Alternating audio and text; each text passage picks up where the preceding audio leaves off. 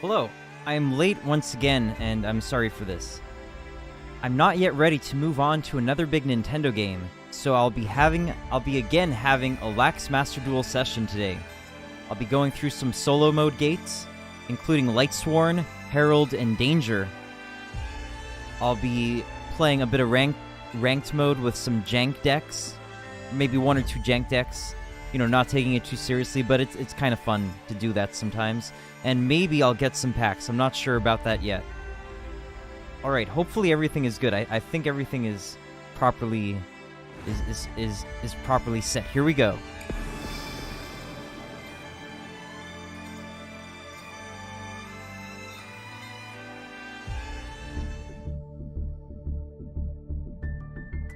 Okay. So first things first, let's do it. Let's open up some packs. And by the way, I was having some issues with Twitch page earlier over at mdrnYGOn00b. So I don't know, maybe it's like, maybe I'm not going to be broadcasting properly today. It looks like it's okay for me right now. I think, I don't know how it looks over on mdrnYGOn00b's stream if I try to check out his feed. I don't know, it might be freezing for me. So anyway, if there are major issues, I could cancel this stream if we have broadcast issues. But on my own feed here, on my own Twitch page, it looks like it's going fine for me. Okay, so we're going to start. Okay, I don't think there are any of these packs. Like, hey, mdrnYGOn00b, I hope you're well, man. Hope you had a great time with your sister's birthday gathering last night, right? That's what it was? Hope that was great. Happy birthday to your sister. And, yeah, congratulations for your family. It was great. Man, awesome.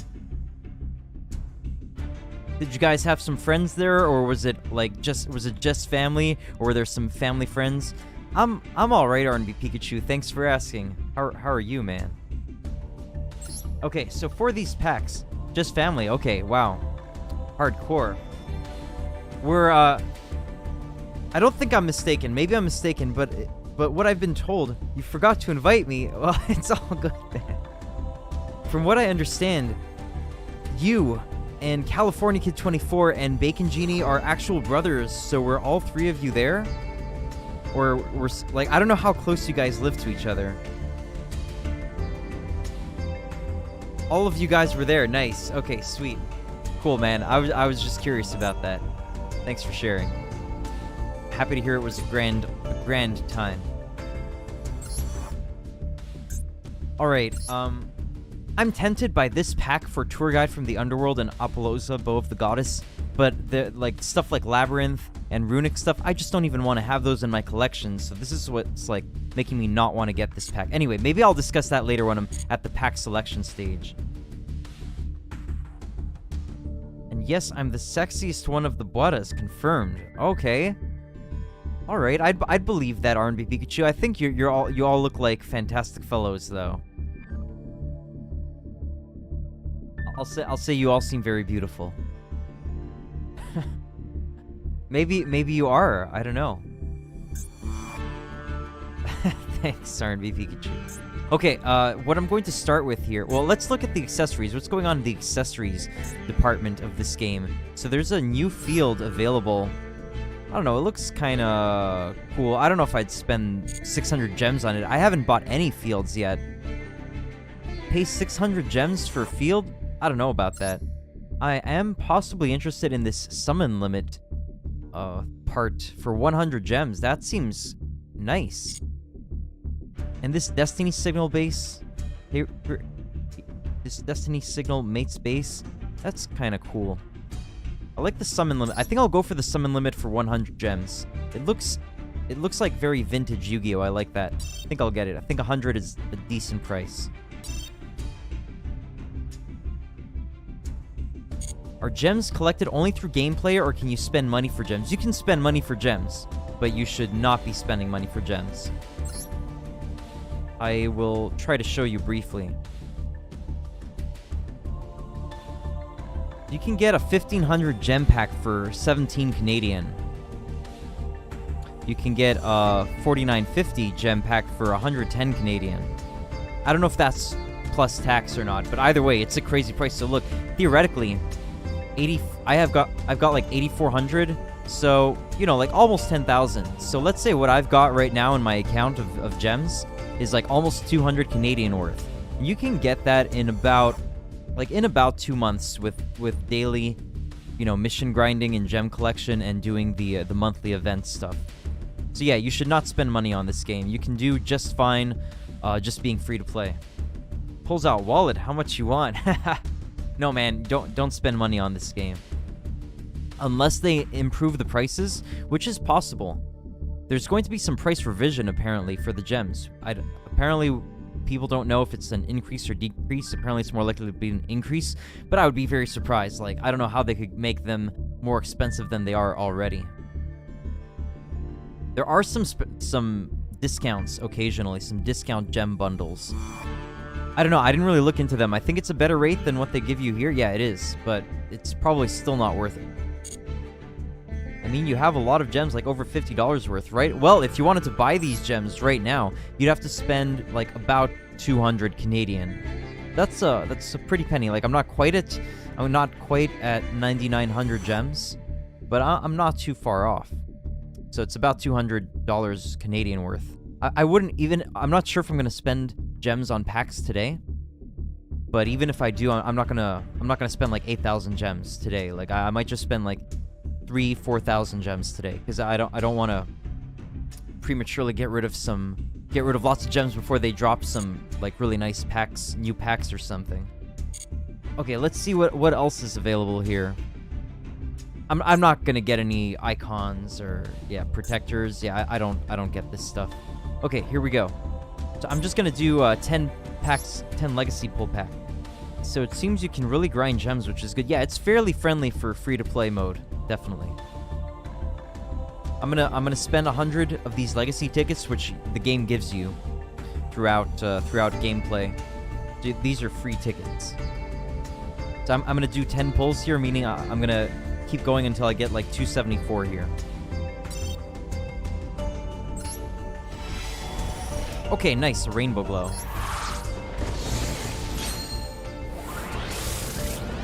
That was a misclick, by the way. Decode talker, huh? Damn it. At least I got the masked beast. That's cool.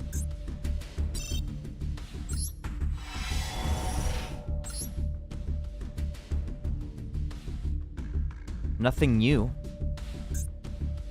Wow. Yeah, I'm a bit hesitant at even spending the legacy tickets, because I feel like Konami should revise what happens with this pack. Like, it should not give you more than 3 of a card you already have like 3 of. Because these cards you can't dismantle. Most cards in the game that you get, you can dismantle them, but the ones obtained through legacy tickets or the ones you get as like dual rewards in solo mode or in just, you know, playing against people, you can't dismantle them. To get crafting dust, crafting points. All right, I'm not getting any great pulls here today, but it's normal. Pot of Acquisitiveness. All right, interesting, and it's shiny. That's a nice card to have. Target 3 banished monsters, shuffle all 3 into the deck, then draw 1 card. You can only activate 1 per turn. That's an interesting card. Probably not competitive, but kind of a nice thing to experiment with.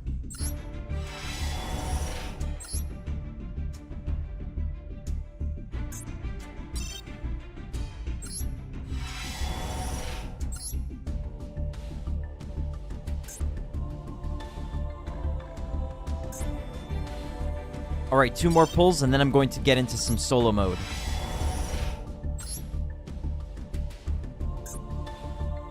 Emperor Maju Garzet. I never even heard of this card. Wow, another Maju Garzet card. I know about Great Maju Garzet, right? And something else. Some other Maju Garzet. The one that takes 2 tributes. Great Maju Garzet is the one that takes 1 tribute, but what about this one?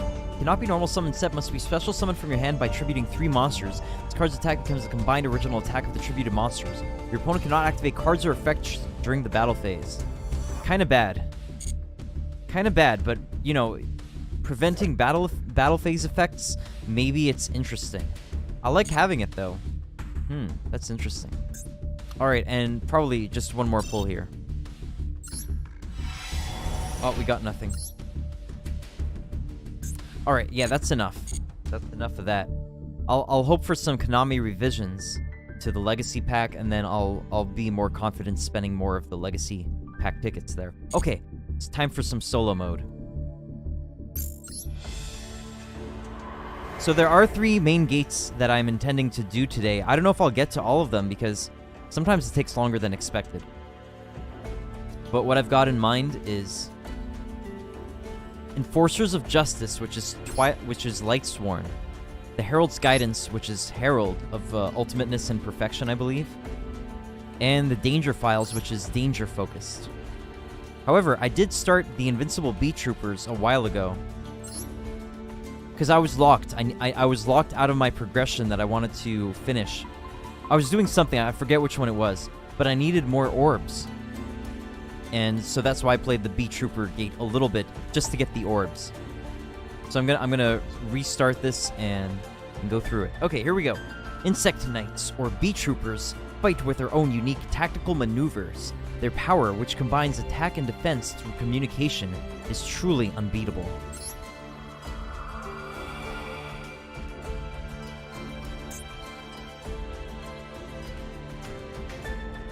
Gonna replay the scenario to get a recap of the lore. The Invincible Beetroopers.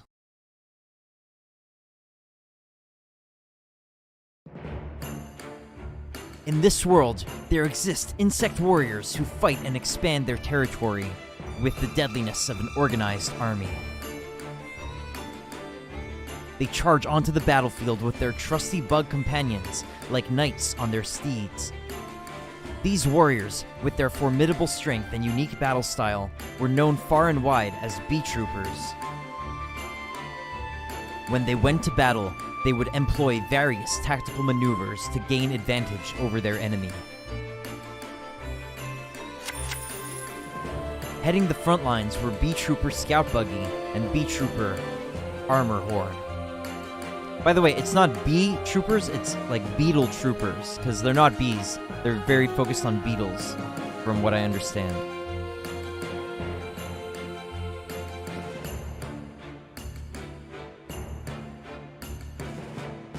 Beetrooper Scout Buggy would launch aerial assaults from afar, and Beetrooper Armor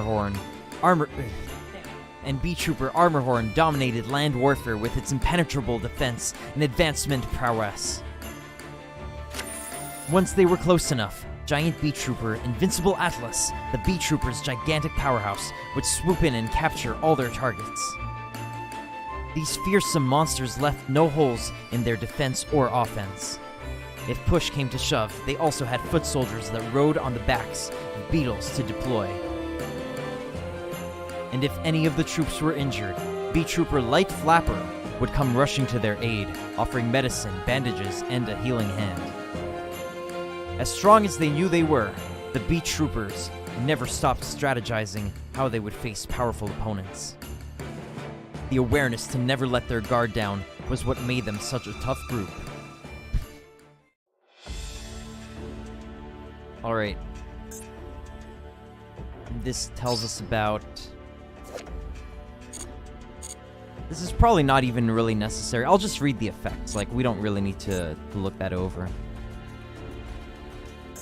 Alright, I already did it with my own deck, which is where I got the wind orbs that I needed. The almighty Ultra Beetrooper Absolute Hercules has a high attack and lets you special summon one insect-type monster from your graveyard. The opponent will use the effect of Howling Insect to gain the materials needed for a fusion summon. Quickly prepare high-attack monsters and attack them aggressively to prevent them from gaining fusion materials. If your opponent succeeds in fusion summoning, think carefully about when to launch your counterattack. The effects of the Beetrooper monsters can be combined to deploy multiple monsters, as if creating a fleet of soldiers. The Beetrooper tokens that are special summoned by effects such as that of Beetrooper Descent are also important aspects to your strategy. In addition to link summons, aim for fusion summons using Beetrooper Landing and Super Polymerization. Alright, let's see what we can do.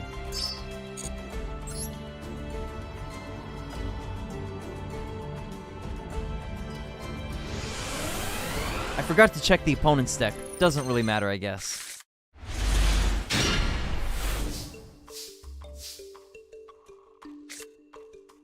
Alright, Beetrooper Assault Roller. You can special summon from your hand by banishing one insect from your graveyard.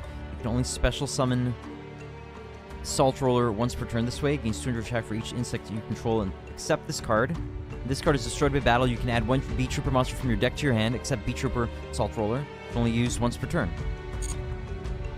Alright, what can Foolish Burial do in this deck? I'm gonna have to read a lot of monsters right now.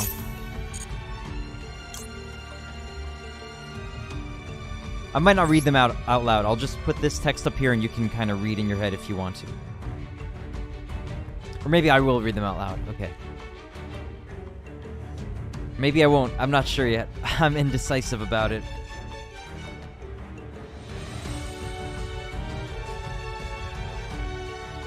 Okay, no graveyard effect.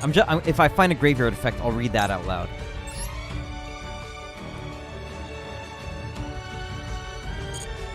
I'm thinking Resonance Insect, probably.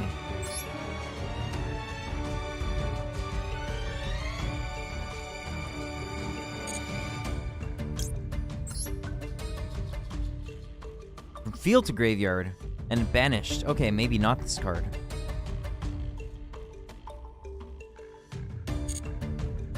So what do we want to put in the graveyard here? Why is Foolish Burial in the deck?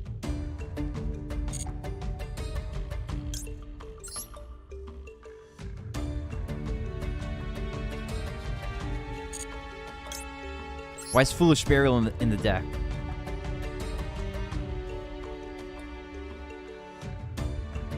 What does Foolish Burial do here? What am I missing?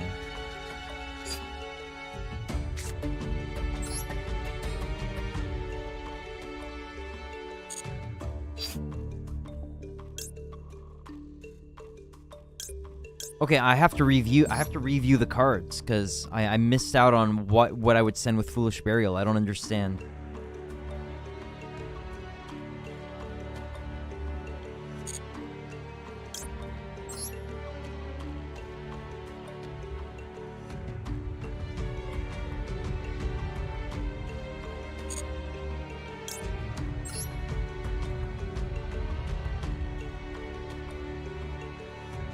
I might just go with Resonance Insect because it does have a banish effect.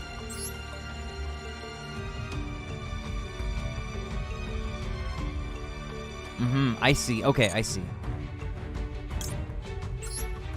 I'll just read the ultra rares here. Beetrooper Sting Lancer. During the main phase, quick effect, you can target one insect monster in your graveyard and one monster in your opponent's graveyard. Special summon this card from your hand, and if you do, place the targeted monsters on the bottom of the decks. If this card is normal or special summon, you can add one Beetrooper spell trap from your deck to your hand. You can only use each effect once per turn. And this guy is super rare. Mighty Neptune. Cannot be normal summon set. Must first be special summoned from your hand by shuffling 3 of your banished insect monsters into the main deck. During the main phase, if this card in its owner's possession is destroyed or banished by an opponent's card effect, you can special summon this card. You can only use this effect once per turn. Once per turn during the end phase, you can target one other insect monster you control. It gains 1,000 attack. Hey, Hypnic Jagomir. I'm glad to hear from you, man. I hope you're well. Thanks for the lurk. Good luck with your projects today. Okay, let's send the Resonance Insect, which will then allow us to activate Beetrooper Assault Roller. Special summon. With its effect, banishing Resonance Insect from the graveyard. Now we will activate the effect of Resonance Insect in order to add a level... what is it? This card is banished. You can add one insect monster from your deck to... Send an insect from deck to graveyard, except Resonance Insect.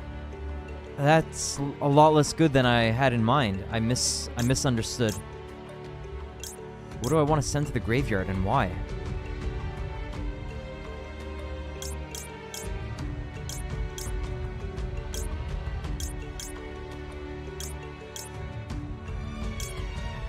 Alright, let's send him, I guess.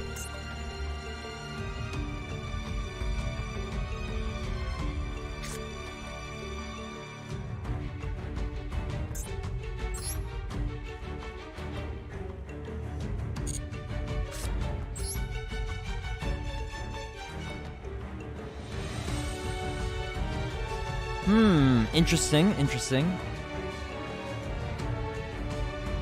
Alright, let's try this thing. Let's try this. So we tribute Beetrooper Assault Roller. But with this effect, we will be able to retrieve 2 of our Beetrooper monsters.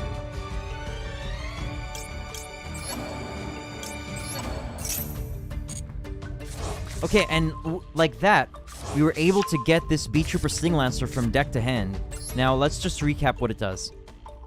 During main phase, quick effect, you can target 1 insect monster in your graveyard and 1 monster in opponent's graveyard. Special summon this card from your hand, and if you do, place the targeted monsters on the bottoms of the decks. That's very interesting. Don't have an insect in grave for now. Very, very interesting effect. Okay, see how that goes. Beetrooper of the Verdant Sanctuary.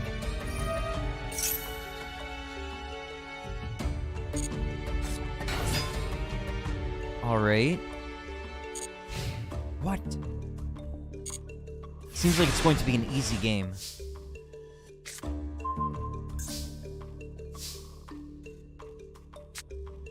Beetrooper Descent. Special summon 1 Beetrooper token. Then, if you control an insect monster with 3,000 or more attack, you can destroy 1 other spell trap on the field. You can only activate 1 Beetrooper Descent per turn.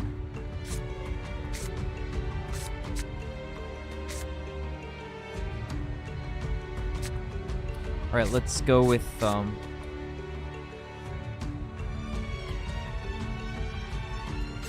summon. Link. Now we've got a lot of linking options here. I'll have to read some of these.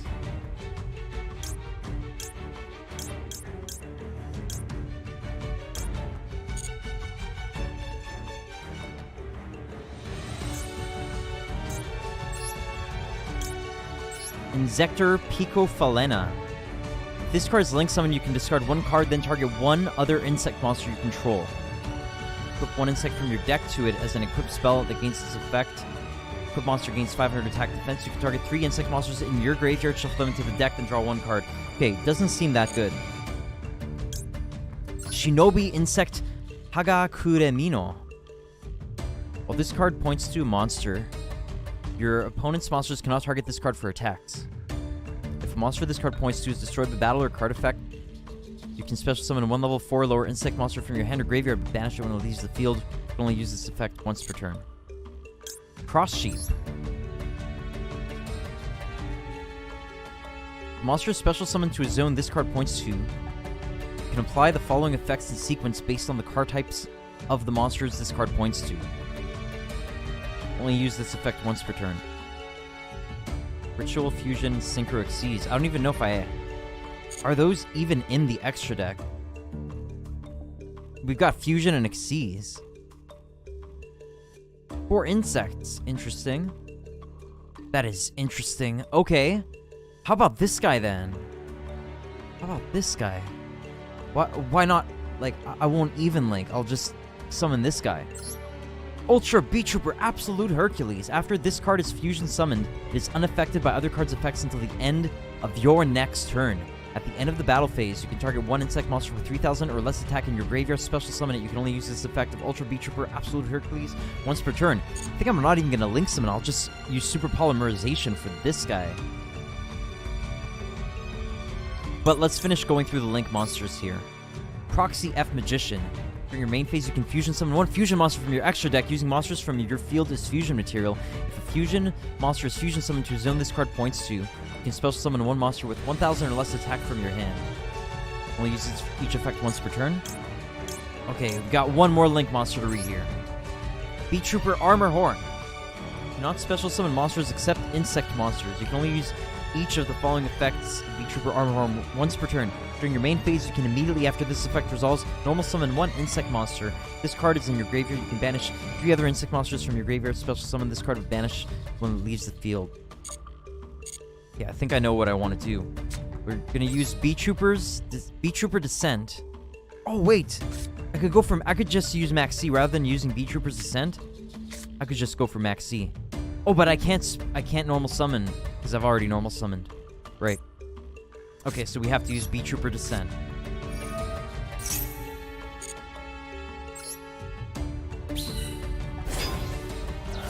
then. Oh, what new options opened up to us because of that? Link 3s. Seraphim Papillon. Gains 200 attack for each counter on it. You can only use one of the following effects of Seraphim Papillon.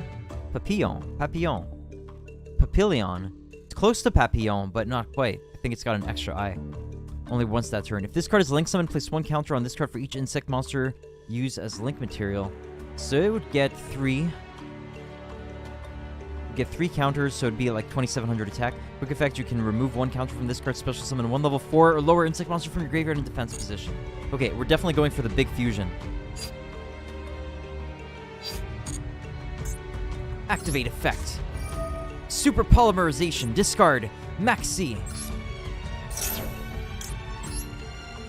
I will use all 4 insect monsters on the field as fusion material in order to summon Beetrooper Absolute Hercules. Whoops. Ultra Beetrooper Absolute Hercules. And next.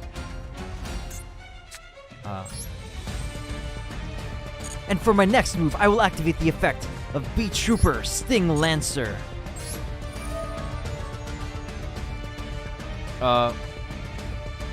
We want to shuffle something away.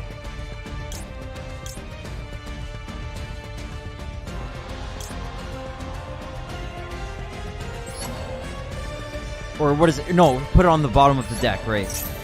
Then I will special summon Beetrooper Sting Lancer, which allows me to add 1 Beetrooper spell or trap from my deck to my hand.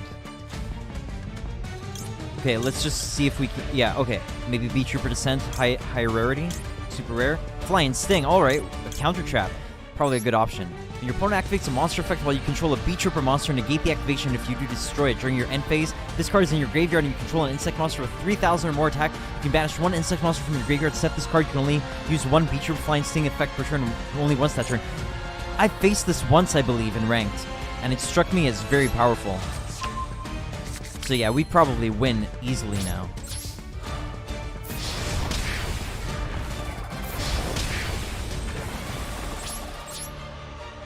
End of the battle phase. Target 1 insect monster with 3000 or less attack in your graveyard, special summon it. Yeah, sure, of course. Sounds like a plan.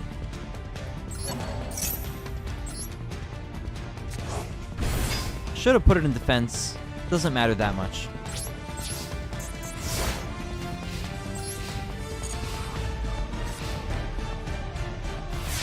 Beetrooper of the Verdant Sanctuary. This duel is over.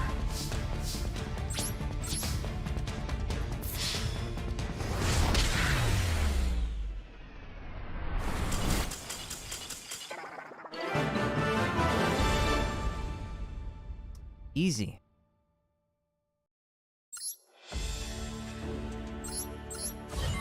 We just had to read quite a few things, but it's all good. Heavy Beetrooper Mighty Neptune. Heavy Beetrooper Mighty Neptune. Cool. I'll read it when it comes up in one of the loaner decks, I guess. Okay, let's check this out.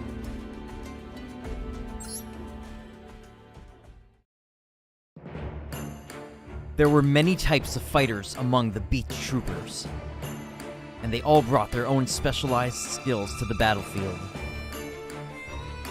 These included beetles who could adopt metal, boulder-like forms, and other beetles who would carry them into battle. Known as the Beetrooper Assault Roller, they worked perfectly in tandem. Their drop and destroy tactic was extremely effective, and they could even knock down stone walls. When the Beetroopers took the fight to barren lands, where it was hard for the foot soldiers to gain advantage, their flying fire razors would take the spotlight. Beetrooper Scale Bomber would scatter their flammable scales with lit torches, engulfing their enemies in a burning inferno. They would take the lead to bring chaos to a wide area of the battlefield. Any targets that were left would be mortally wounded by the poison spears of Beetrooper Sting Lancer. Hey, Mayodongs, how did the rest of the merch designing session and coast to coast listening go?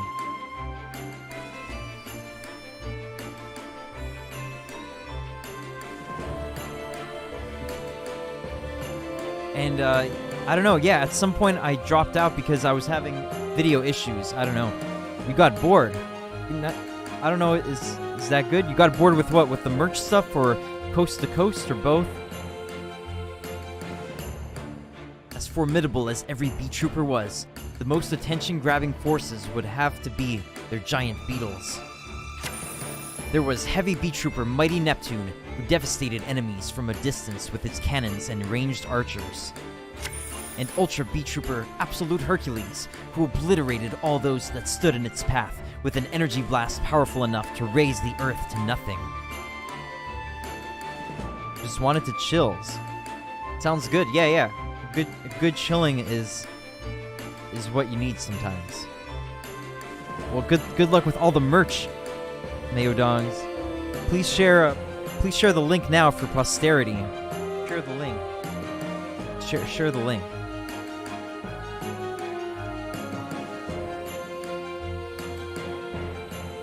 Thanks. There's the link, guys. There's the link.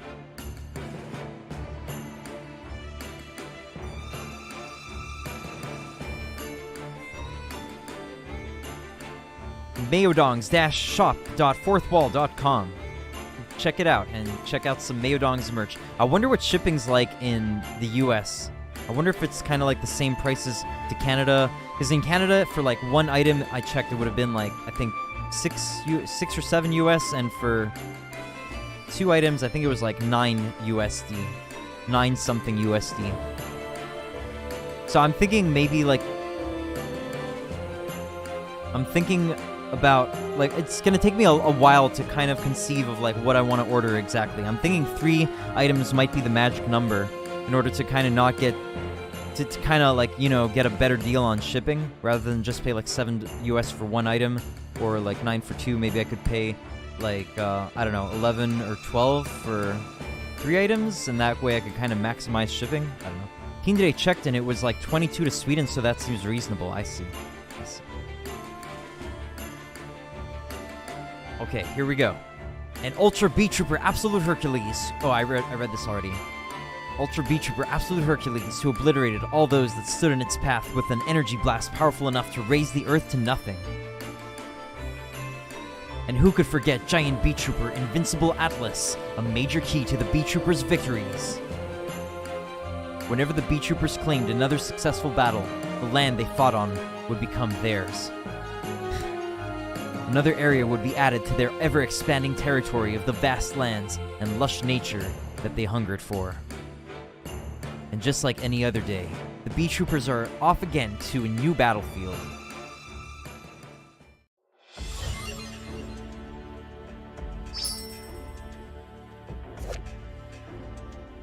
Oh, they just give you Beetrooper Flying Sting? They give you 3 of that. That's pretty crazy.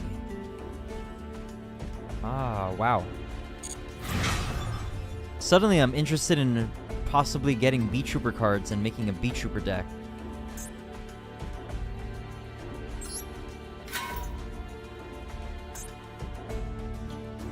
The opponent will use effects such as those of Curse of Anubis or Spiderweb to change the battle positions of your monsters to defense position.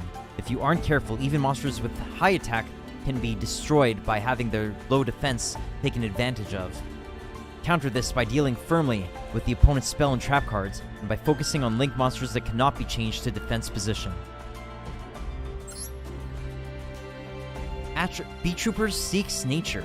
The attributes of Beetrooper monsters differ depending on the card: Earth, Water, Fire, and Wind. With this in mind, let's use the effect of Dark Doriado. Make note of the monster effect, which allows you to choose Beetrooper monsters of Earth, Water, Fire, and Wind attributes from your deck, and place them on top of the deck in the order you desire. I wonder if that's a reference to Yadokaru from Magic Ruler back in the day, placing the cards in any order you desire. In case you're not familiar, let's do a quick check. It's a bit of an infamous or famous meme at this point. It's a popular little meme about Yadokaru.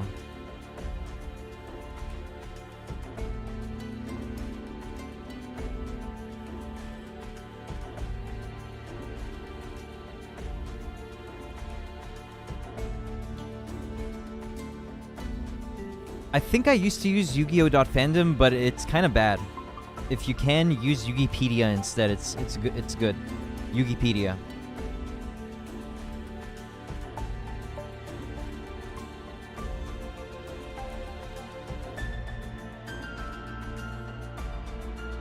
There it is.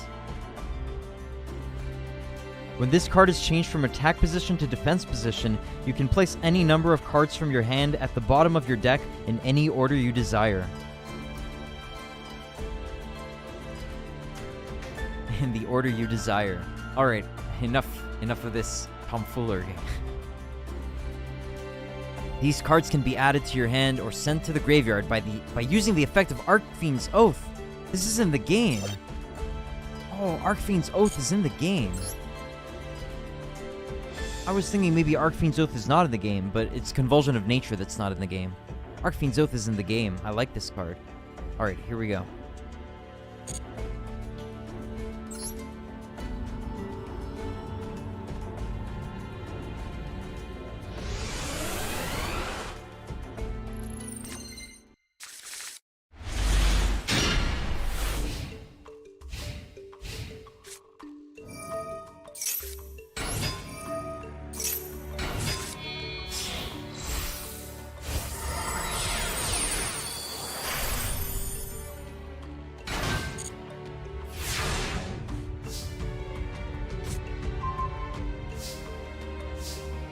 Oh, look, it's Sasuke from the Goemon series, I believe.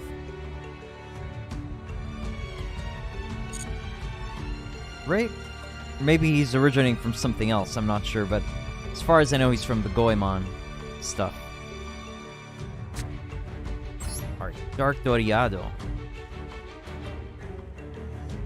All Earth, Water, Fire, and Wind monsters you can control gain 200 attack defense for every different attribute among the monsters you control. That's Pendulum and Monster Effect. If this card is normal or special summon, you can choose 4 monsters from your deck. 1 Earth, 1 Water, 1 Fire, and 1 Wind.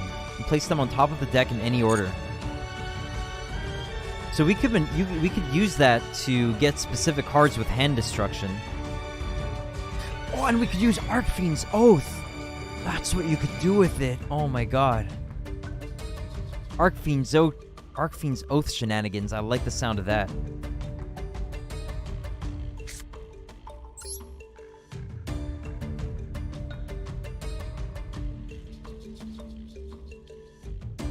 Alright, so he special summons when we...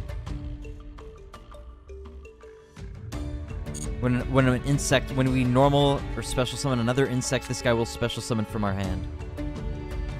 Okay, and Awakening of the Possessed. Monsters you control gain 300 attack for each different attribute you control. Charmer and familiar possessed monsters you control cannot be destroyed with card effects. If a spellcaster monster with 1850 original attack or defense is normal summoned to your field, draw 1 card. Normal or special. Do I have 1850s?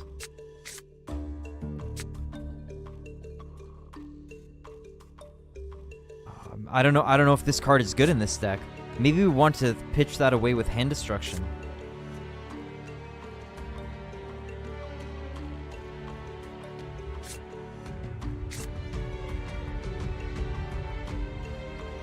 Okay, let's see. Let's try things. I'm still at a point of indecision right now. Still indecisive. Well, I definitely know I want to activate Archfiend's Oath one way or another.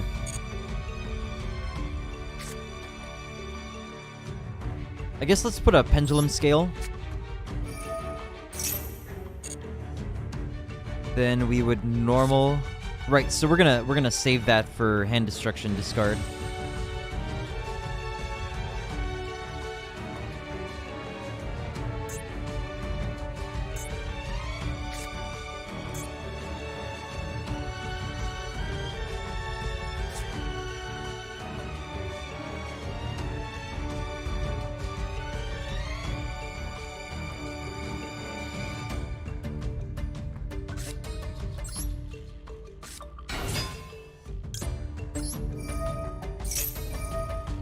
Oh, it's gonna negate me. Oh no, I didn't even consider that.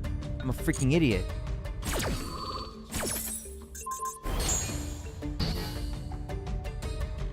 I didn't even think about that. Well, this is very bad now. I think I should surrender. I think I'm just dead.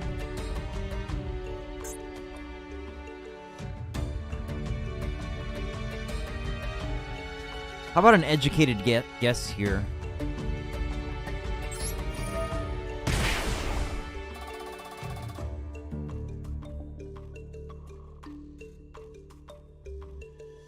Let's see. What is it? What is it probably going to be? Maybe Beetrooper Assault Roller?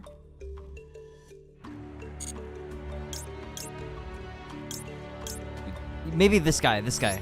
Yeah.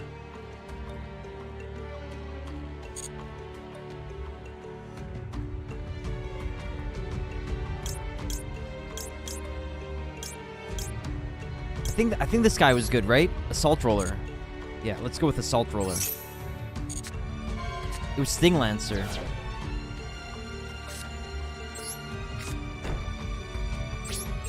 All right, we probably lose here, but the AI might just not play well.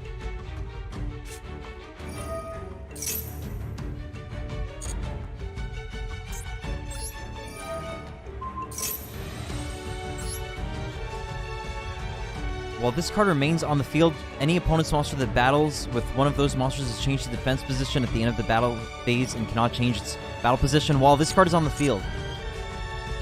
So it's doubling the effect of Spiderweb, basically.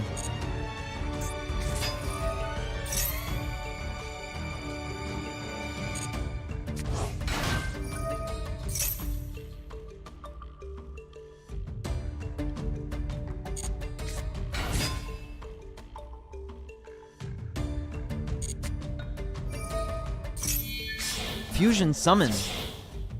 Oh, they're going for the big guy, right? Wow. I think I'm dead here.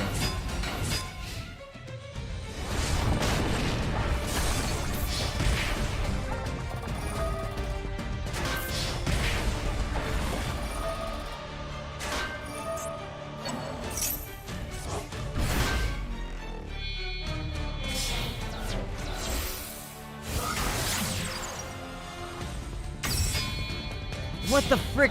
He linked away his Ultra Beetrooper guy for this little crap? What?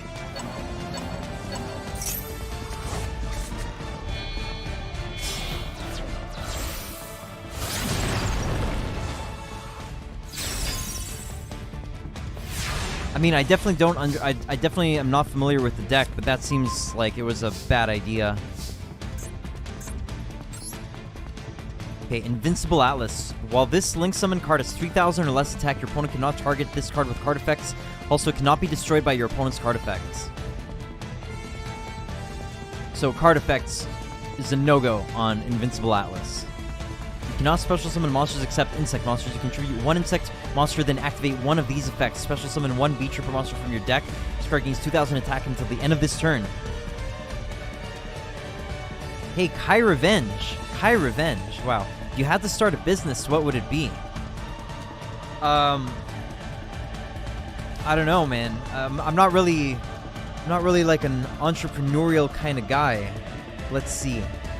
Like, I mean, I guess personally, like, eventually I'd like to do this, I guess, is kind of have, like, you know, just, you know, like a musician kind of business, like basically, I guess, composition for the most part, or songwriting, stuff like that, or, you know, like little performance kind of things, like, you know, songwriting, that kind of thing, you know, if that can be considered a kind of business. But as for other things,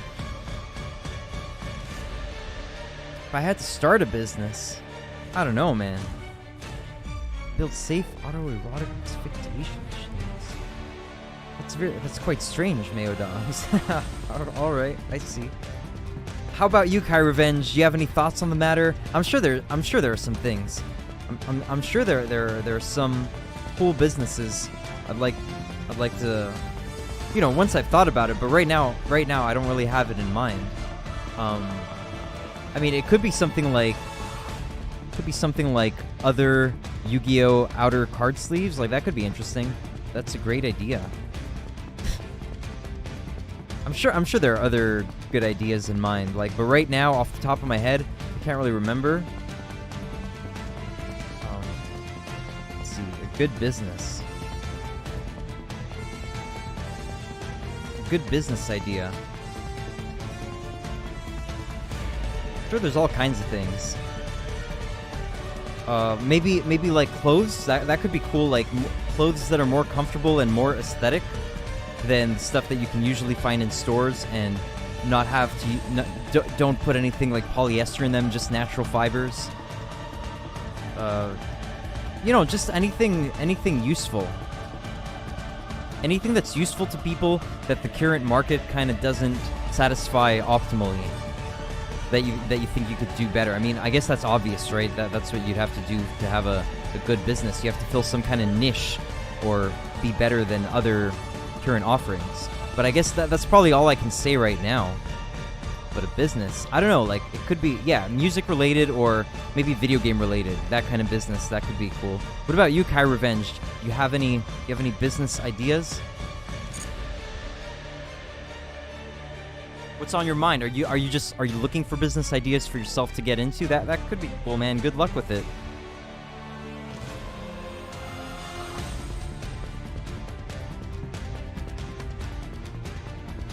All right, let's see. What can we do here? Can we do a pendulum summon?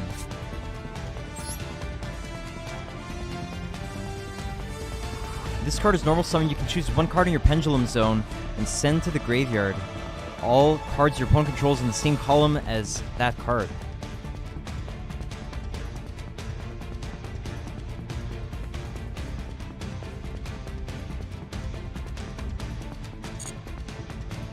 A spirit pendulum monster, wow.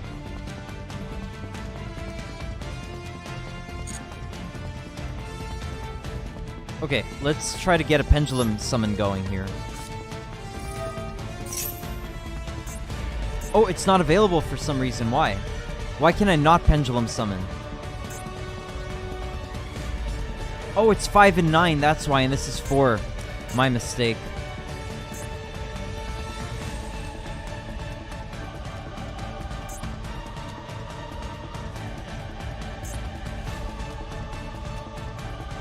Why can I not even use hand destruction? Right, because the opponent has less than 2 cards in hand. Oh, wow.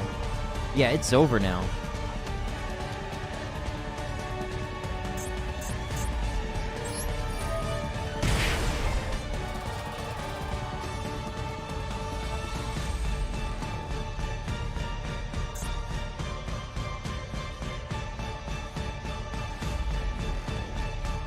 Let's try for Assault Roller again.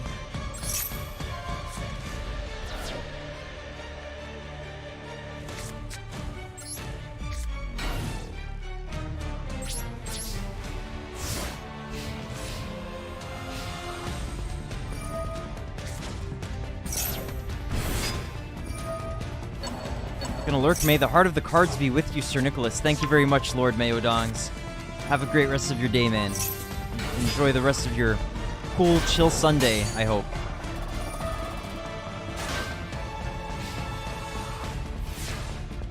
Looks like Beetrooper and Spider Siege just screwed themselves out of the victory, possibly.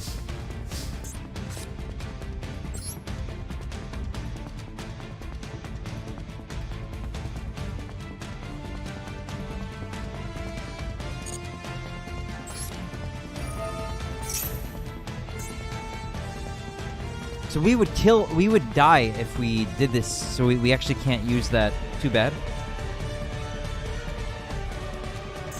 Let's try for Arcfiend's Oath on the same guy again.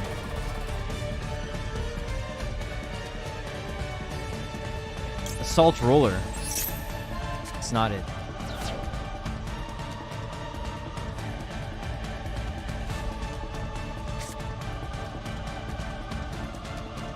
I guess I'll just get more defense. Oh no, it's just attack. Ah, frig.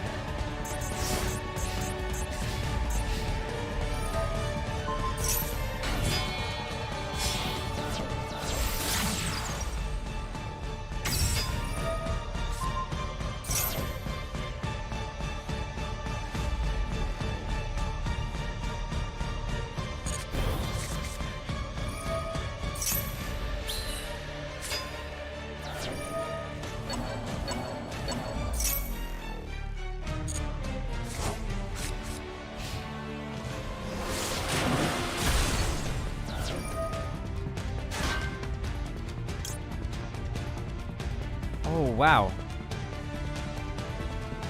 We survive. I can't believe it. Can't believe we're still surviving here. Another Invincible Atlas?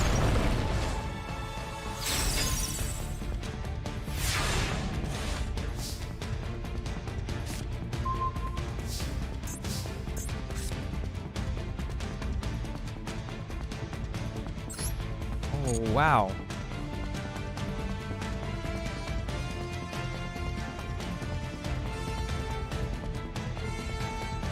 Target. I can't target it. Can't target it.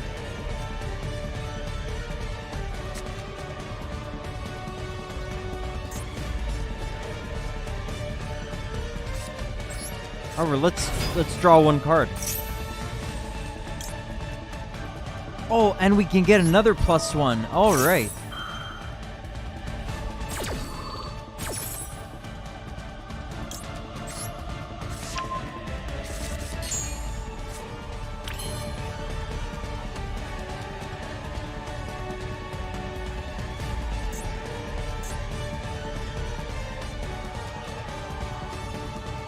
That's a fire.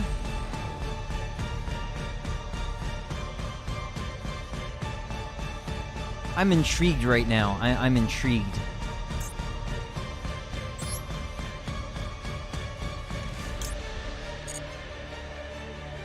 Let's use this. I think we might be able to overpower this. Not sure. See how it plays out.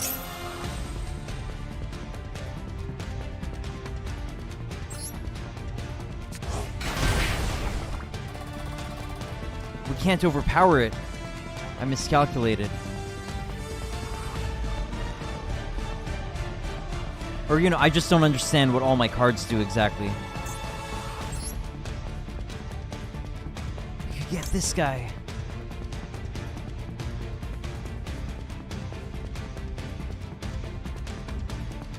Using a level 7 or higher monster's material, your opponent cannot target it with card effects, cannot be destroyed by opponent's card effects.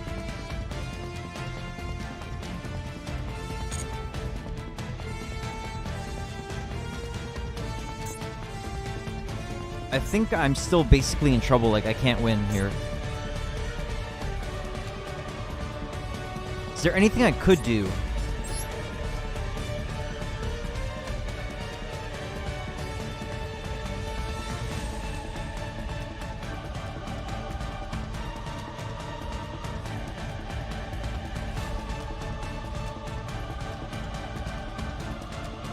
I hate this card, but maybe it's the key to our victory here.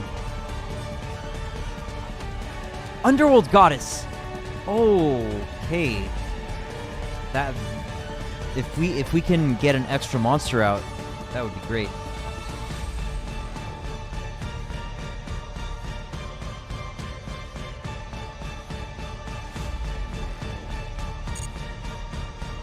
Is there any way I can get an extra monster out here?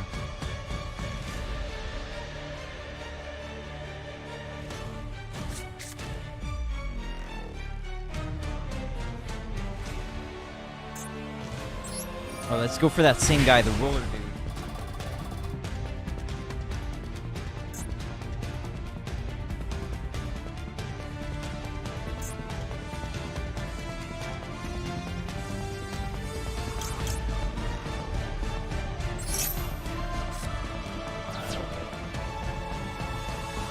All right, I think it's over. What does my opponent have that could help me?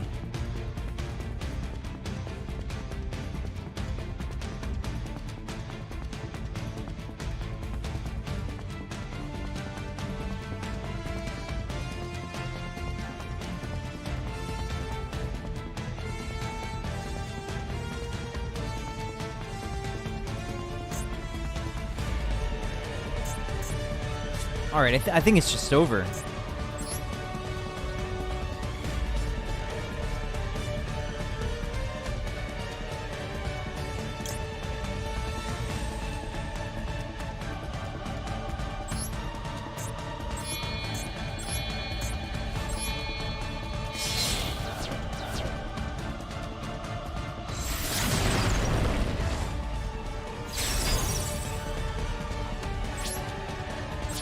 Or is it?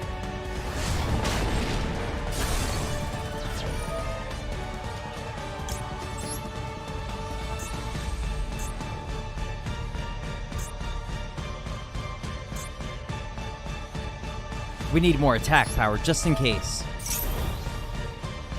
Just in case they were gonna get out that big dude. Alright, wow, we actually hung in there. We got extra attack points thanks to our Dark Doriado and Awakening of the Possessed. I did not expect that.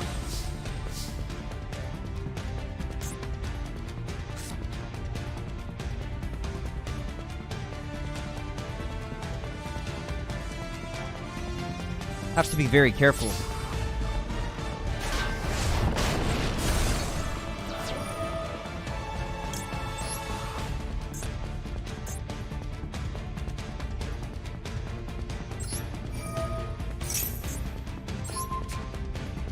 Wow.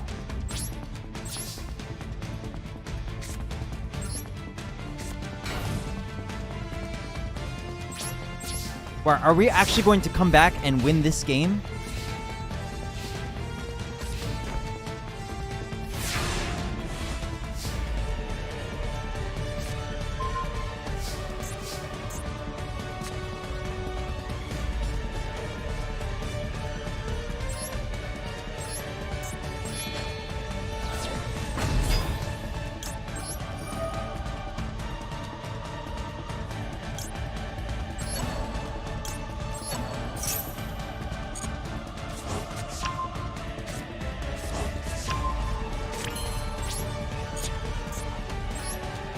Alright.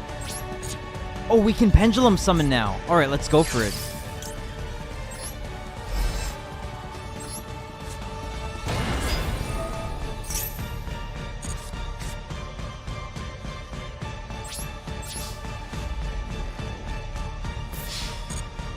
Oh, what? Oh, no.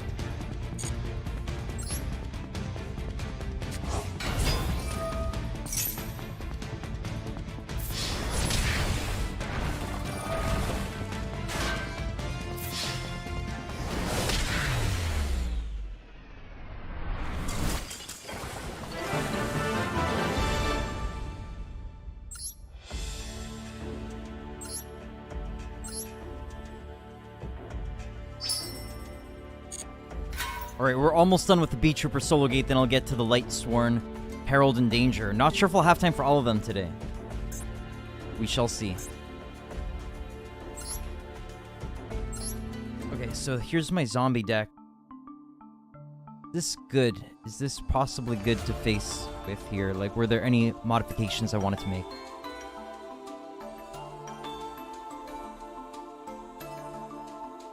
I don't know about 2 Jackal Bolan, actually. Anyway, it's probably good enough to win if we draw well enough.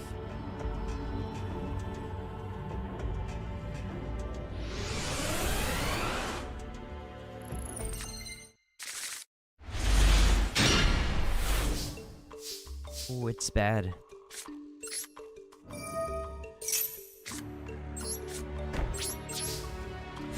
Not too bad of a hand, but if they clear Zombie World or Super Polymerization, we're done for.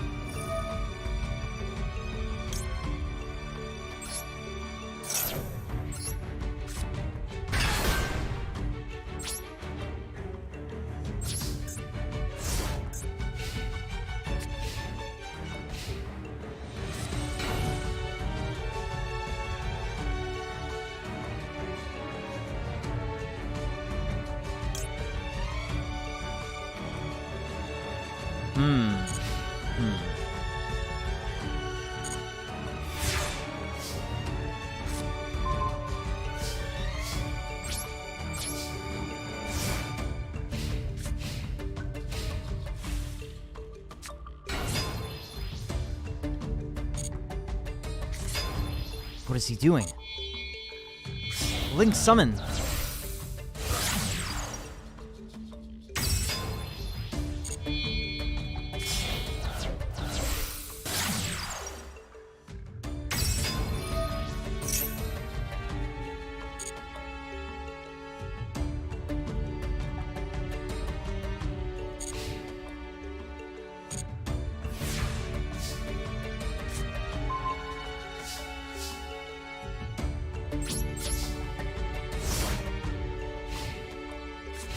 Those ash blossoms were clumped closely together in the deck.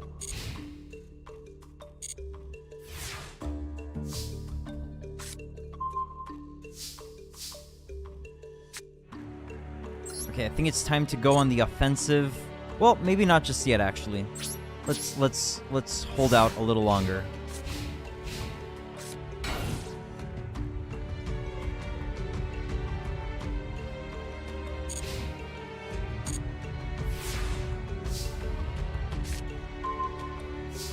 Okay, now it's time to go on the offensive.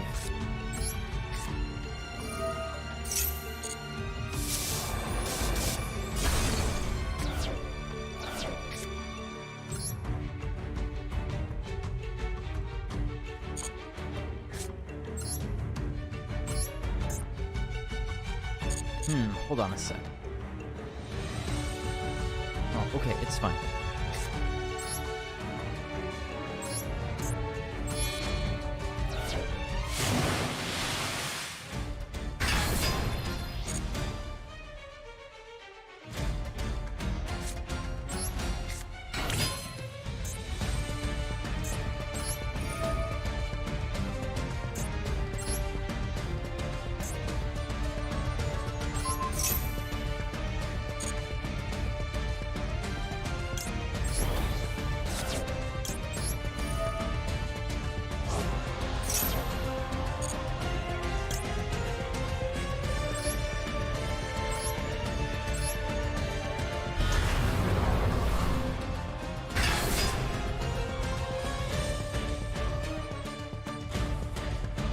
Alright, alright.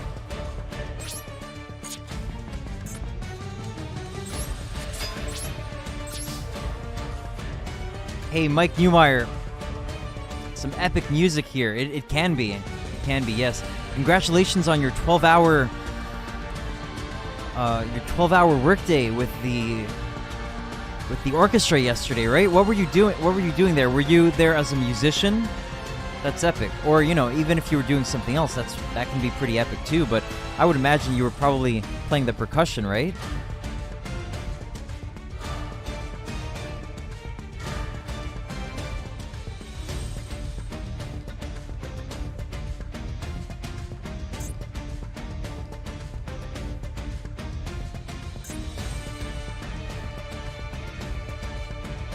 Big Bandorama concert, and I was there as a teacher more so. I see. Okay, nice, man.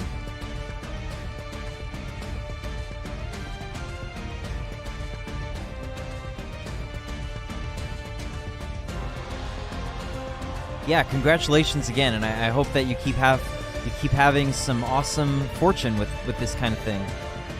Sounds swell.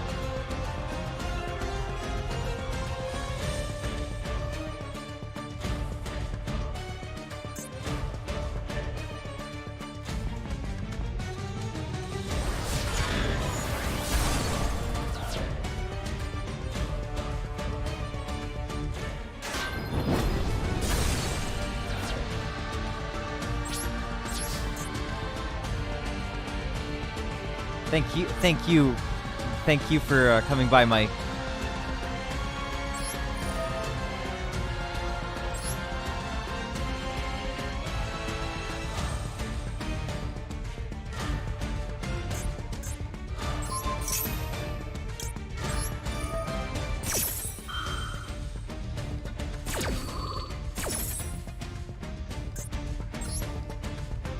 Hey, YamiYugi640. Thanks for coming by. What's up with you? Playing some Master Duel today.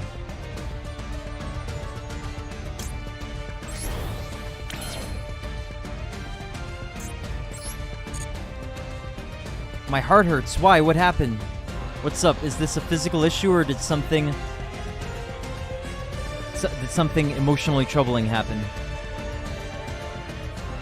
Well, I mean, throughout the history, like, I mean, of course, there can be all kinds of troubles that arise. So I understand.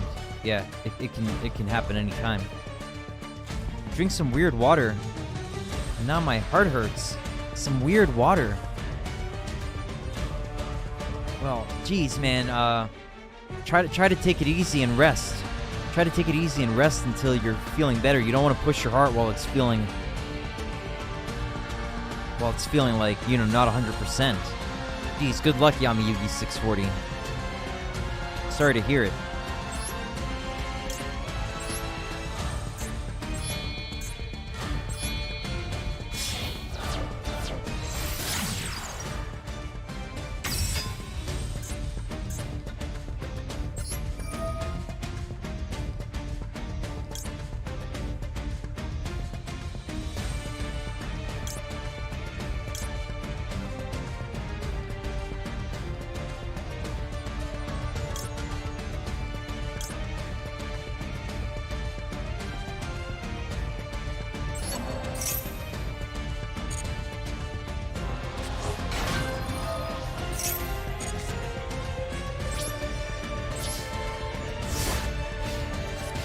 What was this weird water, YamiYugi640?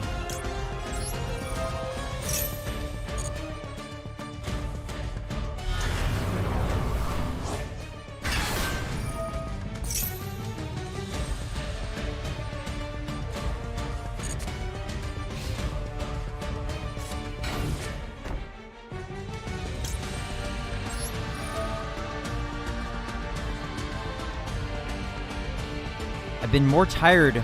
Maybe that's just an excuse to be lazy. Hell, I know. Well, sometimes you need to rest, YamiYugi640. There's no shame in that.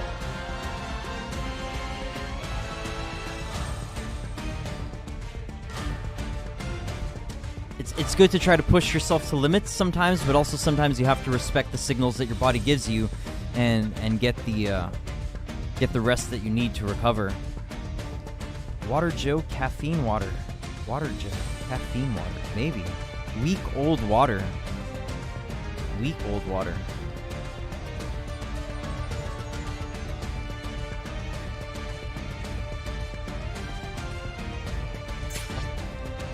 Oh, I'm reviving something, right?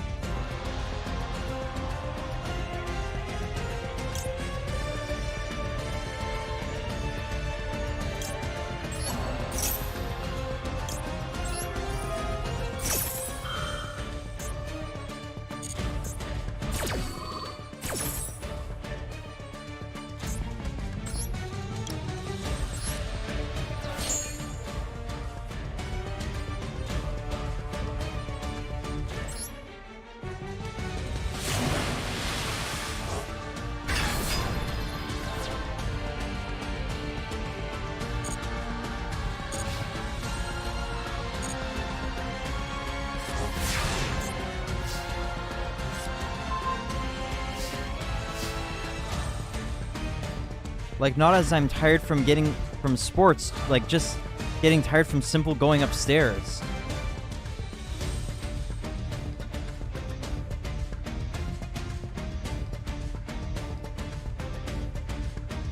Is it winter where you live, YamiYugi, right now? Or are you somewhere where it's not winter right now? Sometimes the winter can take a toll on your body, and in my experience at least.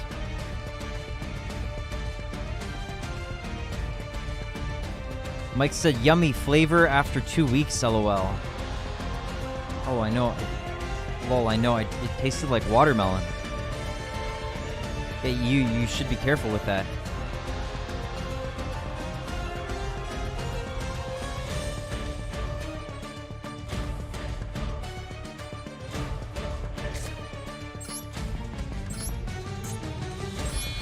Oh, wait. No, check this out. I can use Vampire Sucker's effect to revive one of my opponent's monsters. Then use both of them.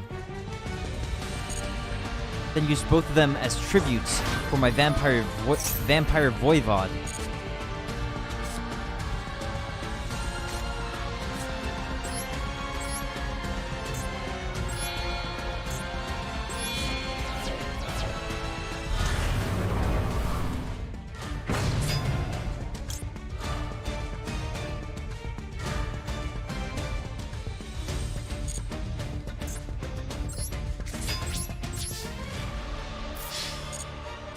Oh, Curse of Anubis, what the frick?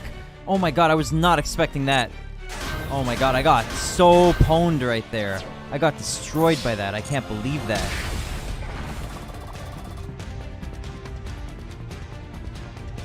But anyways, no, it's pretty warm here. Okay, I see. Geez, Homemade Monster Reborn be like... Yeah. Monster Reborn at home.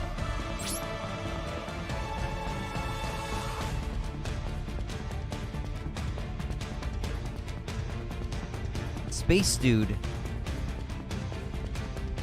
Is that from somewhere?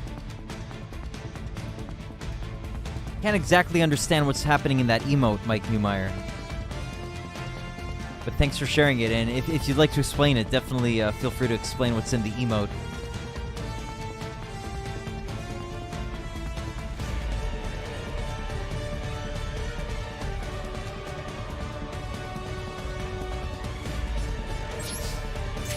I used to have a cool Yami emote after hours of Sims. After hours of Sims. I see. Yeah, Yami Yugi is a cool dude. Very, very cool dude.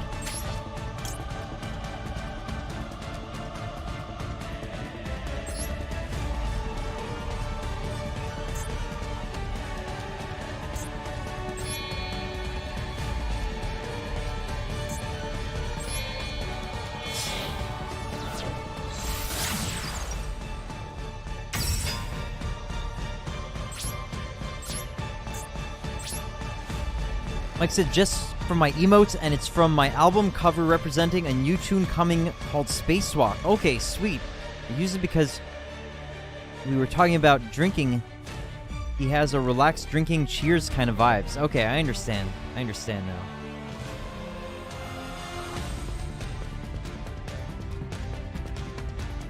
Very cool. Yami Yugi 640 said, yeah, a girl had the emotes, so I followed her to get 300, then had to wait to get 480. I see. Was it a follower emote, or did you have to subscribe to her to get it?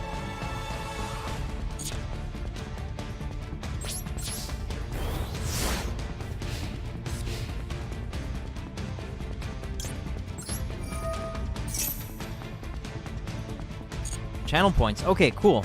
Nice. Thanks, I'm getting into the Twitch thing maybe too much. Well, if you wanted... better to go, you know... Better to go hardcore into it. It's good to, you know... It's good to whole ass it. It's good to whole ass it, yeah. So it only lasts 24 hours, I see.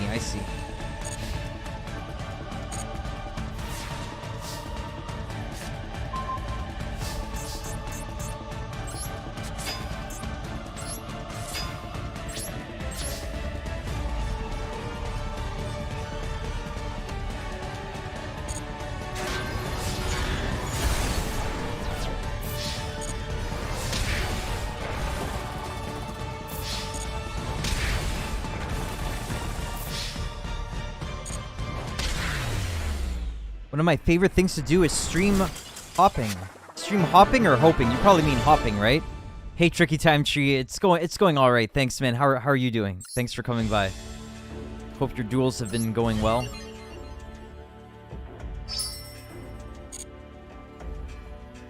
Stream hopping, yeah, it can be cool to check out various people's streams, definitely. The opponent will aim to fusion summon by using Predaplant monsters and their supporting cards. In addition to Ultra Beetrooper, Absolute Hercules, make sure to watch out for Predaplant Dragostapelia, which may negate the effects of your monsters. Also, depending on the field conditions, your opponent may use your monster with super polymerization. You will need to be on the offensive while being alert for interference by your opponent. This deck combines the deployability of Beetroopers with insect-type monsters such as Confronting the Sea that are skilled in the art of ambush. By utilizing the effect of Giant Ballpark and other cards, it is possible to deploy multiple insect-type monsters on the field at once.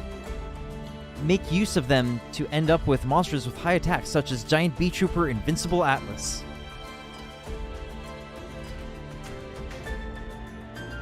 Yamayugi640 said, it's where you watch the part of a stream or to get emotes, also to duel. Okay, nice. Sounds good. You doing new gate? Not yet. I'm finishing up the Beetrooper gate, then what I've got on the menu is the Lightsworn, Herald, and Danger gates. But maybe the new gate at some point in the future, but not right now. Mike said, I'm gonna lurk to get some work done, but I'll be here and I'll chime in and out. Okay, good luck, Mike Newmeyer. Best of luck with your projects and work and everything. Tricky Times just said, oh, did you see the new feature they added to duel rooms? No, I didn't. What is it? The only time I look at duel rooms is when I'm going to duel you, Tricky Time Tree, basically. Basically, that's it. Beetrooper Ambush. Let's do it.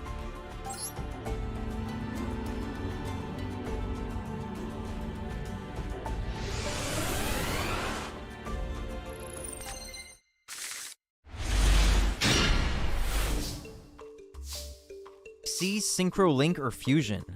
So you can limit the extra deck monsters to Xyz, Synchro Link, or Fusion? Is that what you're saying? That sounds interesting, I guess.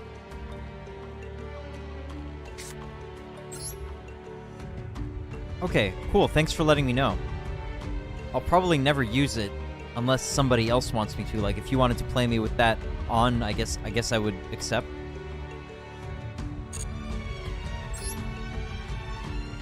Giant Ballpark. During damage calculation, if a player would take battle damage, you can make neither player take any damage from that battle, and if you do, send one level 4 or lower insect monster from your deck to the graveyard. Then, if you send a normal monster this way, you can special summon any number of monsters with the same name as that monster from your hand, deck, and or graveyard. If a monster you control is sent to the graveyard by an opponent's card effect, except during the damage step, you can special summon one insect normal monster from your graveyard. You can only use each effect of Giant Ballpark once per turn. Seems like a pretty crazy card, doesn't it? C's only. Alright, alright. I'll just swap out all the extra deck monsters in my Fluandereeze deck to Xyz, and I'll be good to go. Maybe.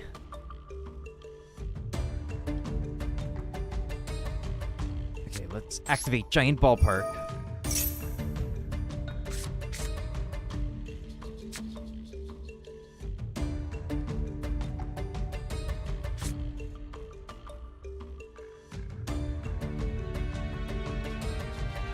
Then I guess summon Beetrooper Assault Dude, Assault Roller.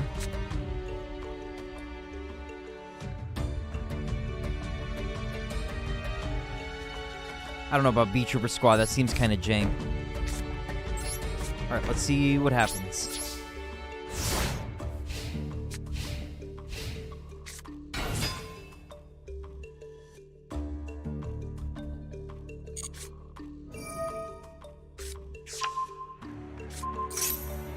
What does that do? Oh wait, I can't use Fly Instinct for some reason. Activates a monster effect only, I see. Okay. And what does Predaplast do? Target number of face monsters your opponent controls. Place one Predator counter on each one. If you do, any of those monsters that are level 2 or higher would become level 1 as long as they have a Predator counter.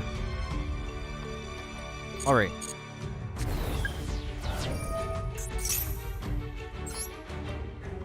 You can fusion summon one dark fusion monster from your extra deck using this card on the field, and any monsters from your hand, field, or monsters with a Predator counter your opponent controls as fusion material. Okay, so what do we want to do here? Do we want to go for the Fly and Sting? Or for the Squad? Flying Sting, I think. Because the squad will only give us 1 token, and he will just run that over. No, he can't, because it's only 600, but still kind of weak.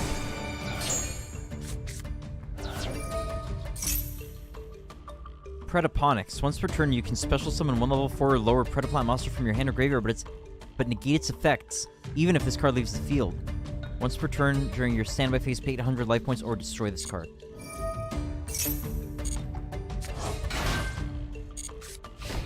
Alright, alright.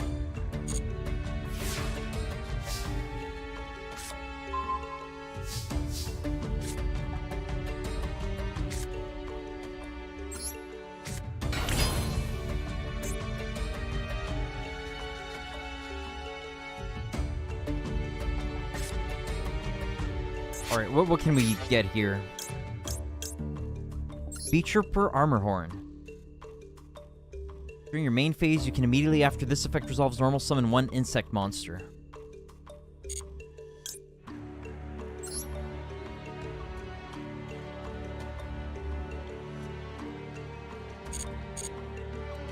Alright.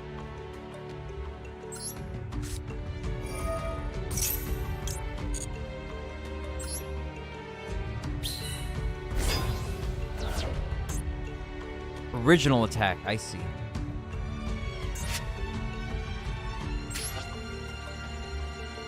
Still can't get anything big. Anything that big here.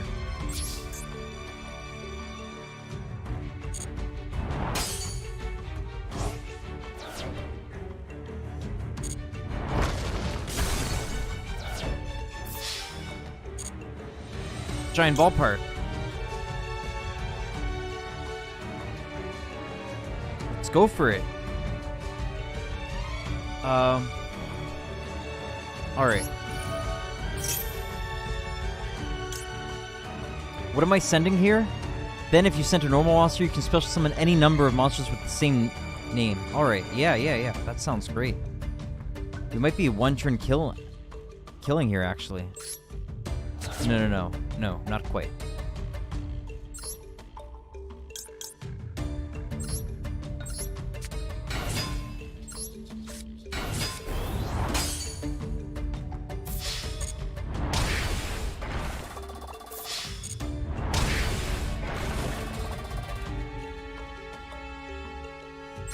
Alright, now we can probably get a really big Link monster.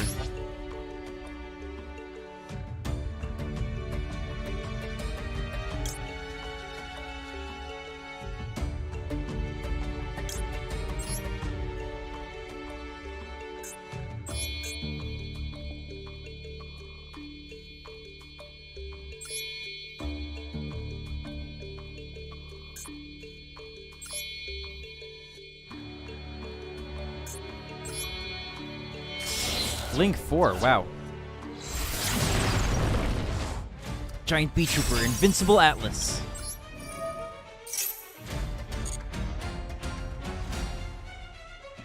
What does Retaliating Sea do? When your opponent activates a spell card that includes an effect that special summons a monster, quick effect, you can special summon this card from your hand. If summoned this way while this card is face up on the field, any card sent to the graveyard is banished instead. If this card is sent from the field to the graveyard, you can add 1 Earth Insect monster with 1500 less attack from your deck to your hand except Retaliating Sea. That doesn't seem that good. I'll go with Resonance Insect, I guess. Got an effect.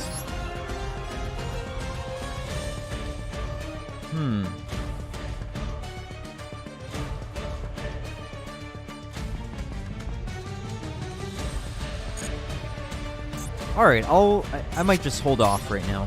Yeah, I think we're good.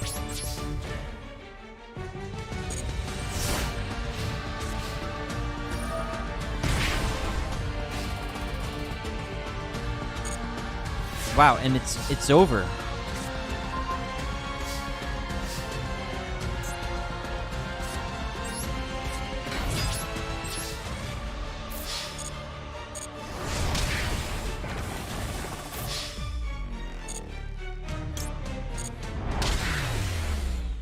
Alright, we're almost done with the Beetrooper solo gate, and then I'm going to be playing Lightsworn.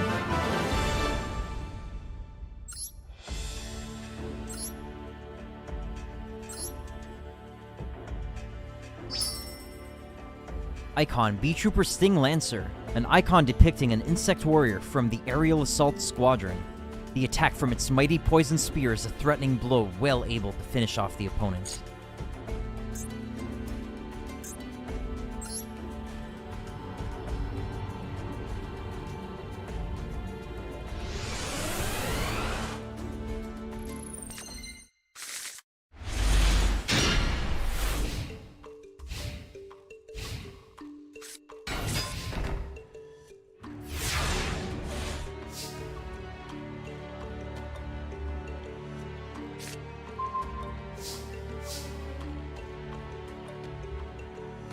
Alright.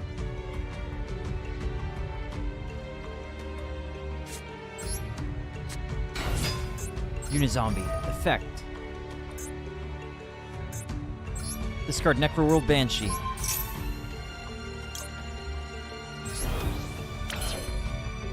Unizombie. Effect.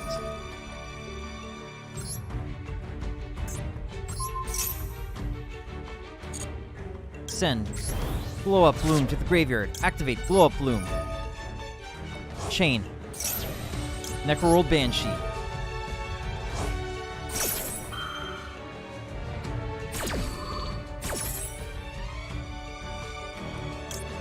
Activate Zombie World directly from the deck. Blow Up Bloom. Special summon Doom King Ballardroch.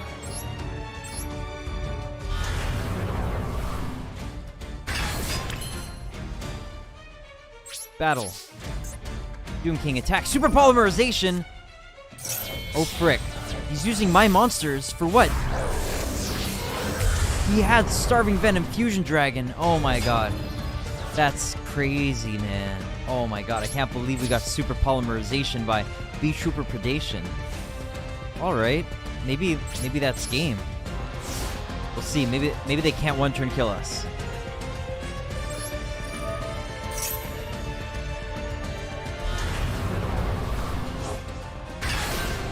Will they activate a monster effect? No.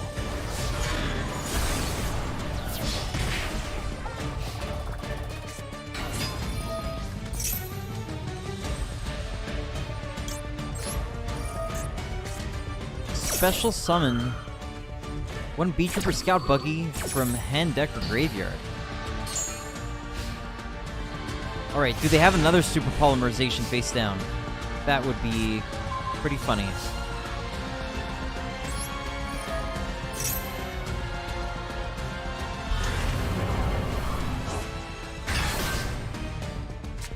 Normal summon, Gozuki. Activate, Gozuki. Oh, what the frick? He's got a negation. Oh my god, I can't believe it. I can't freaking believe it, man. Oh, but we can... Let's see. Anything we want... Oh my god, nice. We can special summon Vampire Voivode with this. And we get to activate Doom King Ballardroch in order to banish an opponent's monster.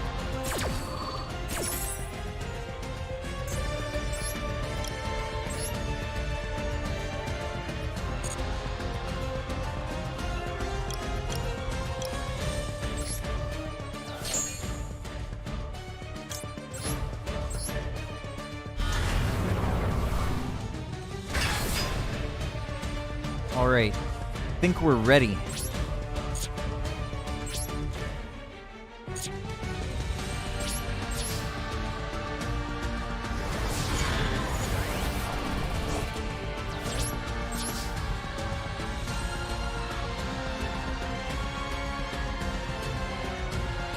Alright, this is it.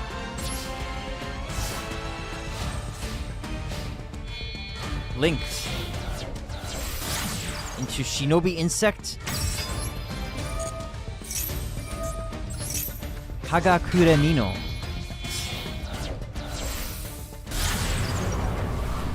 Predaplant Verte Anaconda.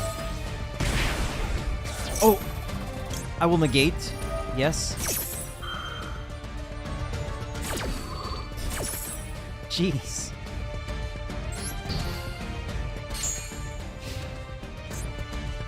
It's over, Beetrooper Predation.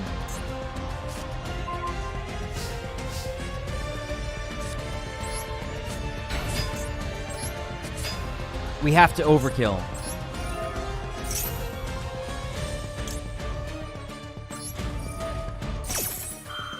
We have to overkill because he might have some graveyard trickery going on here.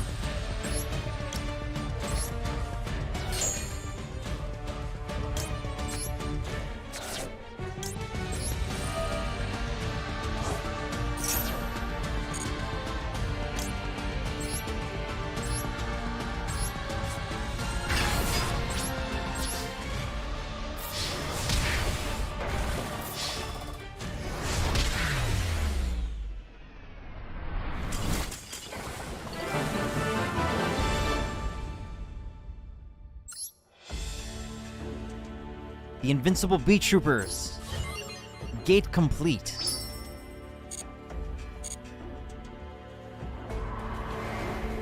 Alright, here we go. Time for Enforcers of Justice. The Lightsworn wield their mighty powers to enforce justice. The trade-off is your deck itself.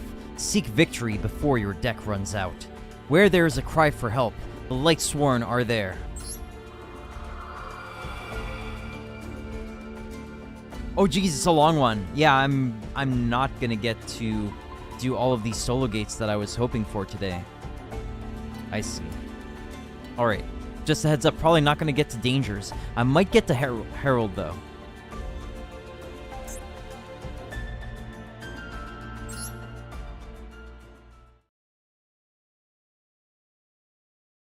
Enforcers of Justice.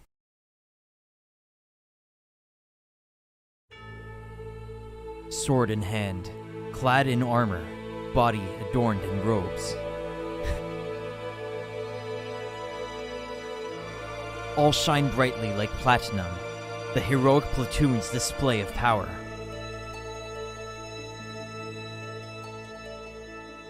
Stories are interesting while Yu-Gi-Oh! Is more fun, so I skim past those.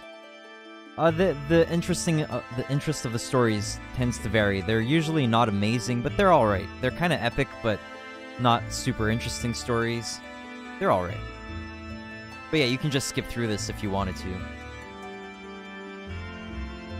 They're known as the Lightsworn. From whence did they come, and for what did they fight? The wishes of those praying for peace, the cries of those suffering under tyranny, the innocent tears of children. They appear suddenly, an army of light breaking through the barrier of space and time.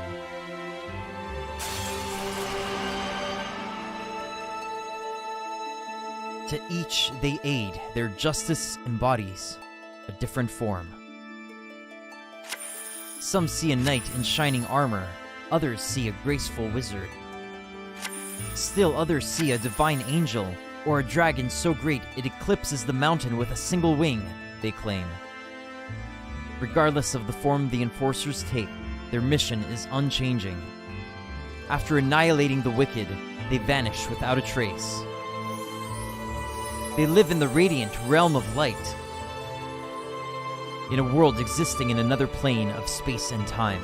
They continually train in preparation for dispensing justice. Okay, cool, Konami. Jane, Lightsworn Paladin.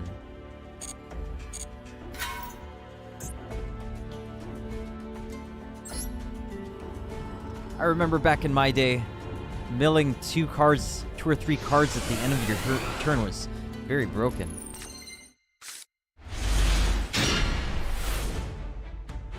What makes a Lightsworn deck unique? This deck is filled with monsters with high attack and useful effects, but you must send a few cards from your deck to the graveyard during each of your end phases.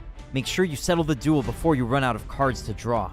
If you can fill your graveyard with 4 or more Lightsworn monsters with different names quickly, you will be able to bring out the ace monster, Judgment Dragon.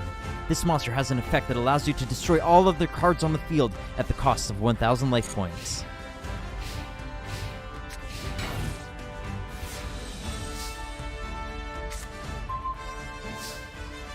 Set everything up to special summon Judgment Dragon and win on this turn. Activate Solar Recharge.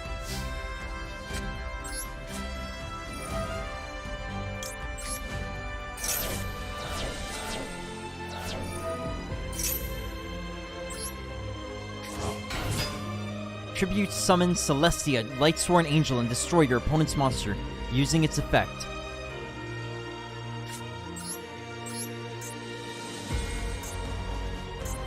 Oh, I miss. Keep missing. Sorry.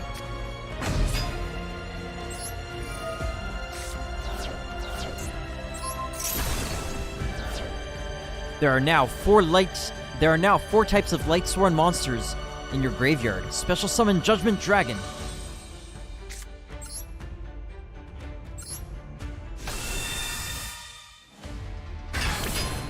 Attack your opponent's life points directly.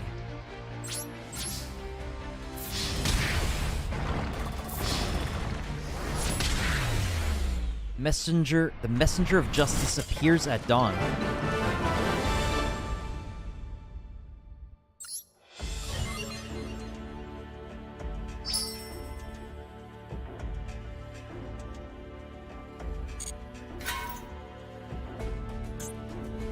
It's easy to be distracted by the effects of the Judgment Dragon, destroying all the cards on the field, but be aware of the number of shine counters on Realm of Light and Lightsworn Sanctuary. Sometimes you need to build your tactics, considering that you can't destroy them with a single effect.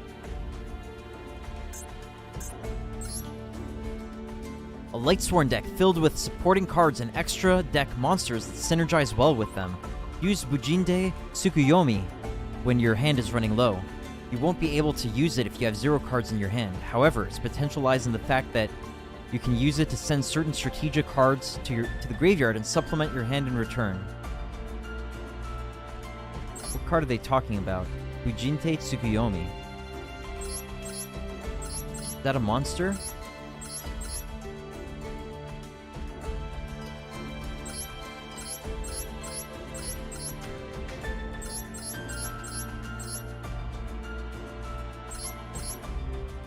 I can't see it. Anyway, I'll encounter it when I play, I guess. I don't know. They might have made a mistake.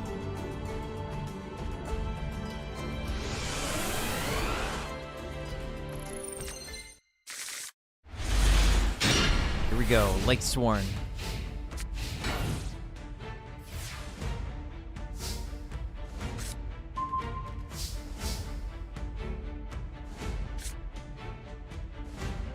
Activate. Charge of the Light Brigade.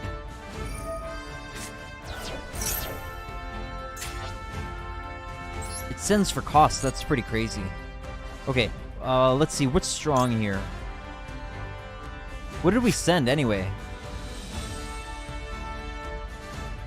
Sent a Judgment Dragon. That's unfortunate. It did get 2 Lightsworns though. That's pretty good.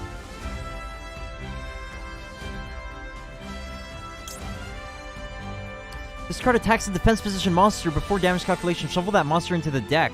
That's crazy. I love that. Yeah, let's definitely go with that. How about Raiden, Hand of the Lightsworn? He looks epic.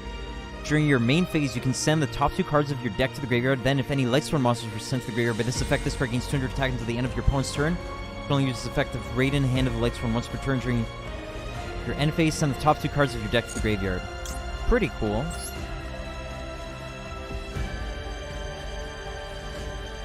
Furry Lightsworn. Yikes.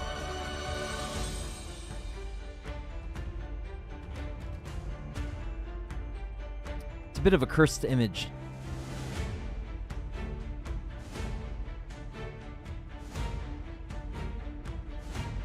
Alright, definitely go with Eren. Lightsworn Monk.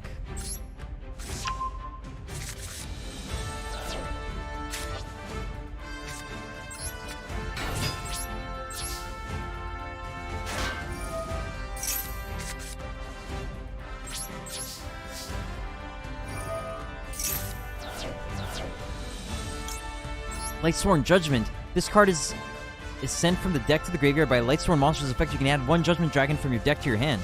Nice.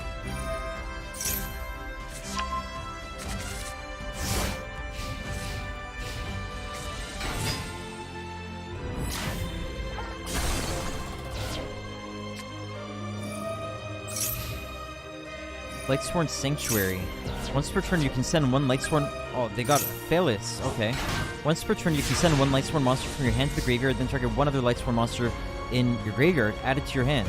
Each time a card sent from deck to graveyard, you can add one shine counter to this. Place one shine counter on this card. The Lightsworn card you control would be destroyed by card effect. You can remove 2 shine counters from your side of the field for each of those Lightsworn cards instead. Huh.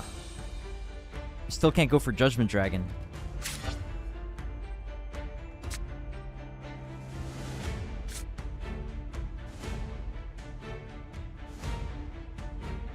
Alright, alright. Let's see about... Let's try to get lucky here. We just need one more Lightsworn. Oh my god. We, got unlucky.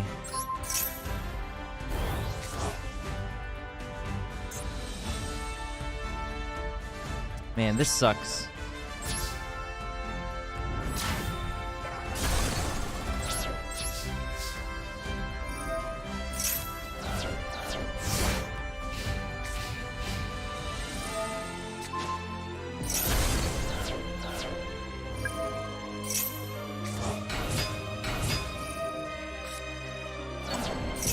Oh no. This is bad. Oh no. Another Judgment Dragon. Judgment, the Dragon of Heaven.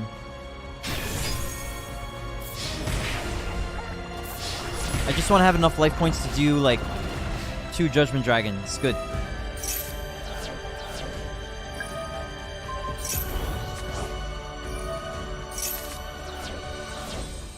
Okay, let's read the Judgment, the Dragon of Heaven.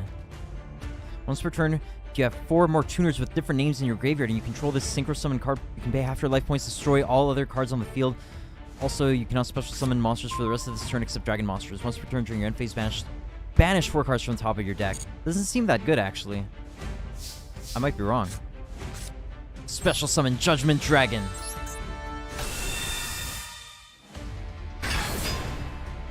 Activate. Judgment Dragon's effect. Destroy everything.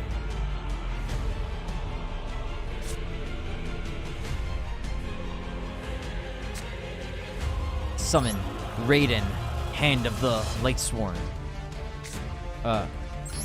Raiden, Hand of the Lightsworn. Activate the effect of Raiden.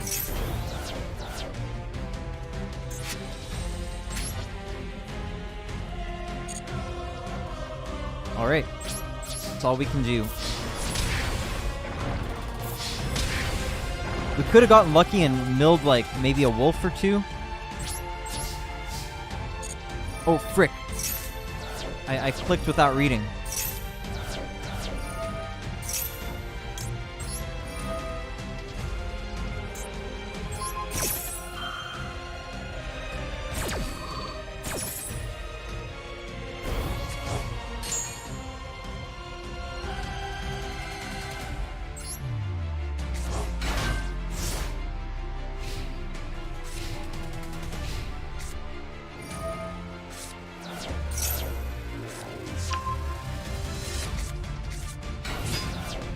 Alright, looks like it's over.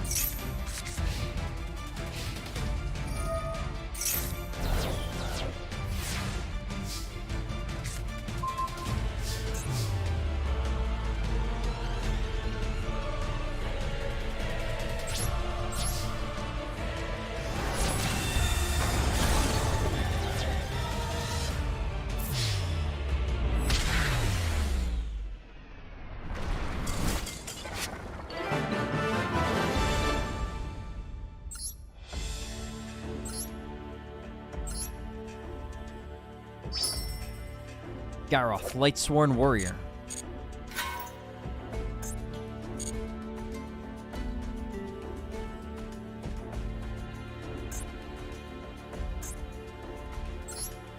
Okay, I might use my zombie deck, but it might be kind of cooler to play another deck. Let's see, what can I play? What would be cool to play against Lightsworn? I guess zombies kind of cool, like, you know, demons and monsters versus the Lightsworn. Kind of epic.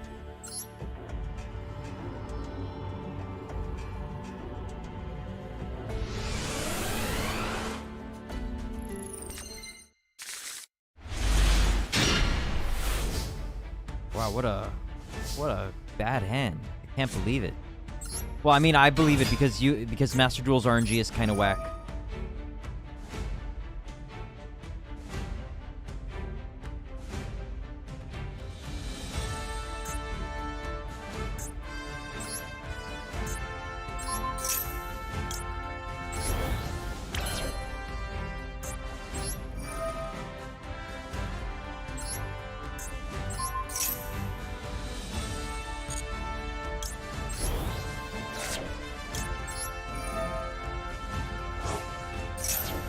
Oh, frickin' heck! I misclicked. Oh, damn it. That hurts a lot. Yeah, I should just retry. Yeah. You need Zombie World active. I accidentally right-clicked there instead of selecting to chain Necroworld Banshee to activate Zombie World.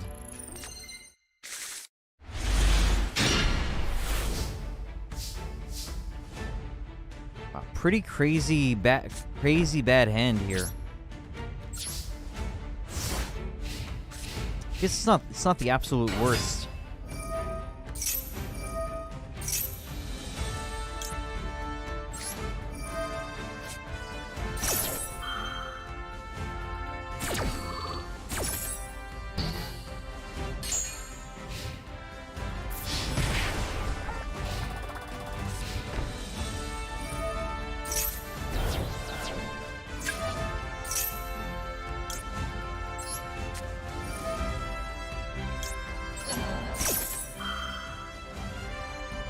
I have to get lucky with both with Danger Bigfoot as well as my next draw.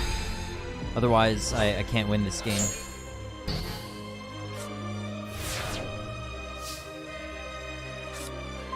Okay, that's workable.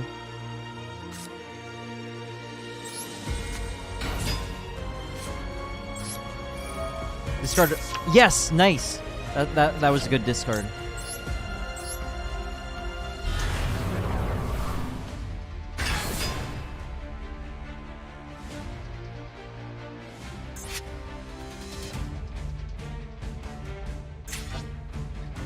Okay, now the question is,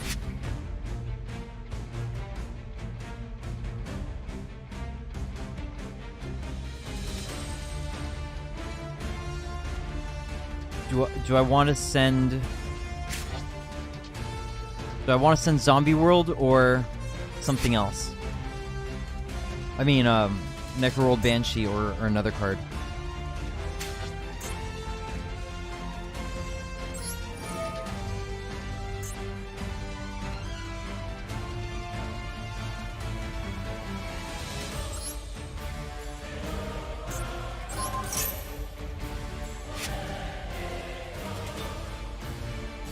We could send Mezuki, actually.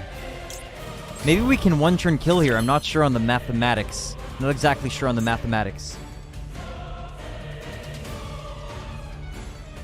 Nick, your tank top came in, and I think you'll be satisfied. Well, thank you for the update, Mayodongs. What do you mean it came in like you already got a sample, or what? Alright, looking forward to it, man. Let's have a look.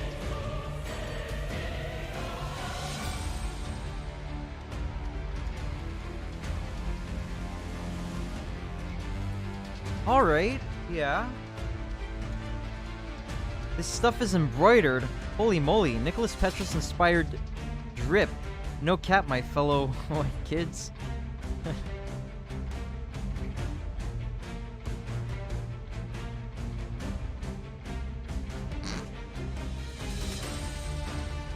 Alright, man, looks swell. Yeah, it should be good. Should be good, man. It looks pretty golden. It does look like it could be pretty golden.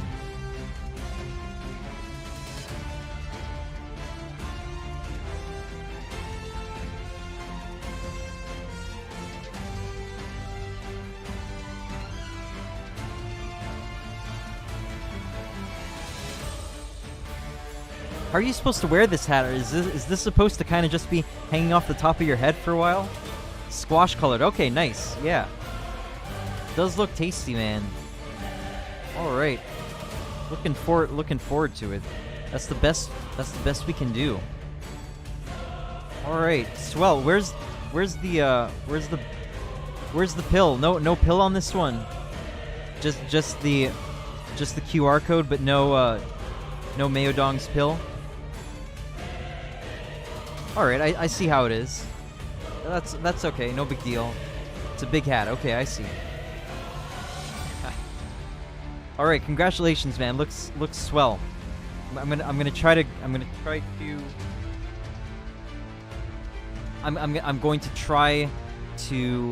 yeah, as I said earlier, like I'm going to try to get 3 things in mind so I can make one order. I can ask him to do another one if you're not satisfied. I think it's satisfactory. I do think it's satisfactory. Like, yeah, it should be good, I think. Pretty sure. Want to get it just right. Yeah, it's good. It's good. Yeah, I think it's very satisfactory.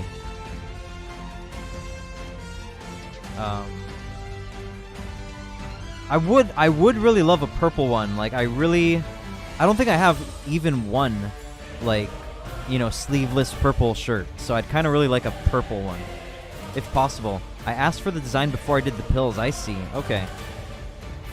If you can get a purple one, or, you know, something like, you know, the gamer colors, like the gamer purple and green kind of colors. But this is cool too. But I would like, you know, purple cotton. That would be swell.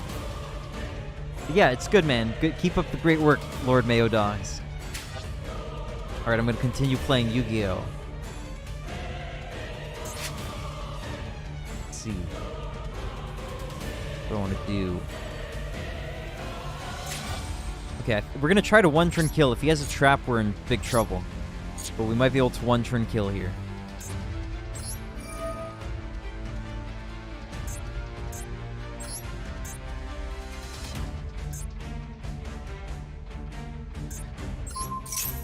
We need the Nicholas Petrus drip.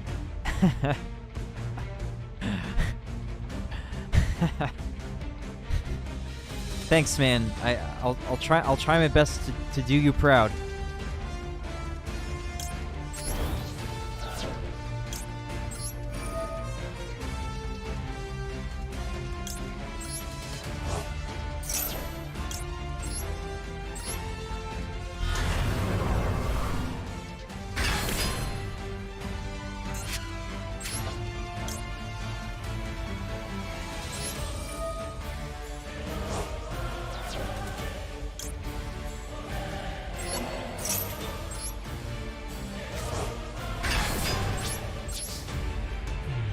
Why can't Bigfoot attack? Oh, I guess I got locked by something.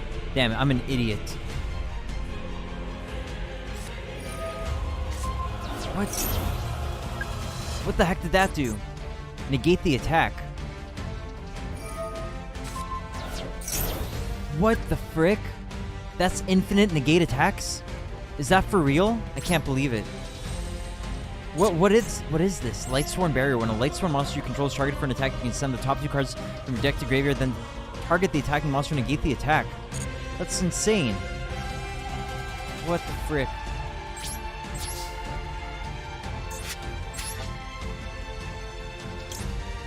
I can't believe it. I'm in big trouble. I actually lose now.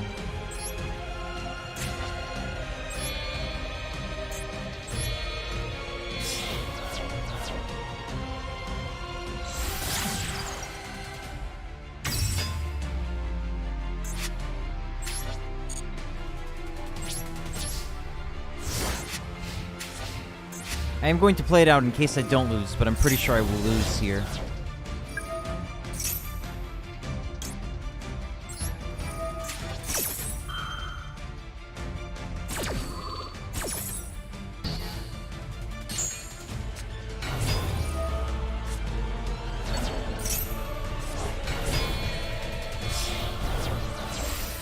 Michael the Arc Lightsworn. That's intimidating.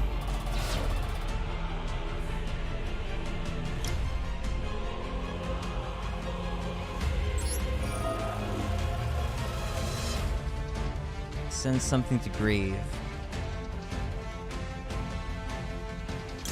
It's going to decrease the attack by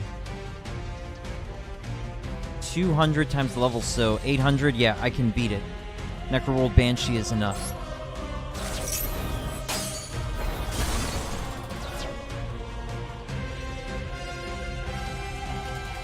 Don't activate Necrowold Banshee, but activate Al Ghul Mazera, protecting my monster and special summoning Al Ghul Mazera with its effect.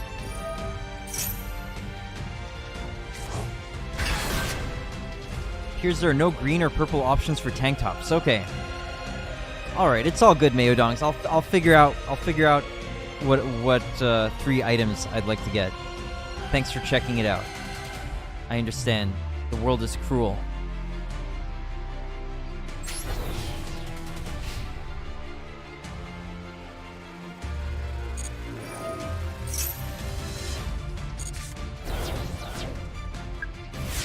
No, no, don't draw Zombie World. Okay. Oh, all right. Do you have any more ideas? Let me know. All right. I'll let you know. I'll let you know.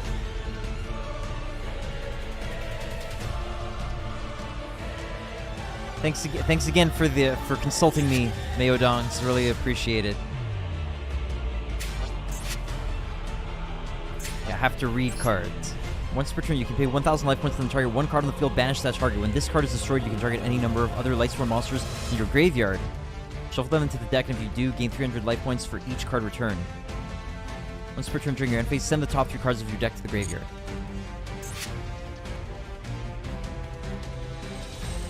Alright. We're in very good position here.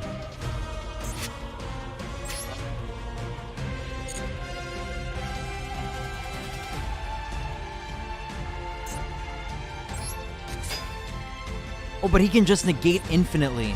That's bad. That's really bad.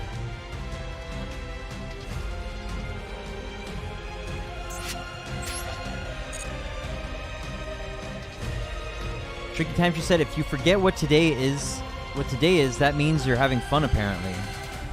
All right, yeah, I could see that. I could see that. That's an interesting way to think about it.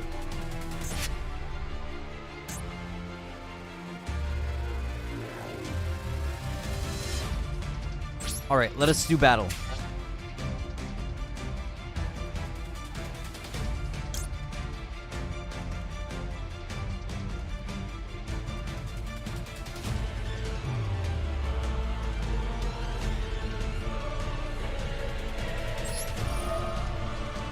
It might not have been the right choice. You've got to go with it, though.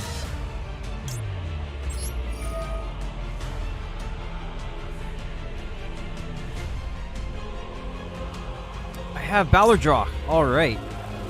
We might be able to kill that creature. Nice.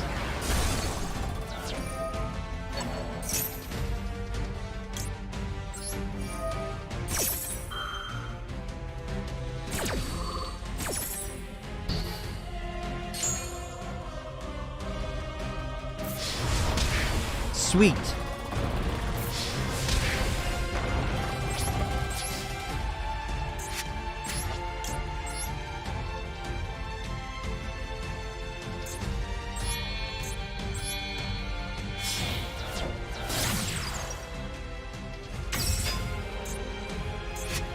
Must have a useless card I can give him, right?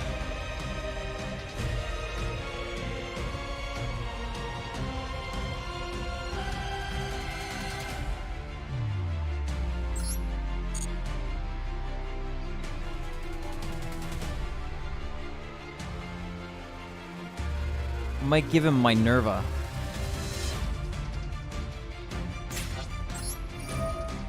Might have been bad. That might have been actually a terrible idea. I was too greedy.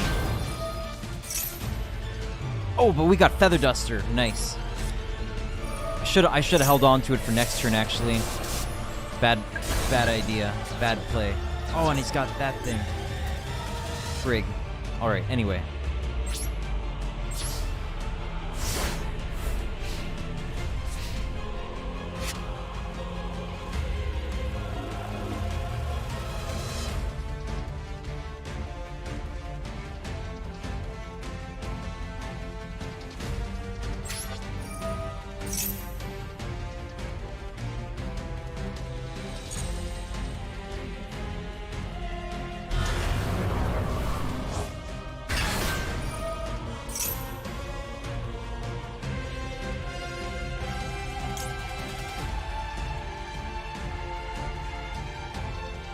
let's hold off, I think. Oh.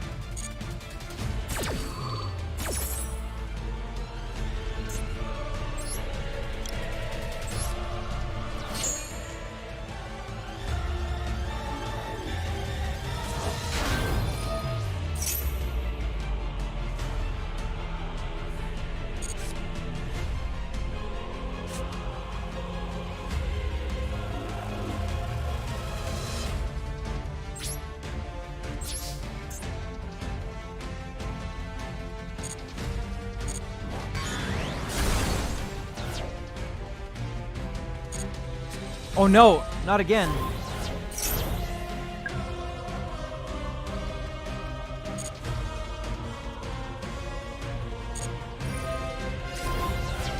He got another Lightsworn barrier. Most unfortunate.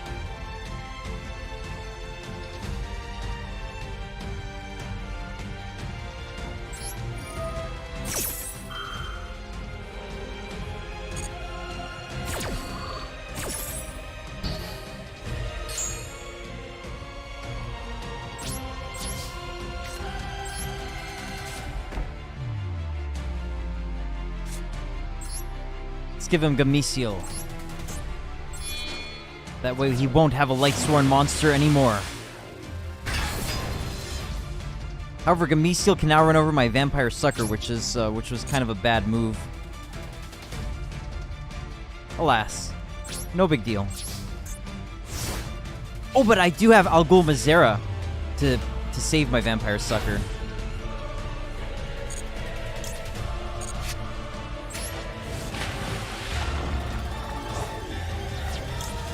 Algul Mazera is kind of crazy. Like, it's not broken for modern Yu-Gi-Oh, but just the nature of what it does. Like, it's kind of mind-blowing. It's like it's both destruction protection for your zombies, and it also constantly resummons itself at any time it banishes. I think that's pretty intense.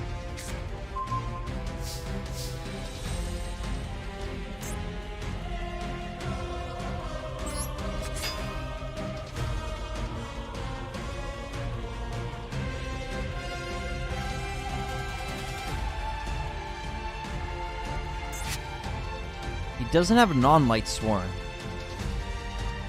I would have given him that.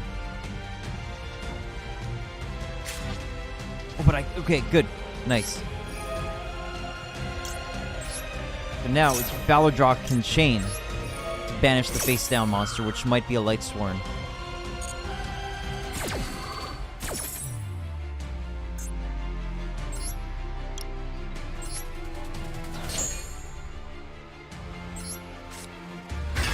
Oh, right, and we win now. Great.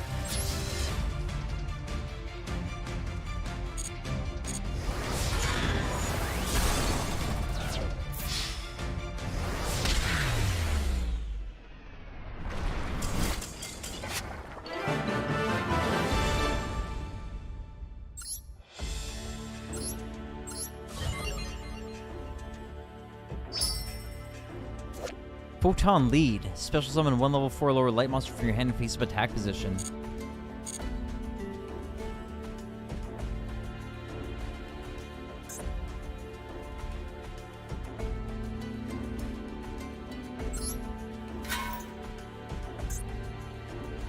If there are 5 or more Lightsworn monsters with a different name in the graveyard, there's a possibility that Light Ray monsters will be special summoned in addition to the Judgment Dragon.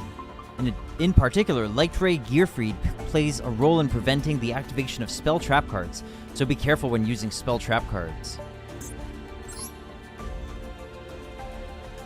Shining Heart of Justice, a deck that combines Lightsworns and Starry Knights. Use Lightsworns to send Starry Knight cards in droves to the graveyard, where their effects activate. You can also use Celestia, Lightsworn Angel, a light fairy type monster, to draw out the full potential of the Starry Knights. Sounds good.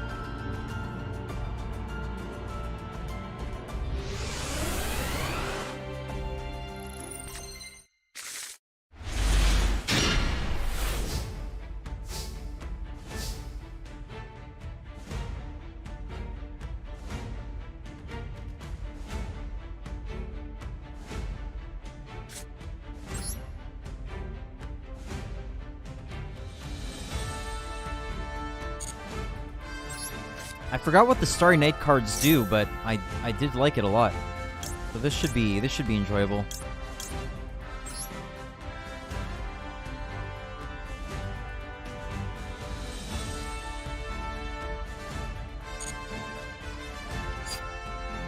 Alright, cool. Yeah, let's go with him. It's probably not ideal, but let's just go for it. No, I can't summon it. And your opponent controls a dark monster, I see.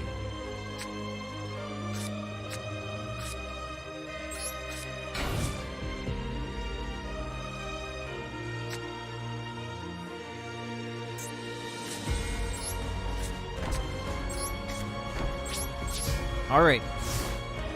I like it. For an opening turn, I like it. The Flash of Justice.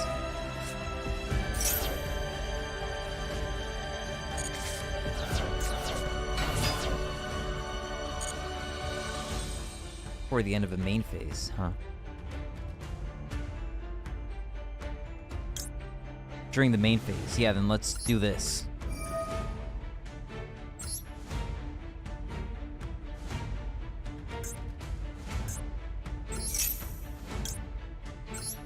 Special summon, Starry Knight, Starry Dragon.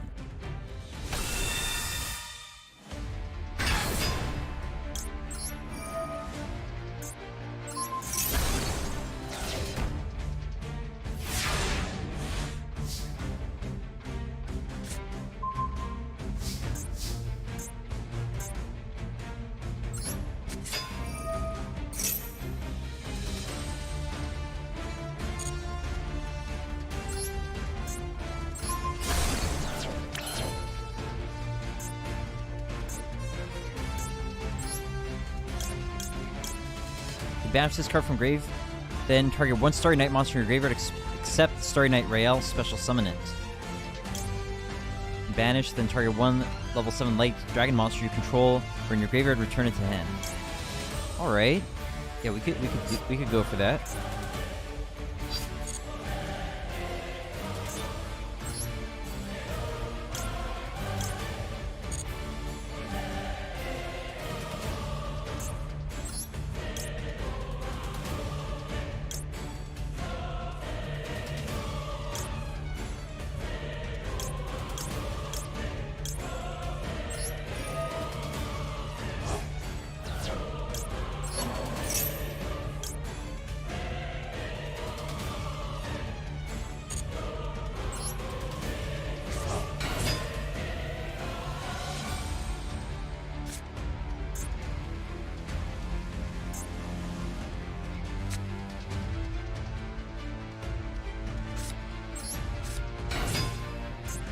Alright, what do we have access to now? Curious, the Lightsworn Dominion. 3 monsters with the same attribute but different types. Fairy, Beast, Warrior. Alright.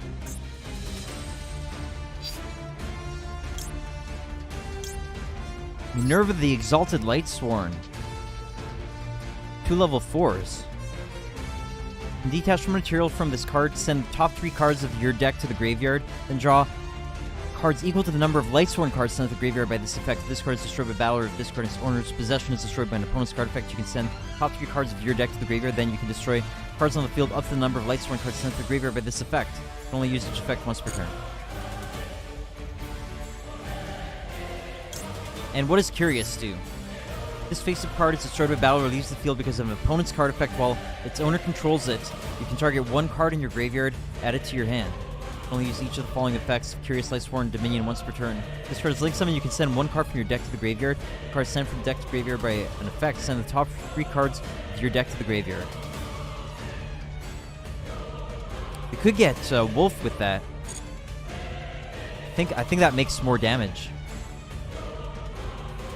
So here we've got 31, 33, and this plus, like, I think 21 is 45, so let's go for that.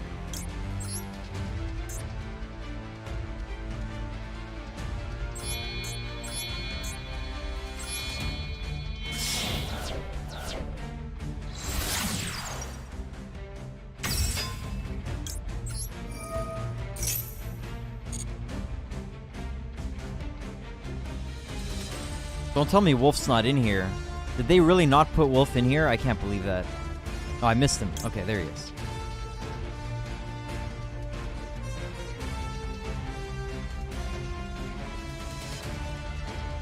Is there another... Is there actually another good card that we could get instead?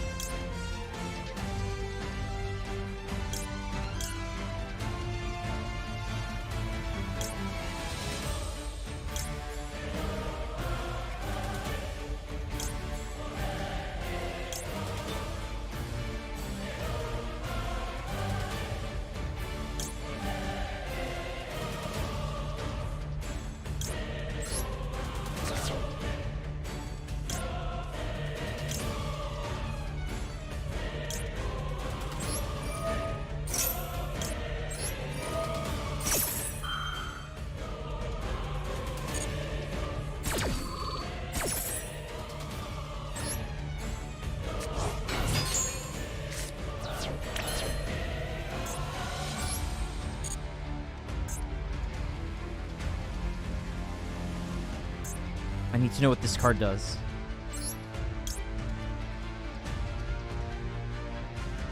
Alright, got it.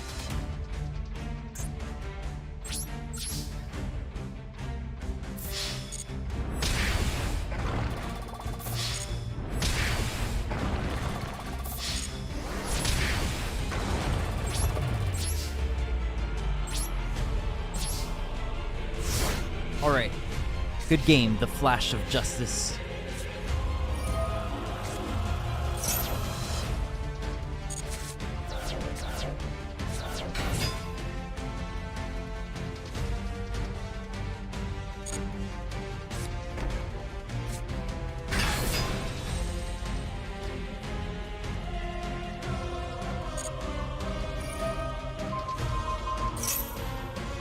I will chain with Starry Night Blast in order to negate that effect.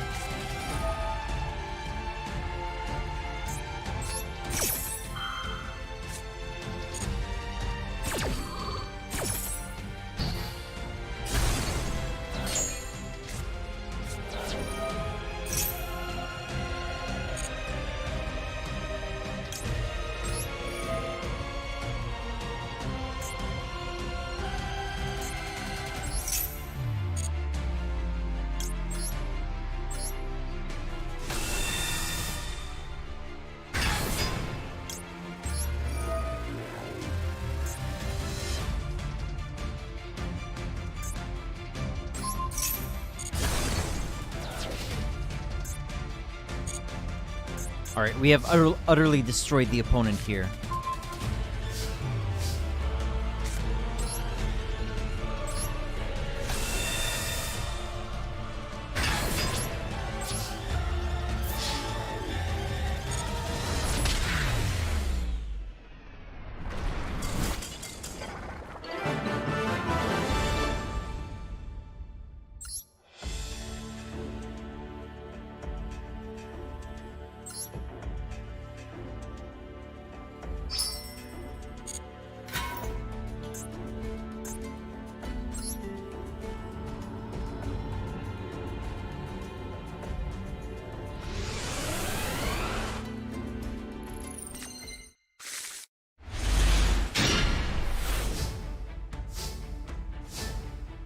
Wow, a bad hand, actually.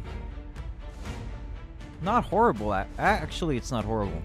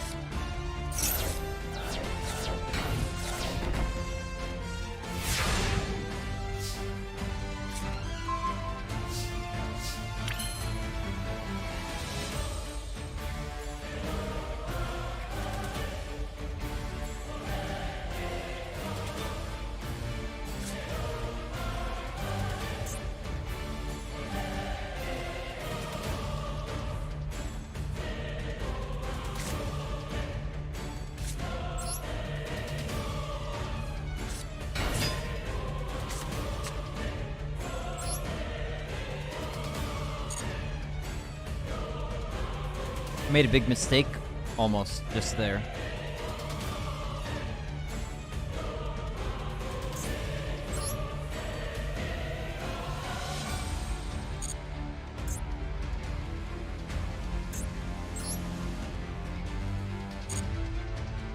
All right, okay, got it.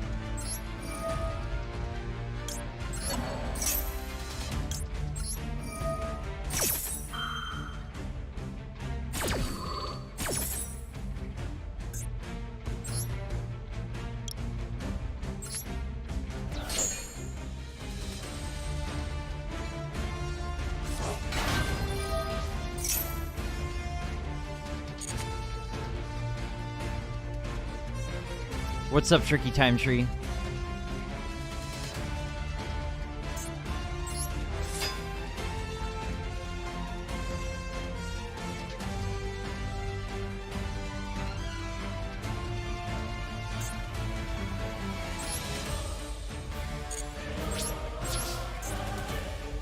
I thought you were talking to someone in chat. Maybe I was talking to the AI or something, or I was probably just describing my strategy out loud. I don't know. I don't remember.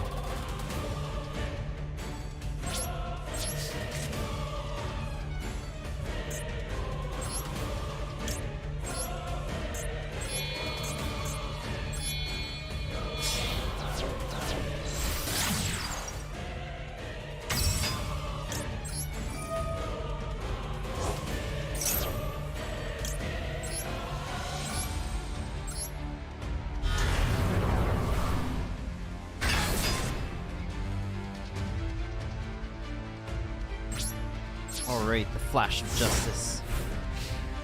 Yeah, sometimes I've been saying the names of the AIs, so like this guy is the Flash of Justice. So maybe you heard me saying that. Yeah, it's hard for me to go with Pendulum deck first because I don't know what to do with it. Well, there are some very strong turn 1 Pendulum plays. I don't know exactly what they are, but a lot of times it's either setting up a really powerful board, you know, of negates and stuff, or it's like a 1-turn kill. Sometimes it's even first turn kills. Oh wait, talking about it, this other person is going Pendulum Synchro. Really, is that possible?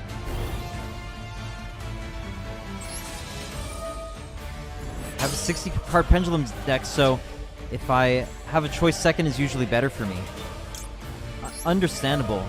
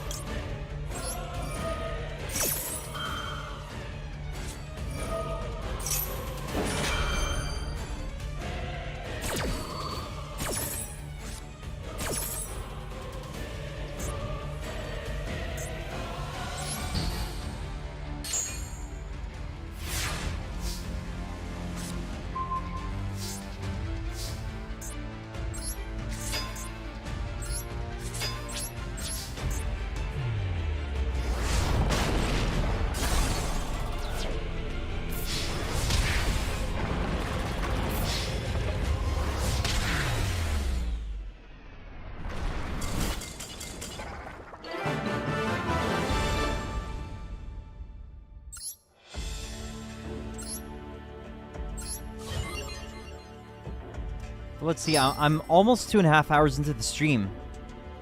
I've done the Beetrooper and let's say maybe like almost half of the Lightsworn solo gate. A little less. But wow, solo gates actually take quite a while to get through. I overestimated my my potential progress for today. The most vigilant is Cephalon, the ultimate Time Lord. It can be special summoned when there are 10 or more monsters in the graveyard, and there is a possibility that 8,000 life points will be stolen at once by special summoning other Time Lord monsters from your hand or graveyard. A moment of carelessness can be fatal, so be prepared with a defensive measure that corresponds to your opponent's turn. I really get the feeling like this was not done by a native English speaker, this translation. It sounds very translated from Japanese. I could be wrong. Maybe I'm just having a brain issue moment. Is Twitch's delay now 10 seconds? Is it? I don't know. Could it be? It's possible, Tricky Time Tree.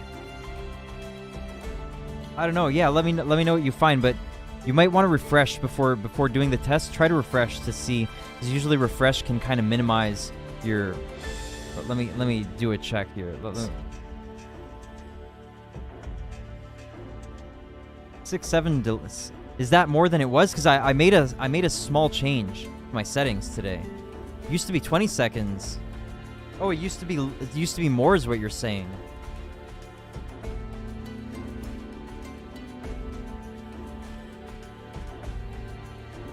Seems pretty long to me. Wow, I entered test, and it's still not appearing to me on my. It's because it's frozen, I think. Because I'm dealing with freezing issues on Twitch today. I don't know why. That's extremely concerning. Anyway, I'm just gonna keep going, but I don't know.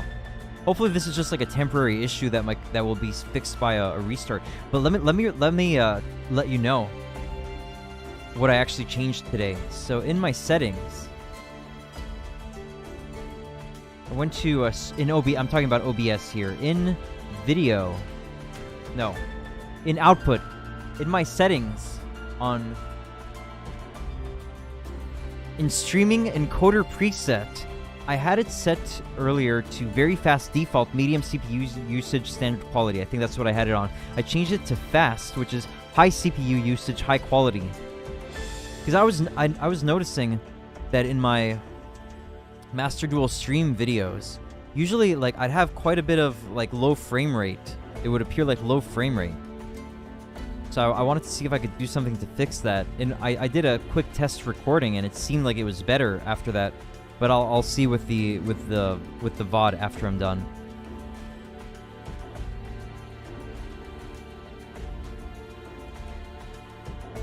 Okay, carrying on.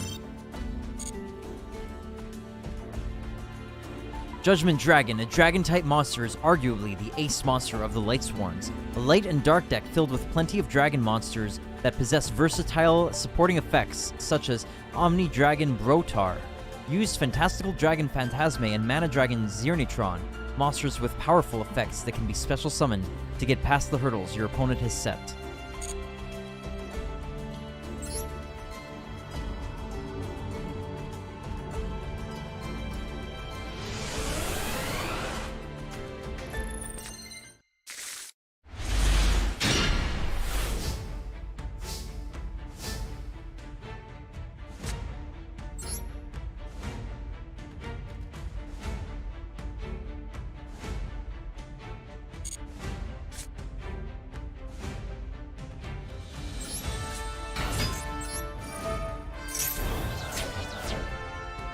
At least we sent one Lightsworn. This seems like a horrible mix.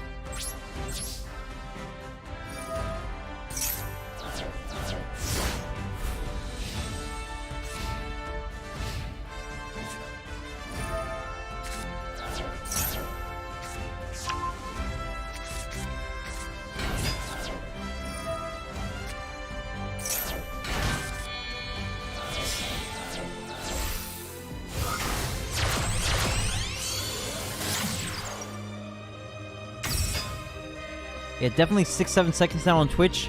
On Twitch now, because I've noticed streamers talking much faster. I see. You're not having any issues today with video playback on Twitch? Because I am. But if you're not having any issues, I'm glad to hear that. That it's just maybe on my end or something.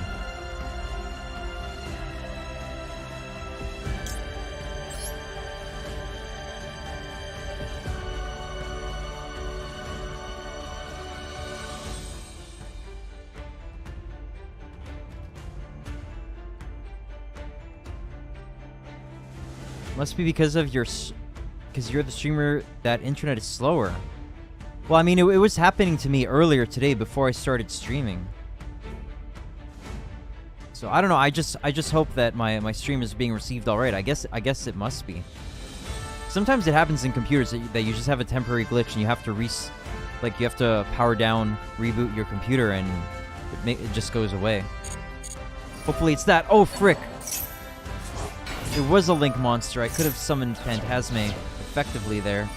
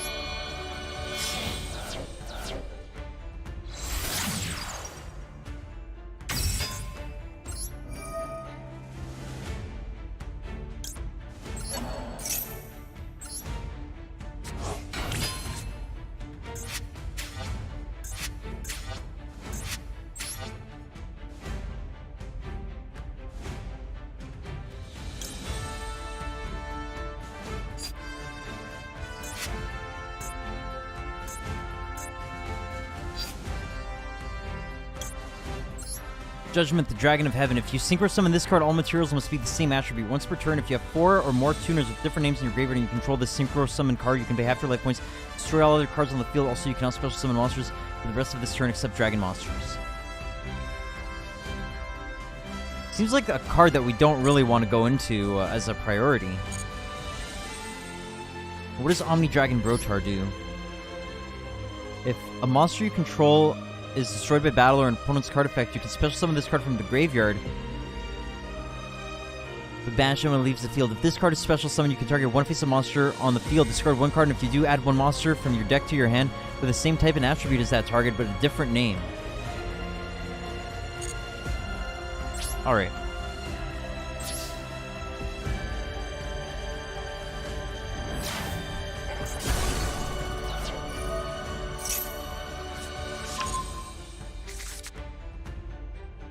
when computers have updates queuing, they get so finicky unless you pause them. I don't have updates going automatically. Like, usually I have to select, you know, like, update and shut down or something like that. I don't think I have anything going automatically. But yeah, computers can be a little strange sometimes.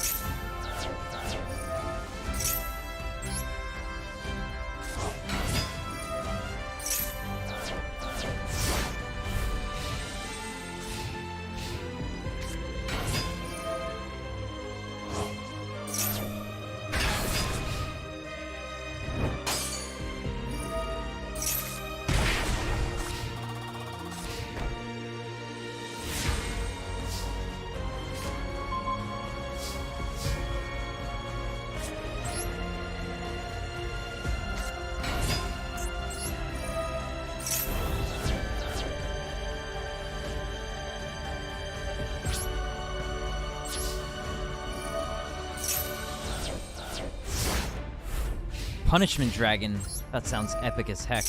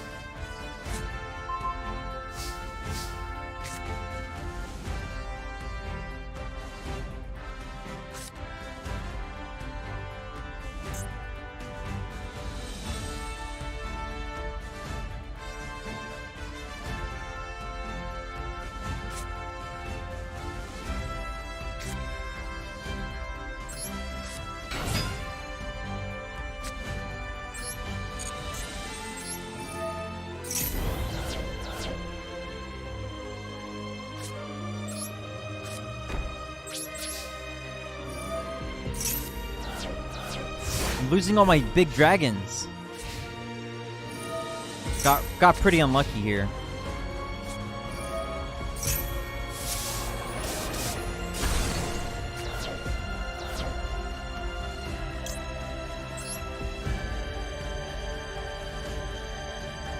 The spell trap you control leaves the field because of an opponent's card effect and is now in the graveyard or banished, except during the damage step you can special summon this card from your graveyard. If it was there when that spell trap left, or hand, even if not. Then, you can set one spell trap that is banished or in your graveyard to your spell trap zone. Only use once per turn. Summon this way, banished when leaves the field. Alright, let's go for it.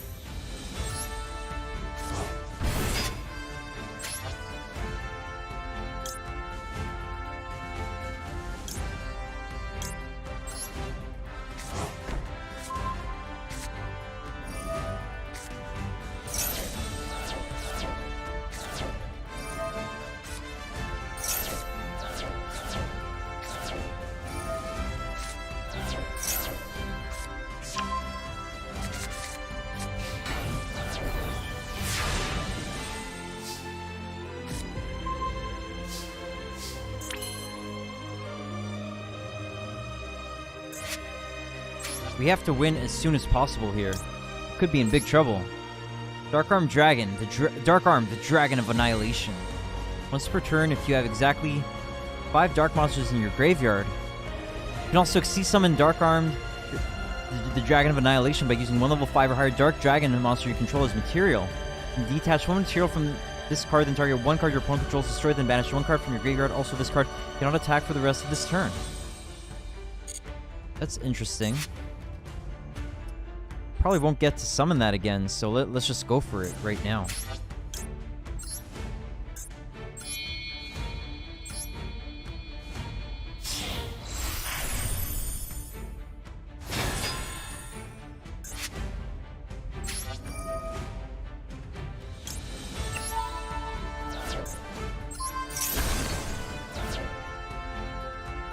I have to banish something. Banish one card from grave.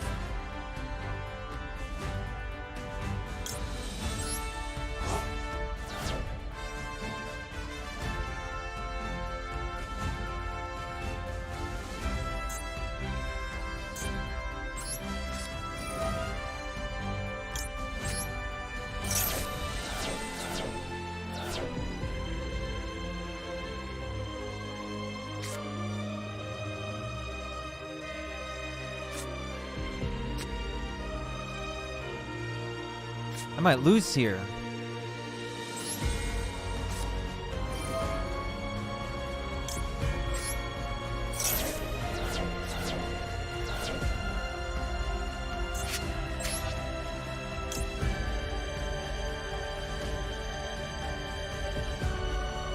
Does the opponent have a big monster we could go for?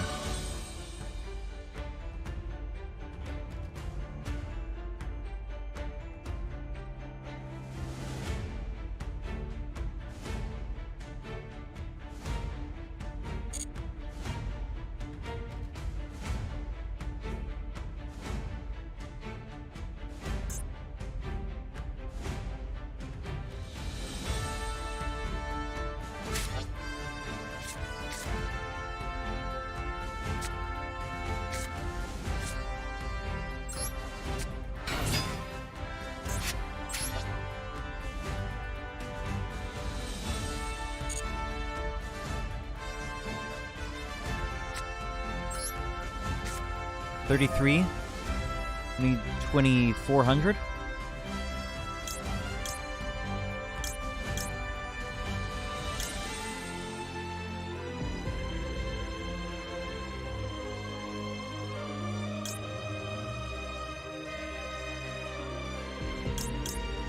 Can I not get a 2,400 here? I guess I probably can. Oh, Gorg, yeah, nice. He wins us the game, I think. We have a lot of different Lightsworn monsters in grave.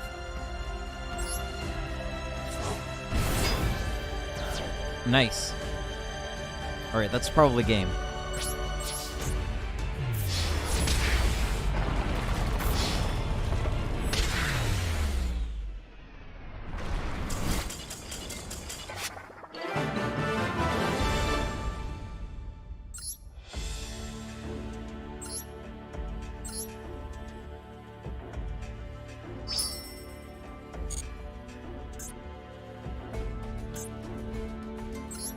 Alright.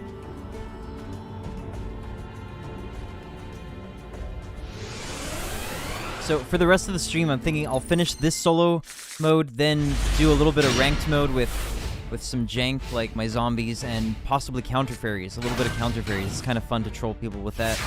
And then, yeah, I'll probably call it for today.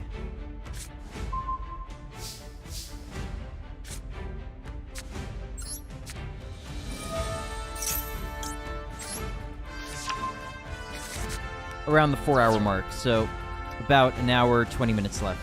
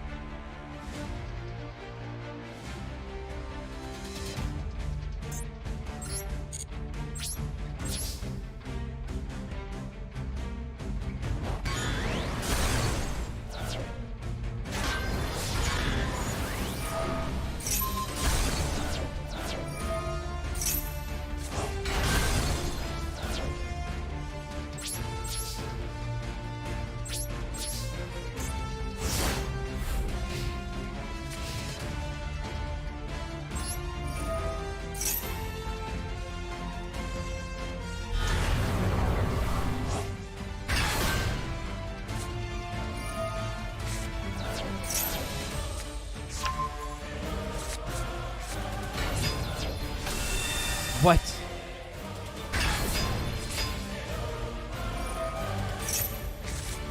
No. Ouch. That hurts big time. Wow, that's crazy.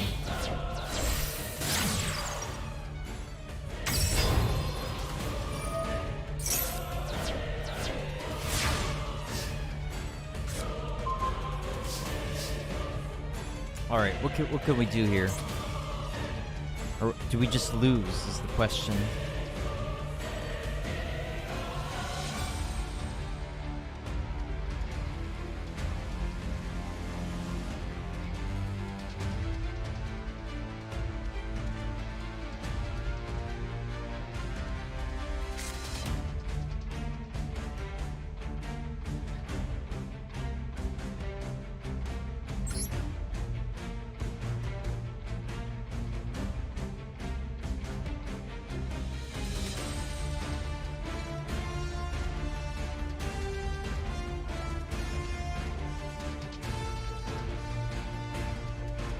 All right.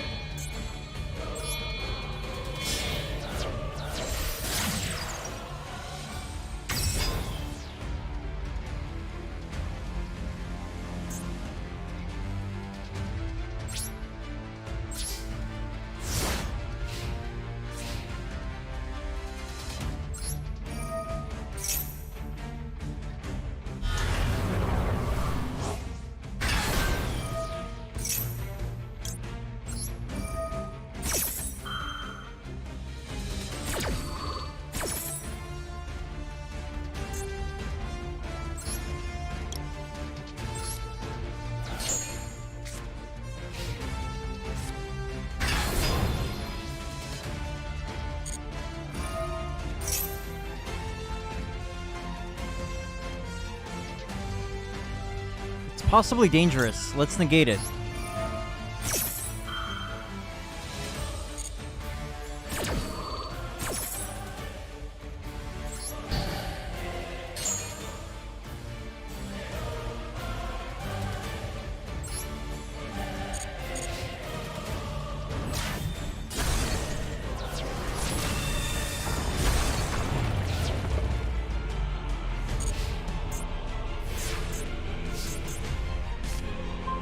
Alright, this is a pretty close call, but I think we can win.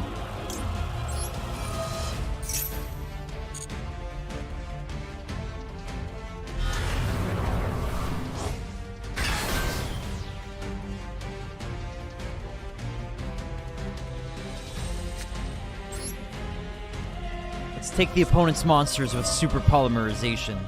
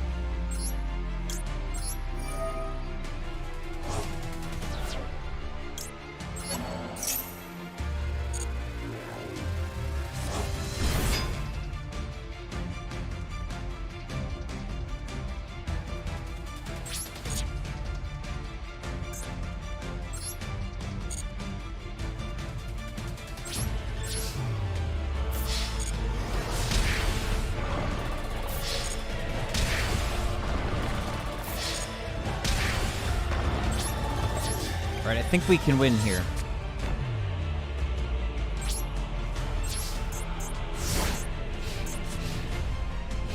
I should have linked away Valor Draw.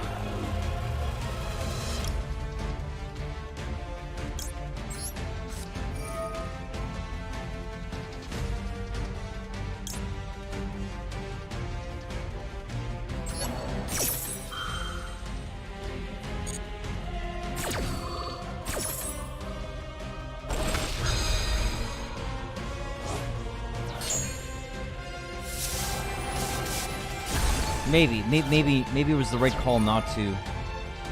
But it would have been nice to get a draw off a Vampire Sucker.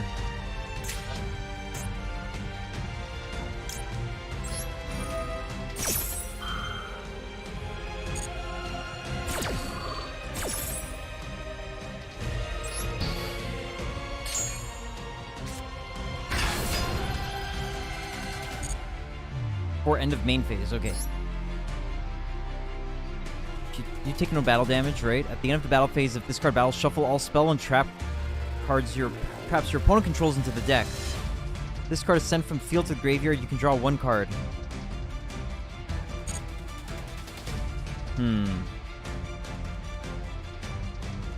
He's gonna shuffle my zombie world. I think that's okay.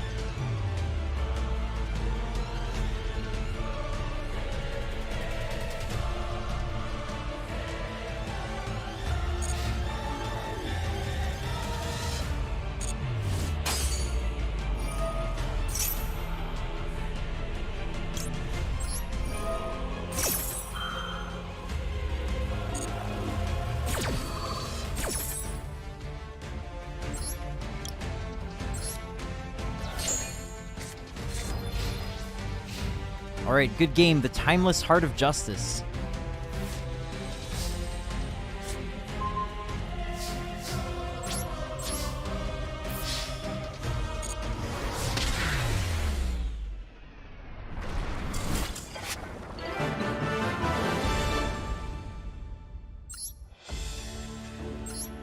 Alright, we've got quite a ways to go here.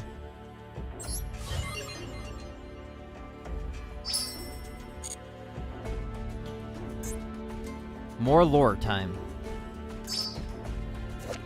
Genis, Lightsworn Mender.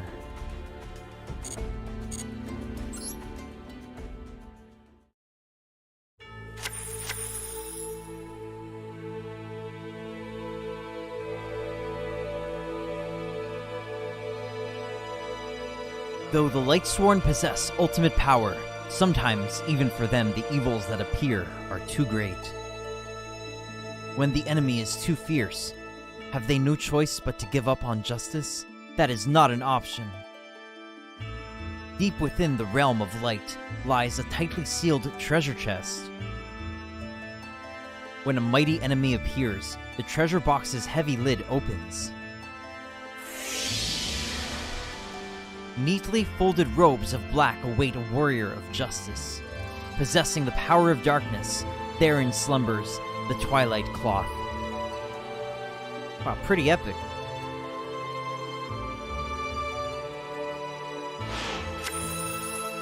When adorned by a Lightsworn, that warrior of justice is imbued with the powers of both light and darkness.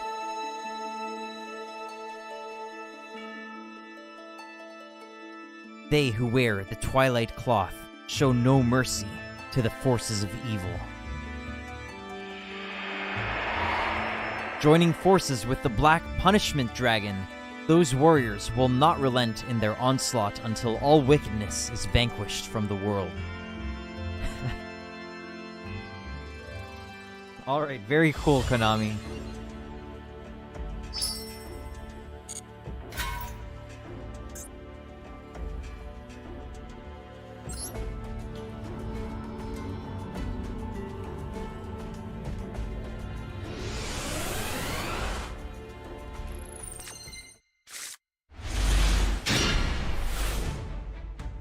What makes a Lightsworn deck unique? Lightsworn monsters have effects that send cards from your deck to the graveyard whenever a Lightsworn monster's effect is activated. Plan the timing at which you activate these effects to pull off some deadly graveyard-based strategies. You can also use their effects to banish one Lightsworn monster. When you have 4 or more banished Lightsworn monsters with different names, you can special summon Punishment Dragon.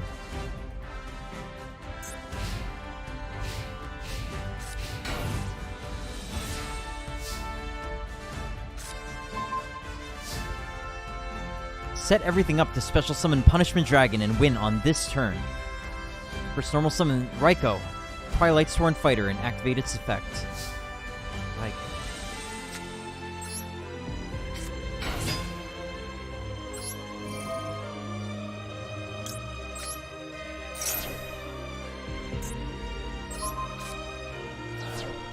Now activate Solar Recharge.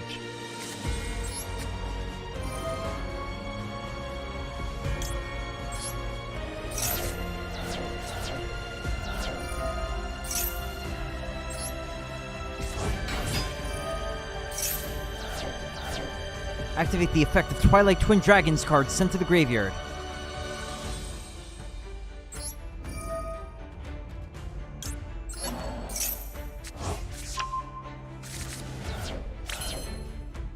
There are now 4 types of banished Lightsworn monster. Special summon Punishment Dragon.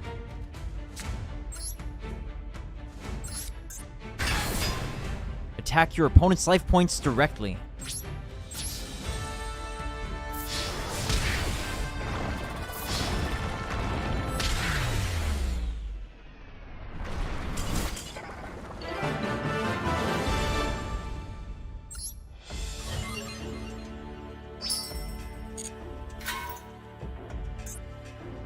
If you use the effect of Lightsworn monster, the cards in your deck will be sent to the graveyard one after another without waiting for the end phase. Always check the types of Lightsworn monsters that are banished and in the graveyard, determine when the Judgment Dragon and Punishment Dragon are called, and think about countermeasures. That's definitely a Japanese, pretty direct Japanese translation, saying called instead of summoned. I'm pretty sure about that.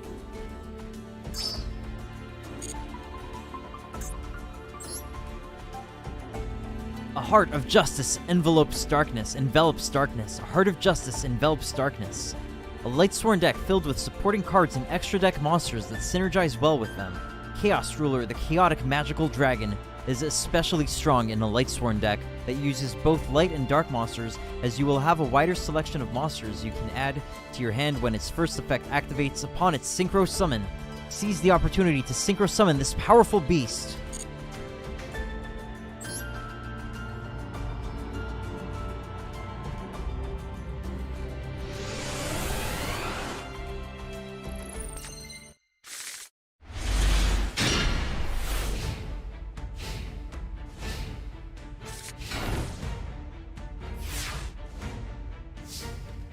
Alright, we've got a nice lightning storm set up here.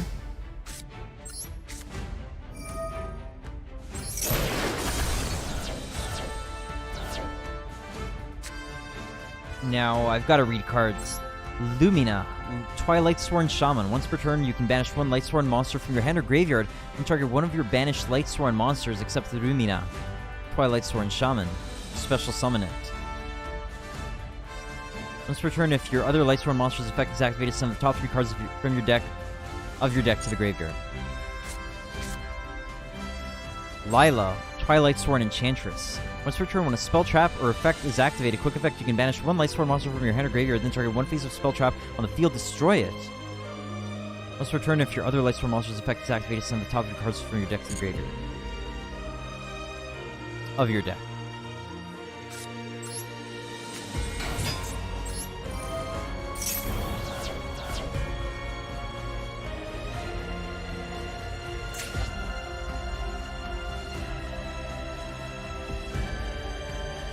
Okay, got it.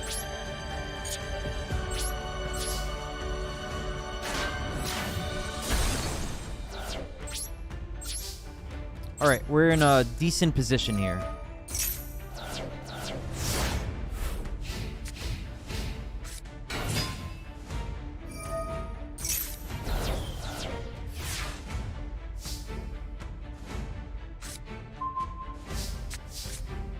March of the Dark Brigade.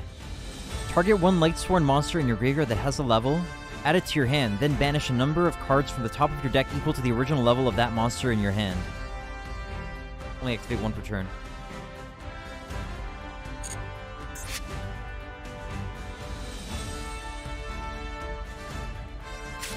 1,000 attack. Okay, let's see. Banish one Lightsworn monster from your hand or graveyard, then target one of your banished Lightsworn monsters, special summon it. 1,700. I don't have any banished Lightsworn monsters, that's the issue, so I probably can't even activate that effect. But I might be able to if I do this, so let's go with this first. So we want to get one of these. Okay, read Jane. Once per turn, you can banish one Lightsworn monster from your hand or graveyard, then target one of these monster from the field loses attack defense equal to the banished monster's level times 300. Once per turn, if your other Lightsworn monster's effect is activated on the top two. Okay, let's go with Aaron. Pretty good card overall. Then we'll be banishing 4. And we do have some banished Lightsworns now. Nice. So let's go with Rumina. Then we will activate Raiden. That will mill additional cards. Wow. Didn't get any Lightsworns there. Too bad.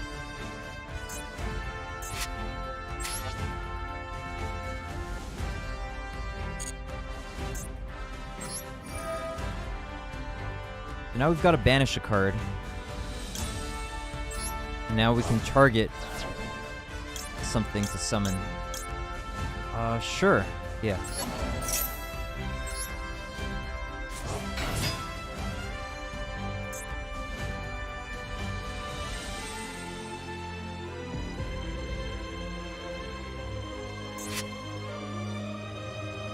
Lumina, Raiden, Lumina. We need more names there.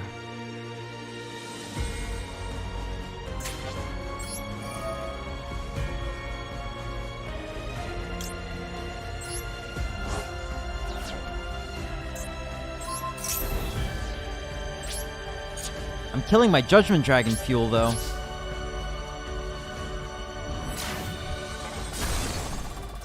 However, if I really wanted to, I think I could just synchro summon or something, or like link summon. Let's see, what are our options right now, actually? Yeah, we got a heckload of options here. We've got Chaos Ruler, the Chaotic Magical Dragon.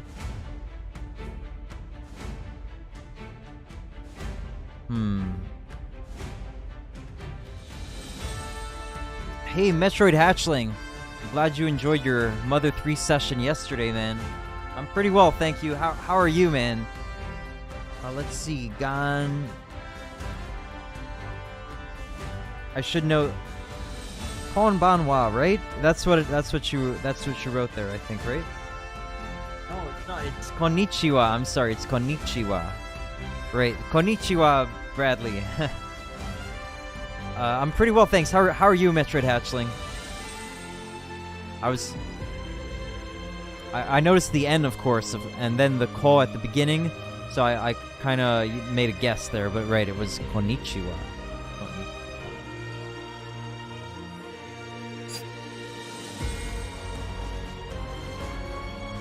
Very much looking forward to, are you winning? Yeah, pretty much, I think. I'm facing, I'm in solo mode right now. I look forward to the rest of your Mother 3 playthrough. It's great. I think it's great so far. Wouldn't you agree? Very different from Mother 1 and 2, but very cool, right?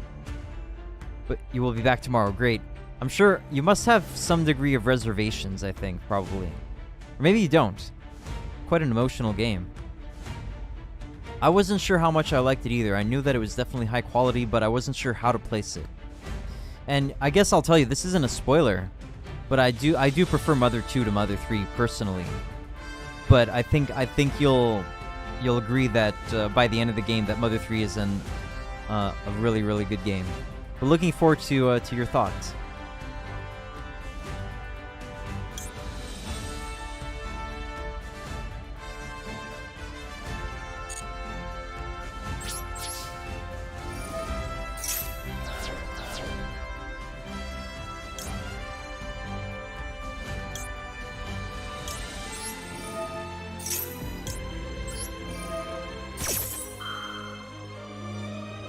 What is this?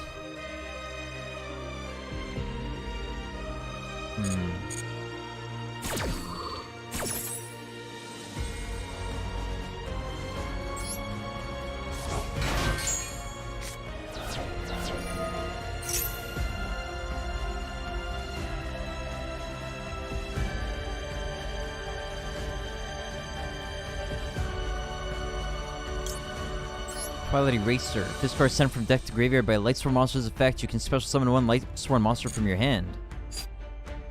Yeah, sure, sounds good.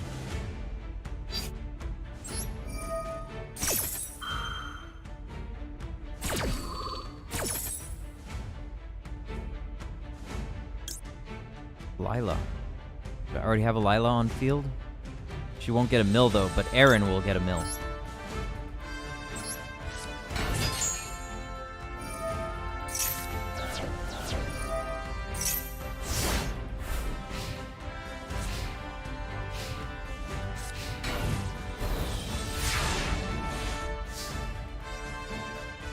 Riley said, I feel like in the end I will prefer Mother 2. This game has been rather uncomfortable to play through with all its dark themes of death, loss, grief, capitalism, pig dudes, etc. It's just a lot to handle. It's a good game, it's just a lot. Yeah, it definitely is a lot. And it makes you feel really bad, right? That we saw the atrocious, horrible things that Facade and his minions have done. But the people in your society that you've lived with your whole life, they don't even seem to care. They're still acting like this is totally fine. They let them move in, you know, totally destroy everything, you know, make this factory, install these brainwashing devices everywhere, and like they're just allowed, you know, they're just welcome to exist in the society there. It makes you feel really bad. It makes you feel like, yeah, it's definitely a good motivation for Lucas to want to become powerful. Yep, it's pretty miserable, yeah. There's a reason. There's a good reason for Lucas to want power. I think that's pretty powerful. And I have some other you know, like I told you that one of my criticisms of the game, or you know, one of the things that I feel like they should have improved upon is, you know, when you're walking along the tracks. You know, when you're walking along the tracks and that song keeps restarting when you change from room to room? That bugged me a good bit because it's a really cool, like the rest of the song is pretty cool, but if it just keeps re-looping over, then you can't even hear the rest of the song. And I don't know why that happened. Like why the heck did that happen? Could have been an easy fix, I would imagine so. And just another minor thing, you know the enemy encounter, like, you know that sound that goes like, you know the sound right before you have a battle. For some reason, it fades out. I don't understand why. I don't understand why it fades out. It goes like, wow, but then it goes to, the volume goes to 0, basically. I don't know why that happens. It's not like that in Mother 2. And if you listen to the sound, if you listen to the in-game soundtrack, there's a sound test feature. I don't know if you saw it, but I would recommend not going there because you might see spoilers and titles. But if you listen to that enemy encounter fanfare, it doesn't fade out there. So I'm just wondering, like, why? Why is it like that? Anyway, kind of minor things, but there are some more things I'll tell you about later after you've beaten the game. I'll just give you my input on it. I'm just curious to know, like, how you would feel about it. Mike Newmeyer said, I prefer your mother. Sorry, had to do it. Too good of an opportunity. Thanks, Mike. Metroid Hashing said, I did look at the sound testing thing when I first started, but I didn't know what anything was, nor do I remember. Got it. Anyway, nonetheless, this is like, you know, this game did come out, say, you know, 16, 17 years ago, something like that. So I imagine you must be happy to be finally playing it, right? Because I sure was. I sure was happy to finally, you know, take in this great lore of humanity. It's so powerful. Very, very blessed to have Shigesato Itoi offer this art to us. It's good to finally play it. Good, happy to hear it. And just one final thing before I get back to my gameplay here.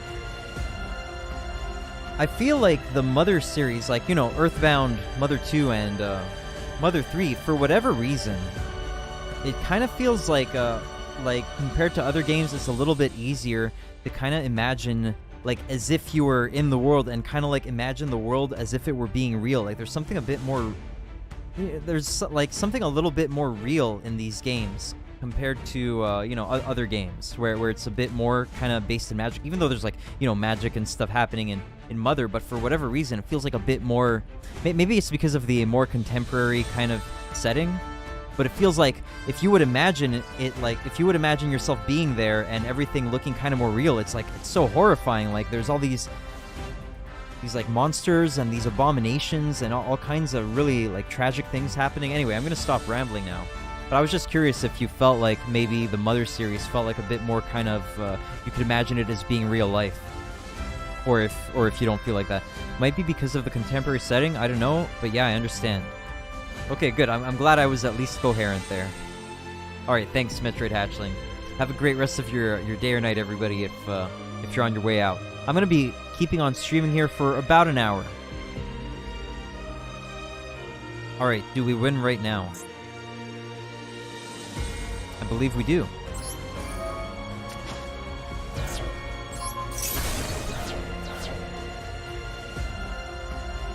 Mandatory effects, huh?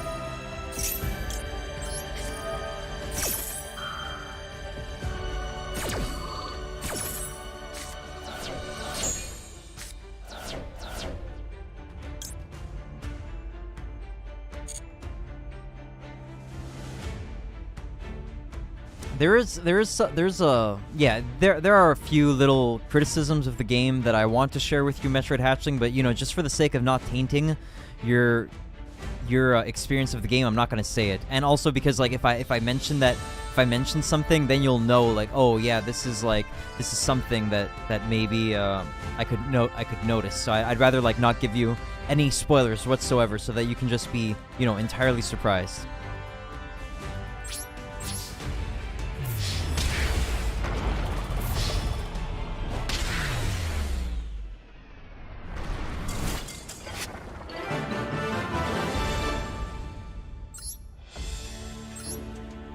You won't know what's coming.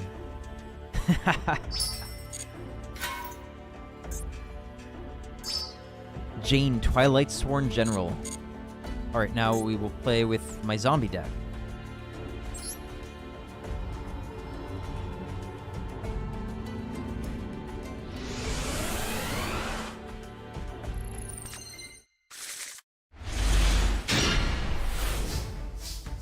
Alright, pretty bad.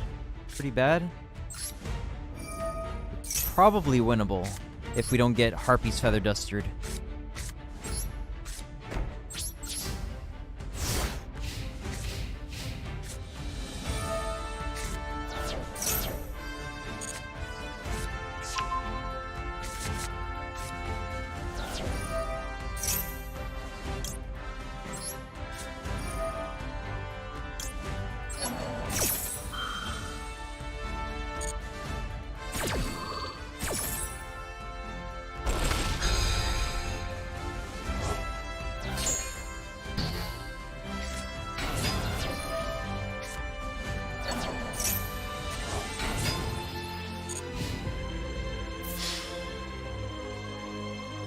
Alright.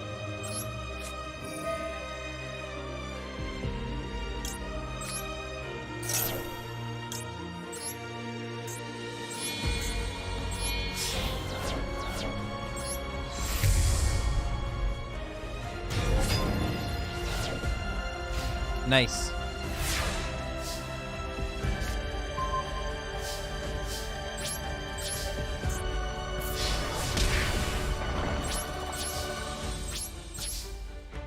Yeah, I didn't get really a decent hand there, but we might be able to win nonetheless.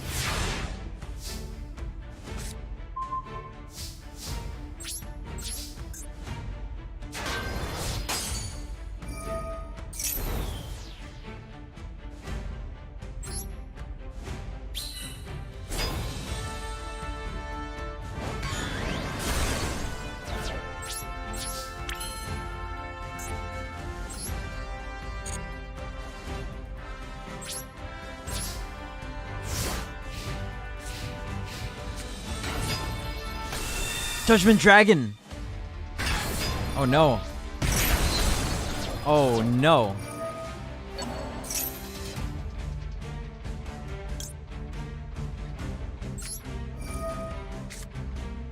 Big trouble.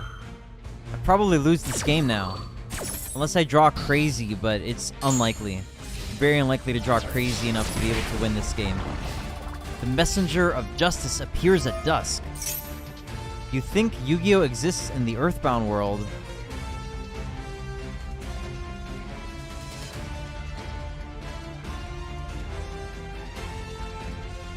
It possibly could. It definitely possibly could, because Mother 2 takes place, or Mother 1 takes place in America, and Mother 2 takes place in Eagle Land, which is like another continent, I think, yeah. And, you know, we saw that there's like Eastern countries, and there's like, you know, Egyptian-style places, so yeah, Yu-Gi-Oh! Could exist. It's not impossible.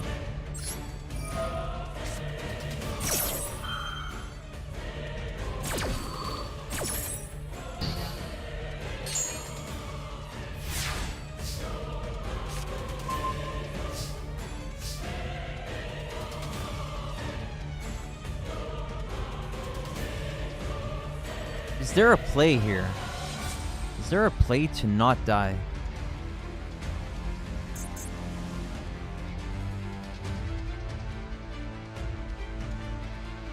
there a play to not die here? Okay. Check it out.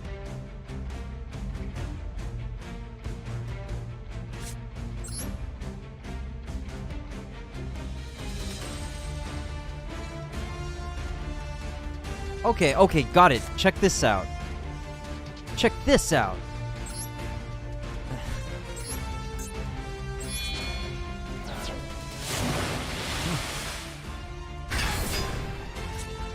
Then we will summon Gozuki.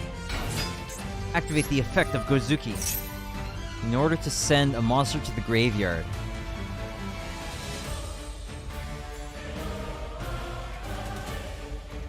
More specifically, a zombie monster.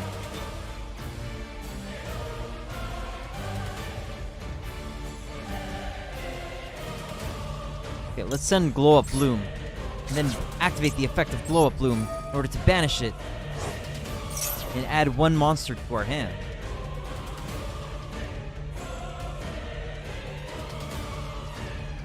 R&B Pikachu with the raid. Oh my goodness, what the heck? R&B Pikachu raid, I can't believe it. Oh my gosh. How could this happen? No way. What happened? How did you have a stream that finished earlier than me? What the heck? Oh my goodness. Hey Gamochi, our California Kid 24. Hey everybody, thank you so much for coming by in the raid. We like finishing earlier.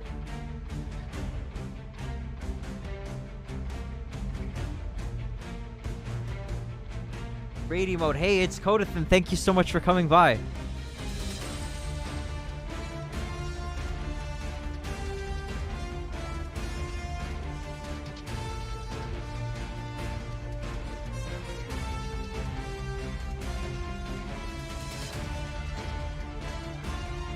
Oh no.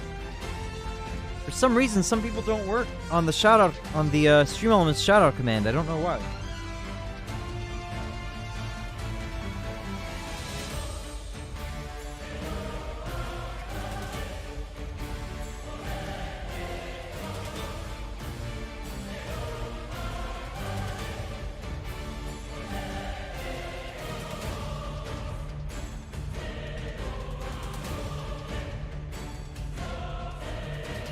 I had to type up a storm over there.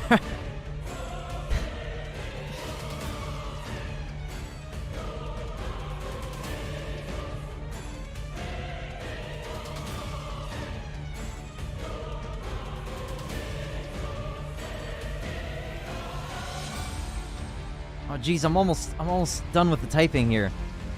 It's only one shoutout can be active at a time. Please wait a minute and try again. All right, I got it.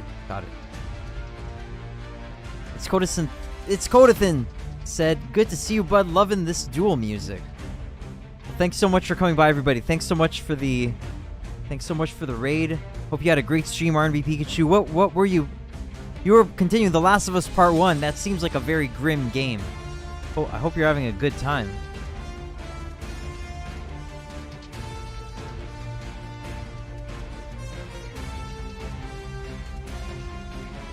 Let's check out a couple of R&B Pikachu clips. I don't think I've ever gotten to do this before. Maybe I have, but I've forgotten. Let's check out some cool R&B Pikachu clips.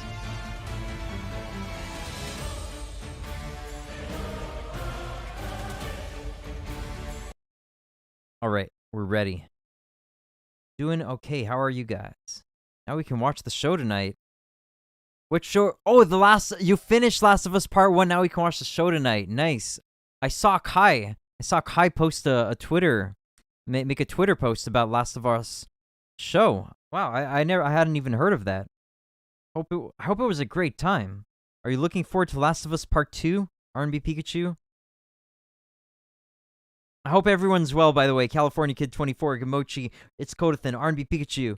And if I missed anybody, I'm sorry. But thanks so much for coming by, everybody. Really appreciate it, and I hope you have an awesome rest of your day or night. Thank you for coming by. Yeah, take care. If you have to go, then yeah, have a great rest of your days, guys. Okay, sorry, I'm taking a while here. I'm looking for clips. R&B Pikachu's been killing that Midnight Suns lately too. What a gamer. What a cool gamer. Okay, here we go. Clips. 2 days ago. Clip by California Kid 24. All right, let's check that out.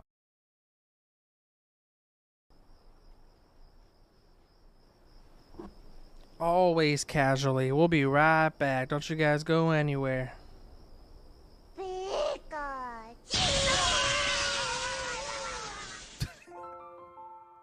That was a nice timing, California Kid 24. Hey, Tricky Time Tree, what am I up to? R&B Pikachu raided, so I'm having the raid greeting and a couple clips checking out. Forgot to end stream again. No, I'm checking out a couple R&B Pikachu clips because he raided. Yeah, forgot to end the stream again. It's possible. R&B Pikachu said, "Yes, it's why I streamed and beat the game. Super excited." Okay, sweet. Okay, let's check out another clip or two. 1 or 2 more clips. Check out the all-time top clips. 4 years ago. PSVR Diner Duo with special guests. 4 years ago. Wow, that's vintage.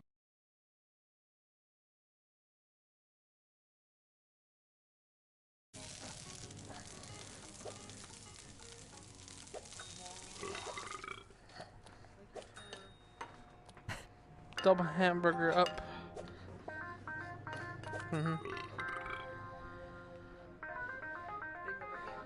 Big number 8. 2 patties. Cheese ketchup, cheese mustard. Food simulator, nice. Cheese ketchup. Hey, looks like a great time. Wow, you were playing some VR stuff 4 years ago. Wow, very ahead of the curve. Hey, 11 days ago clip by Gamochi. Overcooked. Check it out. We should assign roles though, don't you think? I'll be a dishwasher guy. Okay. No, that never works. No? Okay. What do you mean that never? That worked for us before. No, usually he's not doing anything. Who does? Whoever's the dishwasher guy usually has very little to do. Throw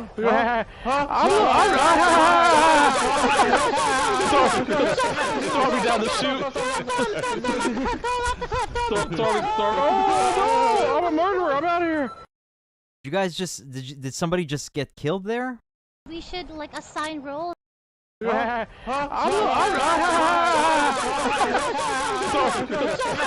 down the chute. Oh, I'm a murderer. I'm out of here. Wow.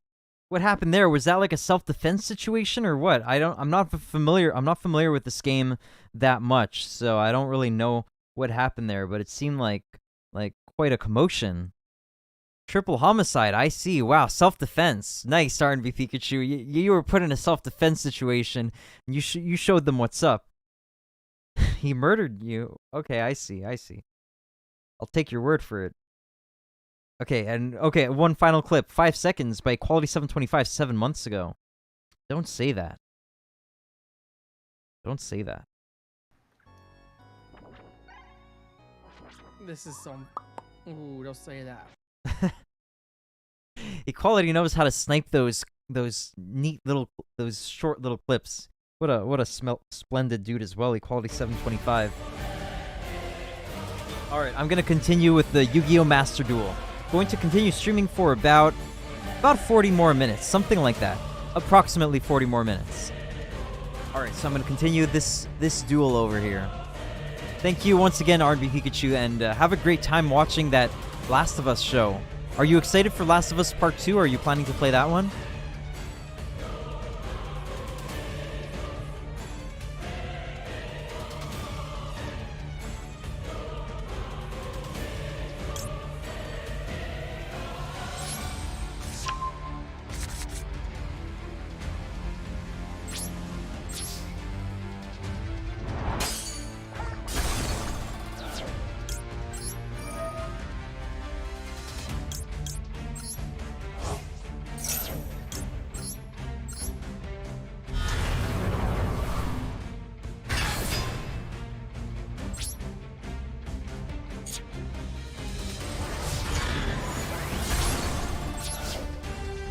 Alright, and we might have this duel won. It was kind of a tight situation before.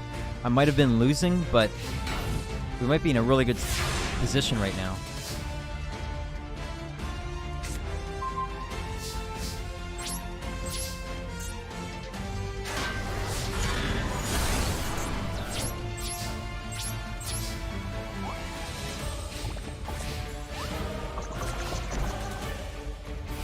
Your opponent has quite a long name. I know. Yes, I noted about this earlier. These are AI opponents in the solo mode, so they have like specific names depending on the scenarios and the decks they're playing. So the Messenger of Justice appears at dusk. Yeah, it's a very tiny text and a long name.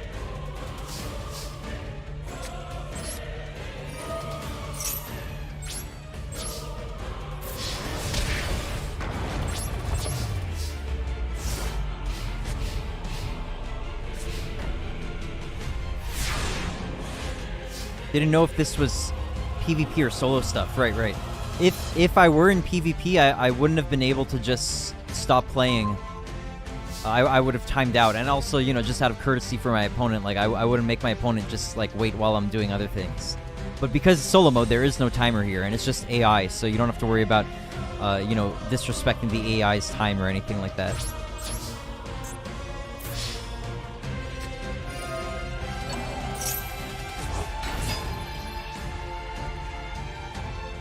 True, fair point. I also just now noticed the opponent doesn't have a companion. You know, I never really took note of that either. Wow. Cool, thanks for pointing that out. Very, very nice observation.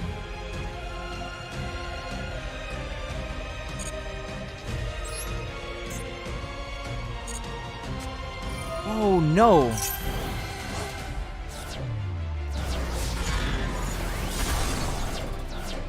He survives.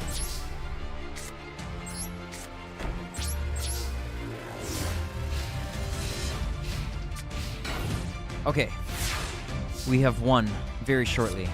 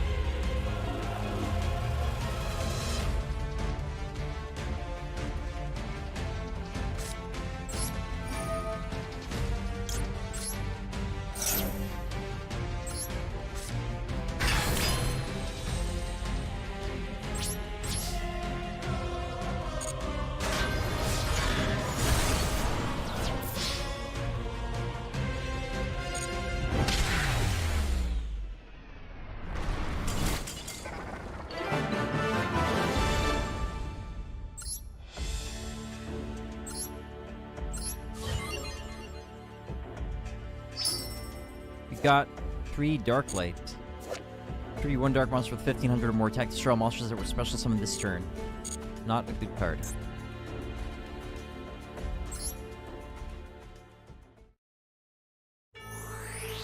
The Lightsworn cannot inhabit this world for so long.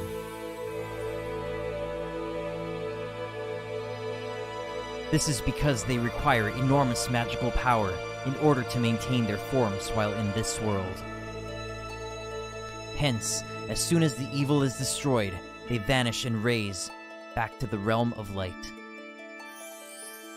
Transcending time and space, their battle for justice never ceases. Some have honed their skills in the realm of light to receive new roles as enforcers of justice. The Lightsworn have great hopes that the people's hearts will be at peace. Hopefully one day, the world won't need such enforcers of justice. Until that day comes, they will continue to dispense justice wherever it is called for.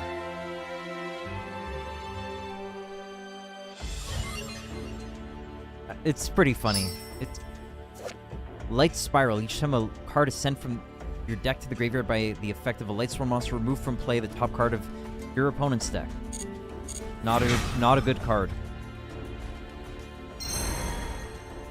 Justice from Light. Alright, let's check out that pack. I probably don't want to buy this pack. Let's see. Because Lightsworn is just not competitive enough. Wow, it's all Lightsworns in this pack. That's cool. Yeah, I can't... Like, I like Lightsworns, but it's not worth the gems. Can't spend the gems on Lightsworns. They're just not competitive enough.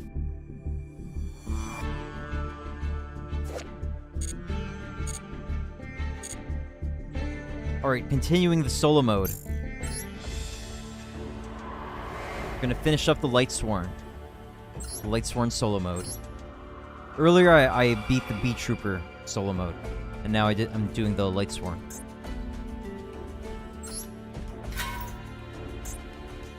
Dark-Armed Dragon is a monster that may appear relatively early in the duel, but it has a high attack and powerful effect of destroying cards on the field. While dealing with the Dark-Armed Dragon, your opponent may be ready for special summoning Punishment Dragon, so let's build your tactics quickly. A Heart of Justice envelops darkness. This deck uses Lightsworns and Dark Twilight Sworns to special summon its high-level boss monsters, Blackluster Soldier, Envoy of the Beginning, and Chaos Dragon Levianeer. One of the most important cards in this deck is Chaos Space, which helps you gather the cards you need. Pick the monster you want to add to your hand, and the monster you would like to offer as a cost with care.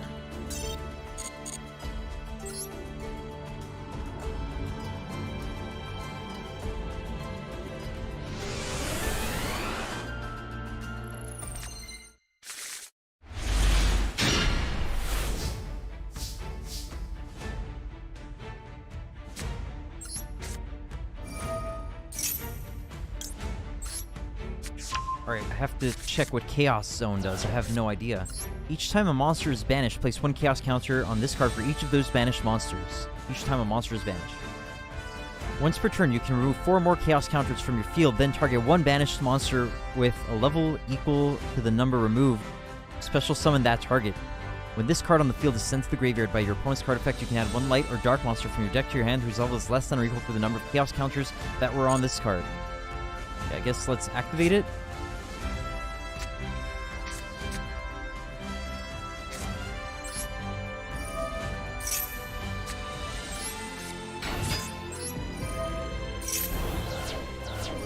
Nice. Nice Wolf Mill.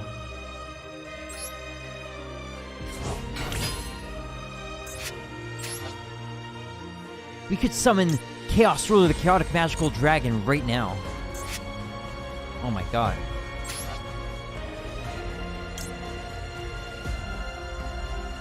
We could also summon Judgment Dragon, the Dragon of Heaven. This is very interesting. Banish 4 cards from the top of your deck. Yeah, let's go for that, I think. Hold on, let's see.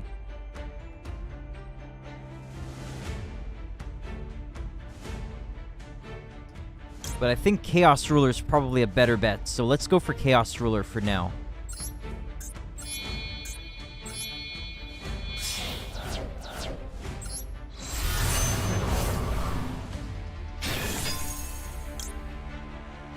Excavate top 5 cards of the deck, add 1 excavated light or dark monster to hand, and send the rest to graveyard.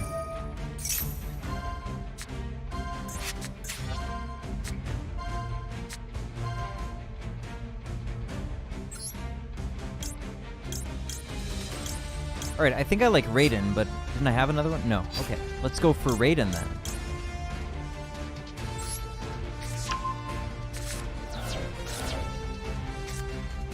Chaos Valkyria. You can banish 1 light or dark monster from your graveyard, special summon this card from your hand. If this card is banished, you can send 1 light or dark monster from your deck to the graveyard, but for the rest of the turn, not activate cards or the effects of cards with the same name of that card.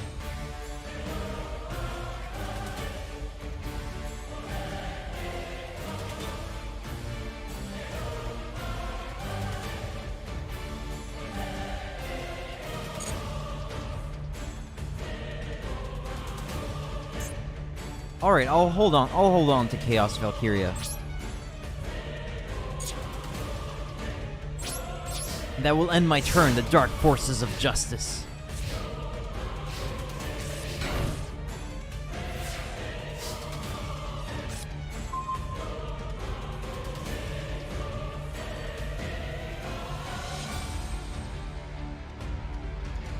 Drew Raikou,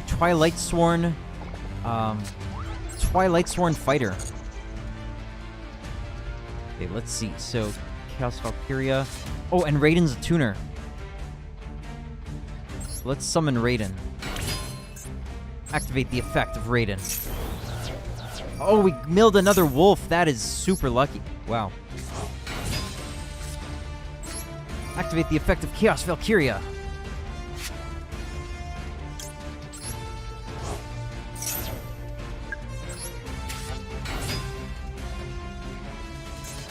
One. I think we can probably just win on this turn. Not 100% sure, actually.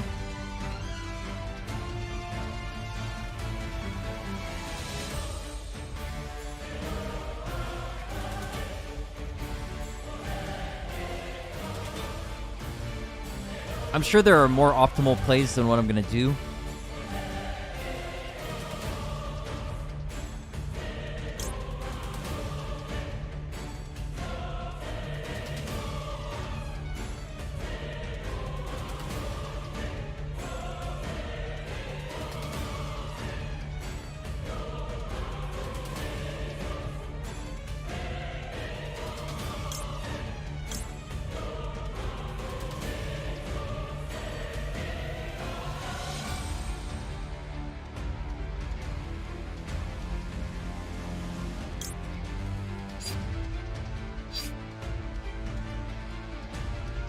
All right, sorry for the delay, guys. I'm thinking it through. Trying to think it through. Even though I don't know what a lot of these cards do, like Minerva, don't really feel like reading it right now. I think we can win regardless.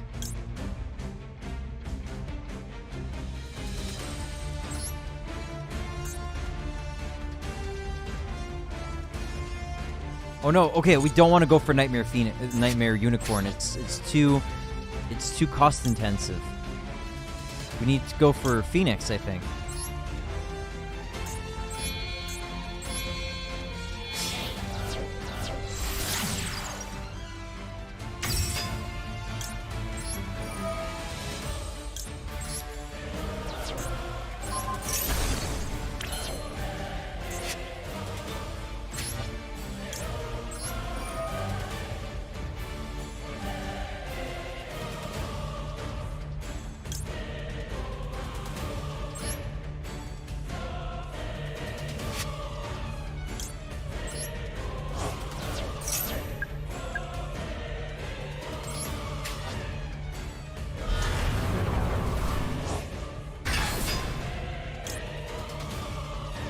Can send 1 light or dark monster from your deck to your graveyard, but you cannot activate this. But for the rest of this turn, you cannot activate cards or the effect of cards with the same name as that card.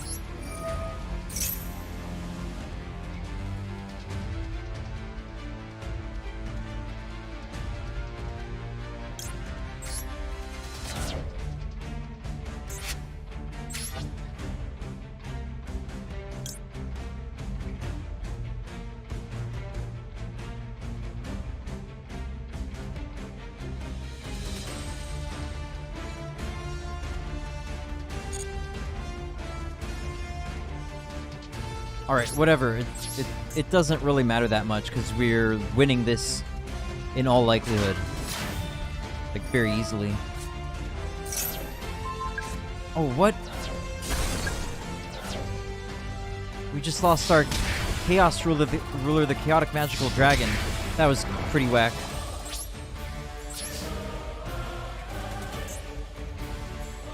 It's Kodothan said, man, this game seems even more complicated every time I see it.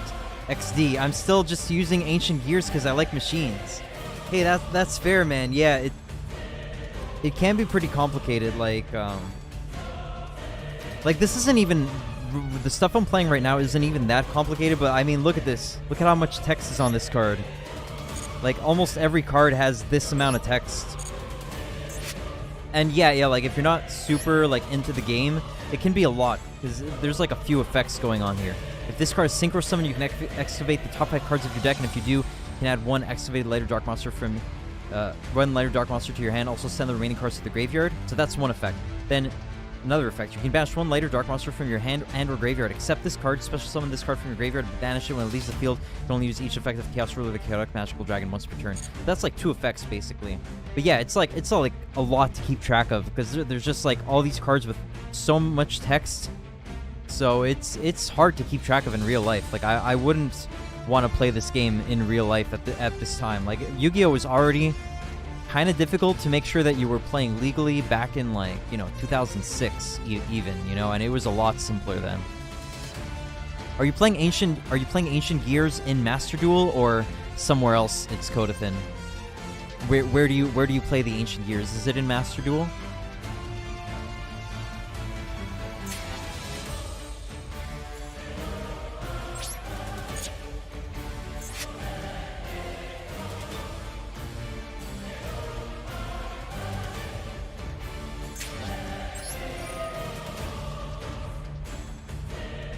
Targeting this guy.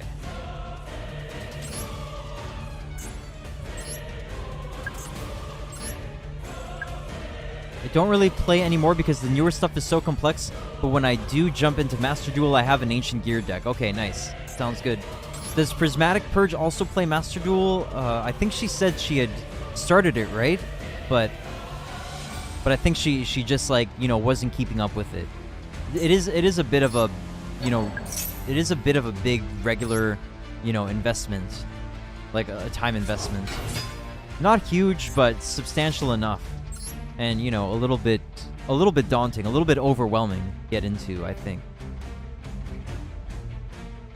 But if you do feel like you can handle it, like you can wrap your if you can process the game well enough that you feel like you can take it semi-seriously, I would recommend try to get as many free gems as you can to, you don't have to obviously, but you want to log in every 24-hour period and do the missions. Like there are a total of 9 daily missions. You want to make sure that you want to let there be no more than 6. You want to let there be 6 because you get 3 every day, and so you want there to be no more than 6, and just claim the 3 missions that are best for you.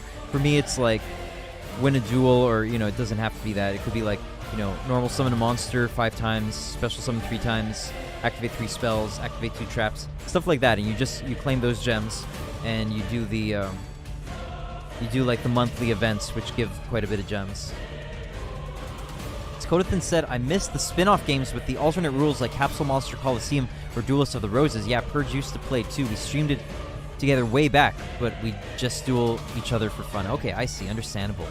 Yeah, the various things. I saw Prismatic Purge playing a bit of Capsule Monster Coliseum once. It does seem very cool. And I've heard great things about Duelist of the Roses.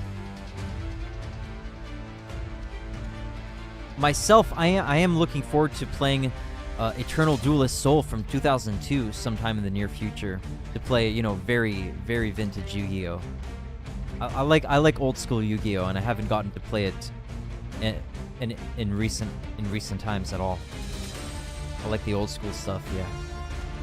Like Eternal Duelist Soul only goes up to Pharaoh's Servant, so you don't even have Labyrinth of Nightmare in there. You just have Jinzo and Imperial Order as the most recent cards. I think, if I remember correctly.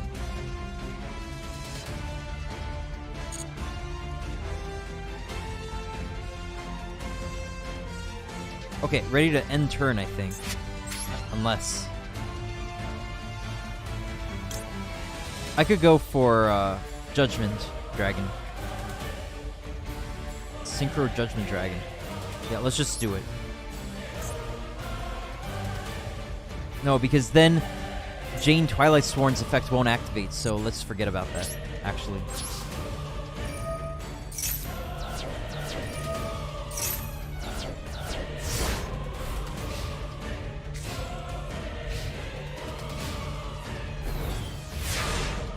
Wow, he passed turn with no actions.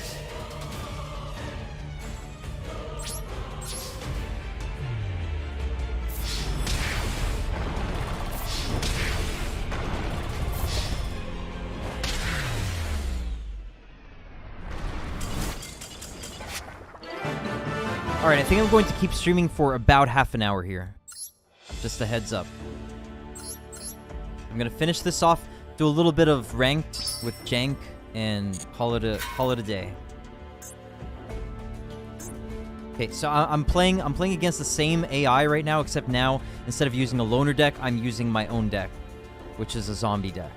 I think it's a pretty cool matchup. Twilight monster, you know, the Lightsworn monsters versus zombies. It's an interesting battle. All right, and I've got a decent hand. We're in pretty good shape here. A likely win, I do think. Can't guarantee it though.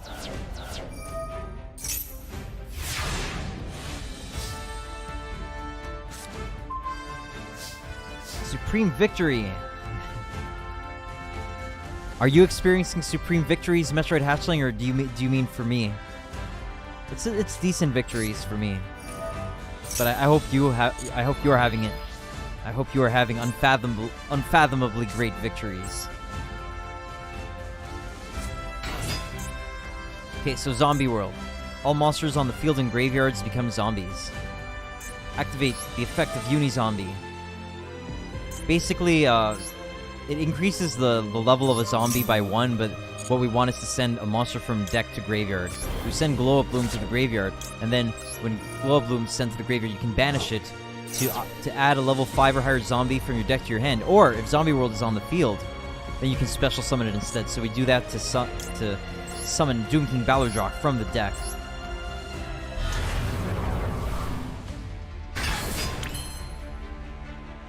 Next, I could do a little more by using Unizombie's hand discard effect, but it's not worth... I don't think it's worthwhile right now. I could be missing obvious plays, though. I could be miscalculating. But I think this is it's a pretty decent play. Okay, next, I will use my 2 monsters as link material in order to special summon. In order to link summon Vampire Sucker.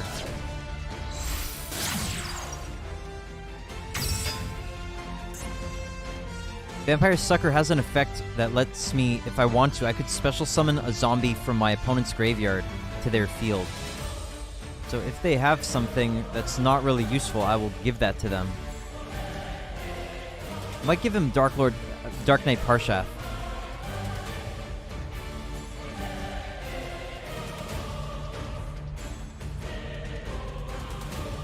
Yeah, I'll give him Dark Knight Parshath. I don't think he's a big threat.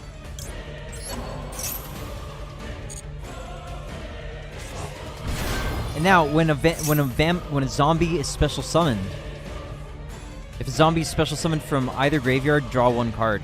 That's why I did that. Next, I will set Infinite Impermanence and Call by the Grave. Hey, yo, Mayodongs. Bellaxel? I don't know how to pronounce it. Bellaxel has arm emotes. Cool too. That's cool, man. Yeah, man. Sweet, powerful Mayodons.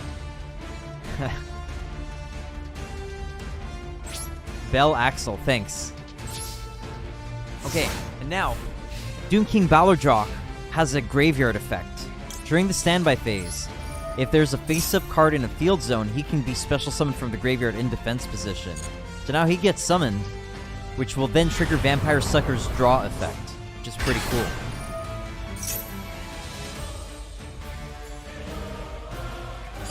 So now I just want to make sure that I'm not going to get run over by the Dark Knight Parshath, so I think I will. I will chain Doom King Balordrock's effect, which what it does is when a zombie monster activates its effect, you can activate one of these effects, and I'm going to banish a monster from the field or graveyard. So I will banish the opponent's Dark Knight Parshath.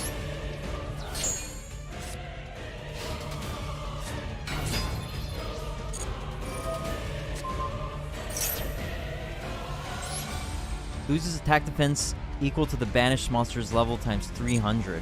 And what did he banish for it? Fellas. So I would lose 4 times 300 is 1200. So let's negate that.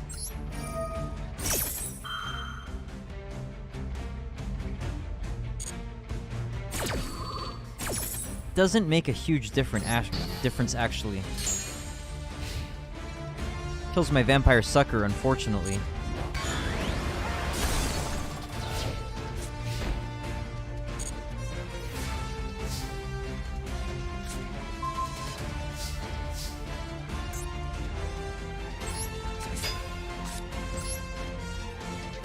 Now I will summon Gozuki and activate the effect of Gozuki to send a zombie from my deck to the graveyard. And I will chain Doom King Balordrock to banish my opponent's monster.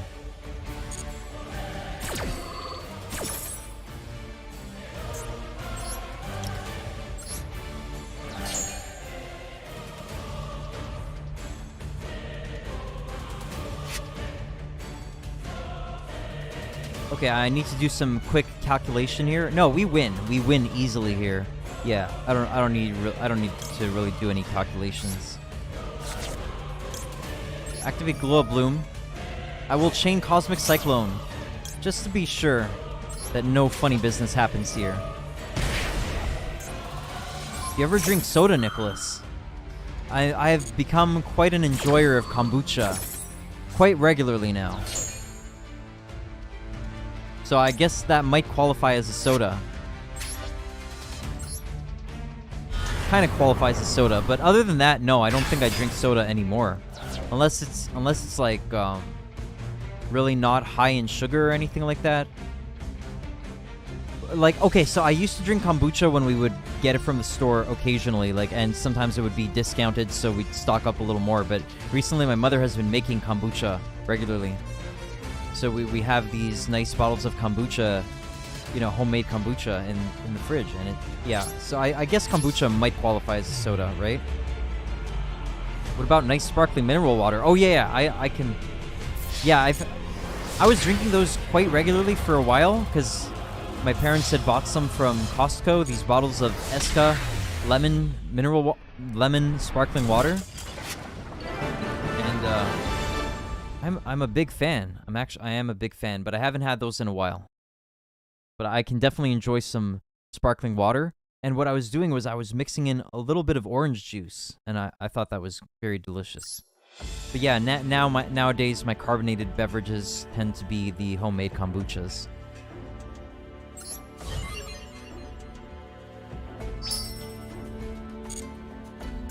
All right, final shape thing of Twilight of the Lightsworn solo game. I'm drinking a mellow yellow right now. I don't typically drink sodas though, so a whole can feels like a lot. You don't drink sodas, I see. I figured you would. I would have taken you for a fairly regular soda drinker. Virgin screwdriver. What do you mean by that? Virgin screwdriver. Virgin screwdriver. Mellow yellow. What is that? Sounds familiar. Mellow yellow. How do you feel about sodas, Metroid Hatchling? I I like stuff like ginger ale, but I don't want to have something that's overloaded with like with sugar. Mellow Yellow is a highly caffeinated, citrus-flavored soft drink produced, distributed, and created by the Coca-Cola Company that was introduced on March 12, 1979. Compete with PepsiCo's Mountain Dew. I see, so it's like a competitor to Mountain Dew. Mostly just drink ice water. Okay, nice. You seem like a crack open a Coke kind of guy. I might have seen you crack open a Coke sometime, so maybe that's why I had that impression in my mind. I might have seen you crack open a can of something like a Coke, but maybe it wasn't. Let's see some pictures. I see, okay.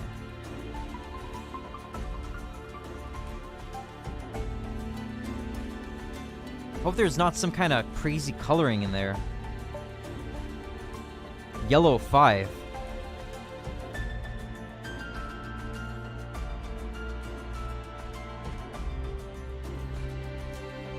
Actually hate Coke. I see. Okay, cool.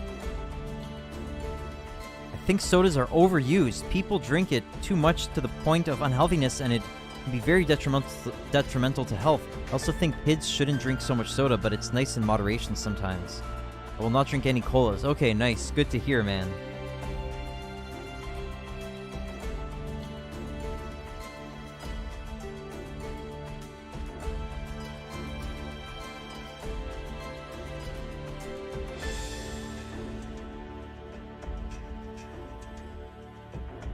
Yeah, people need to be careful with what they're feeding their kids. I think it does seem like people are really over-ingesting sodas in some capacities. Probably saw me open a can of UCC coffee. Maybe that was it, man. That might have been it. Okay, I will continue here. With the effects of Lightsworn monsters, the effects of the zombie monsters such as Plague Spreader zombies sent to the graveyard will be utilized. In particular, if the effect of Zombie World is applied, Lightsworn monsters that are treated as zombie may be special summoned by Mizuki or Zombie Master. Keep eyes on their move and formulate your plan of attack while predicting what cards your opponent has in their hand. Nice, so now I'm gonna play zombies against the AI zombies after this. Okay, Justice Unbound by Dimensions. The Lightsworn focus deck that uses monsters who take advantage of banished cards. Try your hand at using cards like Orbital Hydrolander, Gizmek Orochi, the Serpentron Sky Slasher, and Grenmaju Da'eza. This deck list has a monster for every situation, allowing you to adapt to different adversities.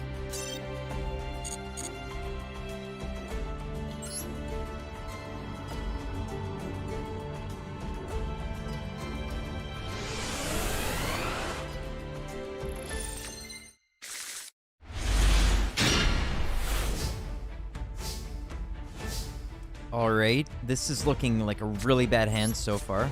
Might have to retry very soon. Okay, but it might be able to be saved.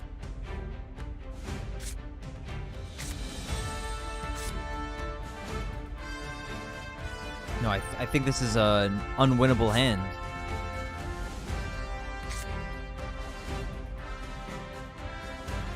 This is like this. Okay, we're gonna take a chance on this.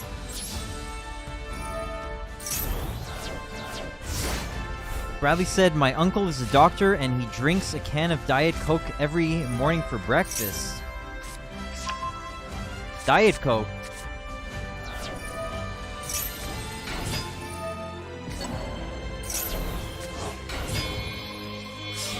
I see. It's funny because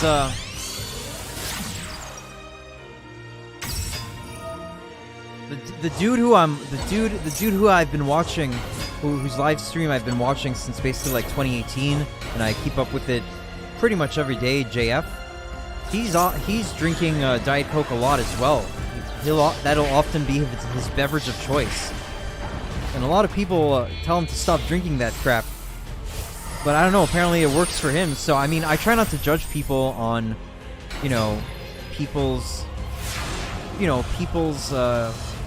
life choices if it works for them, because there's not necessarily like one-size-fits-all solutions. People have different People have different kind of reactions to various substances, I guess.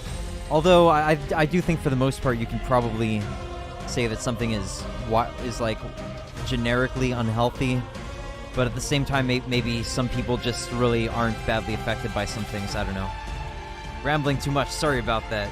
California Kid 24 said, I used to drink soda a lot as a kid, but when I was a kid, but stopped when I was maybe around 12. Glad I stopped when I did. I still drink some every now and then, though, because it is good, lol. I actually start feeling bad when I drink a larger amount of soda now, just so much sugar. Hey man, it's good that you stopped. I used to drink a lot of it too at I don't remember when I stopped, but maybe around 12 or 13 or 14, something like that, but I used to drink way too much. And yeah, I think probably at some point maybe our bodies do become a little more sensitive because like we just can't process all this thing that is like borderline toxic. So you will feel it. Probably only drink half this can. Well, make sure to enjoy it. The therapeutic enjoyment can kind of counteract the negative effects. So at least if it like makes you feel really therapeutically good, then at least it's not a total detriment. I think.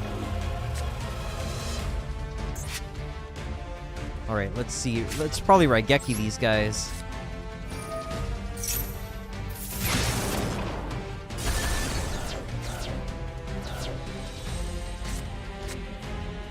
Lightsworn monsters only mill when another Lightsworn monster's effect activates, so that's why I don't want to summon these guys.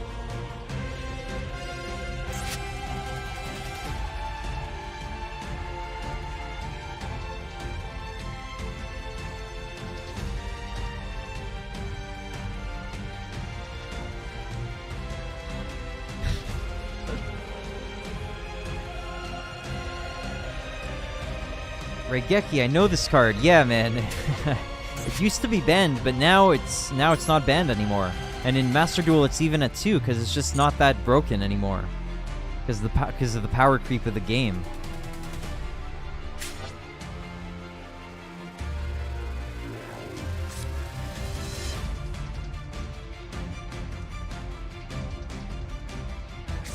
All right, I think I'll have to set this flip effect monster, Rinian, Lightsworn Rogue.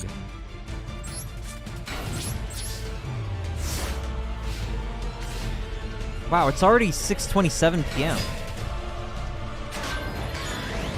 Wow, the opponent's playing some pretty bad cards. Do we need to shuffle something into the deck? Alright, it can be Raiden.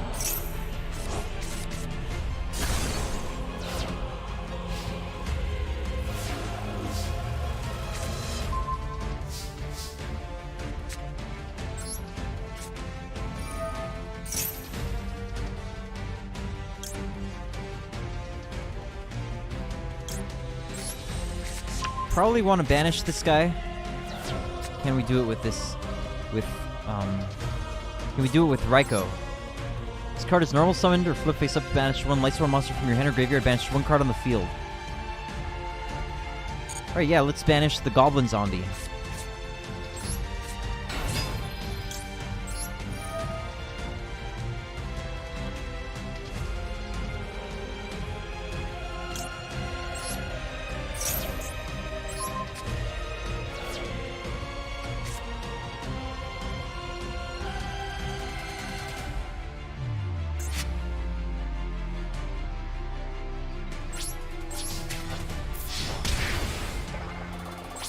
Oh wow, I've taken a lot of damage. Actually, I could be in danger here.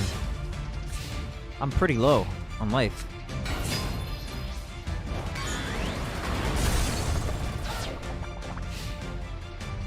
Okay, they basically did nothing. Cool.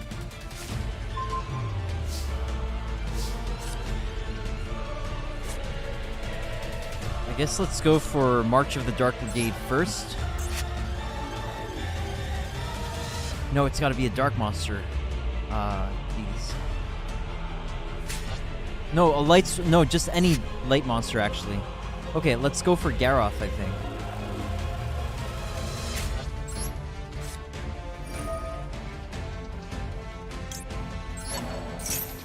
Then we'll banish 4. Alright. Might be good. Actually can't play Desires. It's going to mill me. It's going to deck me out.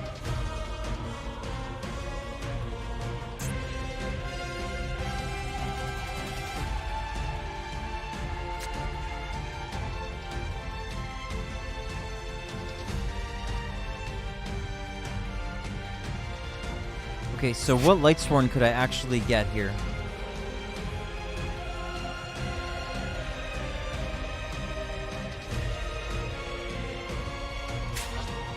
I'll just go for Raiden.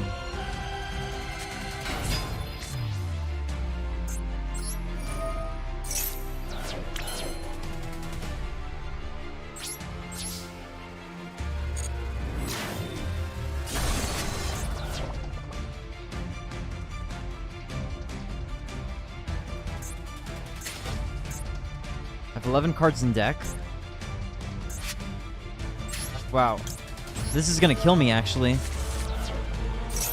I'm borderline dead from this. I have to win next turn. And I have to hope that I'm not getting milled in some way or another. Bradley said, I really enjoy kvass. It's like a fermented rye bread soda type of drink. Hard to explain. The brand I really love is Russian, though, so it's difficult, near impossible to get now, sadly, with all the sanctions. The Ukrainian kvass just isn't as good, IMO. I have 1 large bottle of it in the fridge still. Oh, man. Sorry to hear that. Yeah, I hope you'll be able to get some soon enough.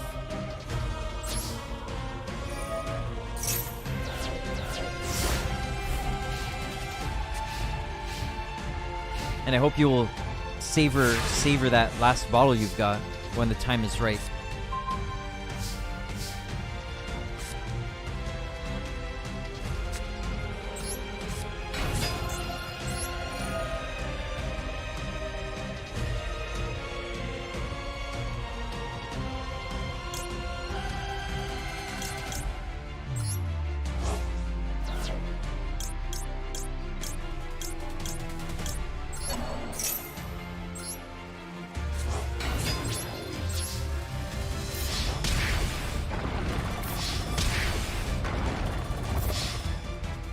Alright, we scraped the victory.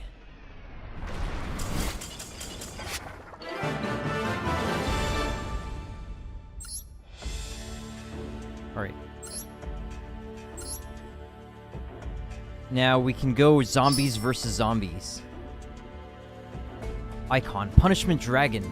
An icon depicting a black dragon hailing from a world filled with light. Its sharp fangs and keen claws can cut straight through any evil force. Thanks, Metroid Hatchling. There's 1 duel left. Let's see, maybe zombies versus zombies won't work out that well, but the opponent is playing a pretty weak deck. Playing stuff like Goblin Zombie, which is just not that good anymore. We've got a decent hand. Not for going first, though. For going first, this is a bad hand. I don't know. We'll see. If we get Feather Dustered, we're dead, basically.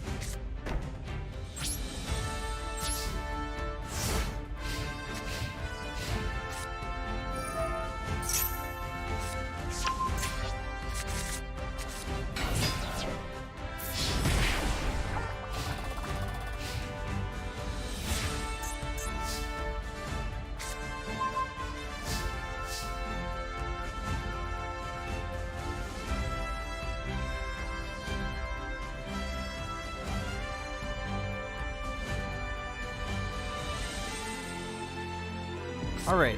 Alright.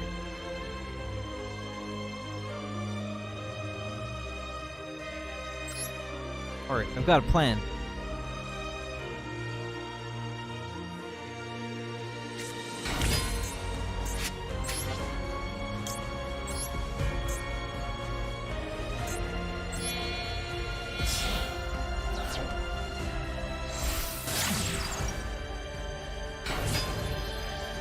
Can't get any of the tasty Russian snacks from the Russian grocery store anymore either. They've kind of turned into a Ukrainian Polish grocery store now because they can't get anything from Russia.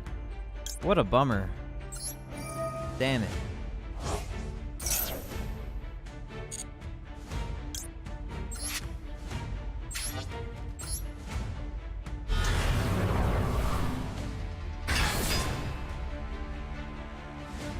So right now the question, like, I could do a lot of damage. I could do like 2200 more damage if I summon Gameciel here. Or, you know, even more damage than that. Just don't think it's worth it right now. Should probably save Gameciel for later.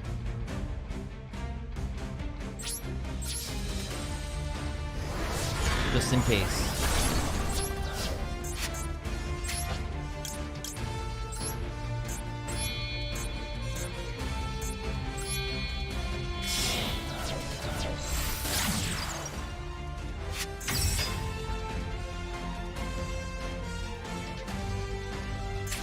Yeah, let's get an extra draw here. Definitely.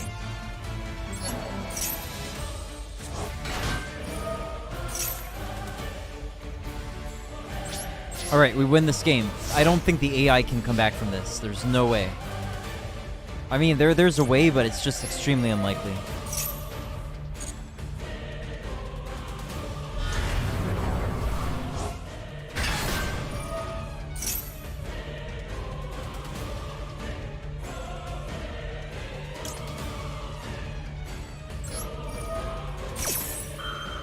Let's banish the opponent's monster.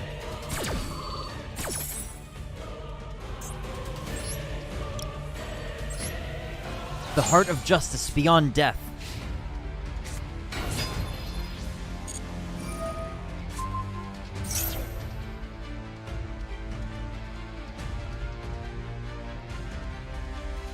Alright.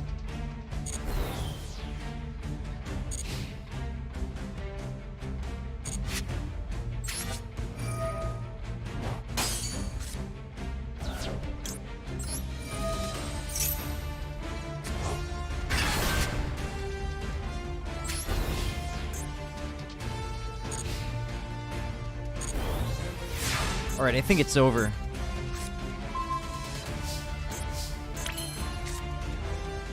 Yeah, it's big time over. It's very over.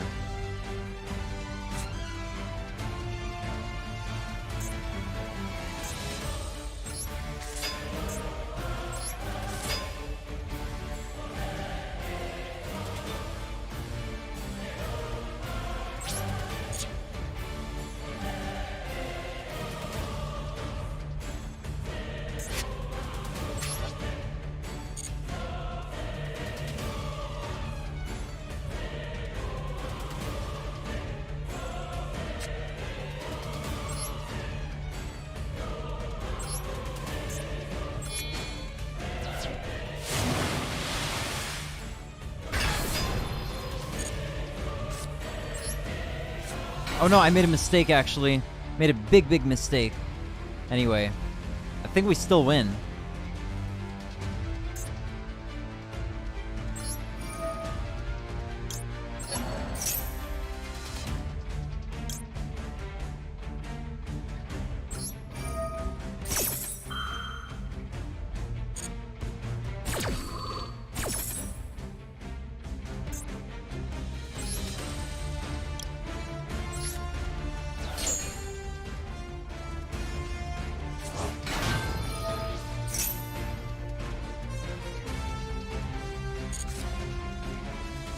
Alright, here we go.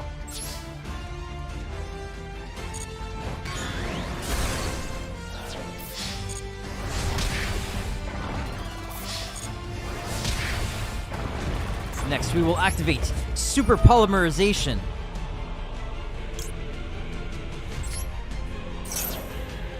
In order to summon Drago Necro Zombie Dragon. Something like that. Drago Necro Nether Soul Dragon. Alright. An attack for the victory. Good game. The heart of justice beyond death. Super Dragon Necro Dragon. Something like that, yeah. Alright, this is complete. Okay, we only have a little bit of time for some jank rank. So, check it out. I'm just gonna surrender Okay, Enforcers of Justice complete. Invincible Beetroopers complete. Alright. Okay, so just a little bit of ranked here.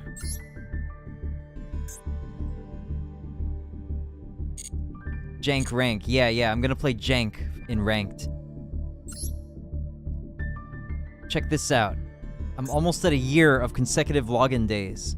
I'm at 360, so in 5 more days, I will have the full year of consecutive login days.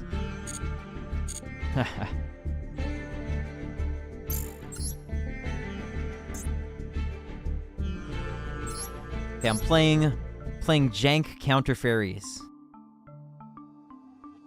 That's dedication. Kind of. I just really don't want to interrupt the streak, you know?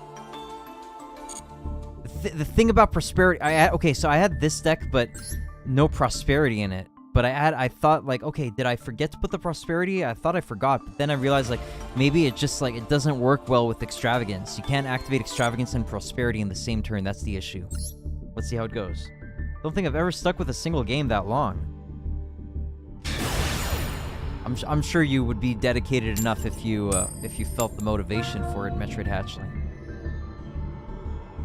You probably just don't play these kind of whack free-to-play games that you have to keep up with to get the in-game currency. But there's in-game currency involved here, so I have to maximize it. Wow, this is actually a crazy hand. This is a crazy. Oh my god, no! Why? I wanted to play, man. Oh frick! He knew that our hand was too crazy. I don't play those, right? They were cheating. They saw that our hand was too cracked. How did they know? Yeah, they surrendered. We probably can't get a hand that good. That was probably the best hand we were gonna see. But I could get lucky. Yeah, look, this is terrible now. Oh my god. I might as well just surrender here. Like, this is just too bad. Unless the opponent, like, if this is just not fun. I don't have any of my fairies. So that's the thing. It's a jank deck. You need to draw right to have some fun here. Skodithan said, "Oh, I hate when people surrender or disconnect super fast. Like, at least try. Anything can happen with these games." Well, no, I respect it. Like, sometimes I get it. Like, I've done it too. Like, if I just know that, like, I would have done it now, maybe even. Like, if this, anyway, Branded lost. The activation of your cards and effects include fusion summon could not be negated. Also, your opponent cannot activate cards or effects when monsters fusion summon that way. Oh man.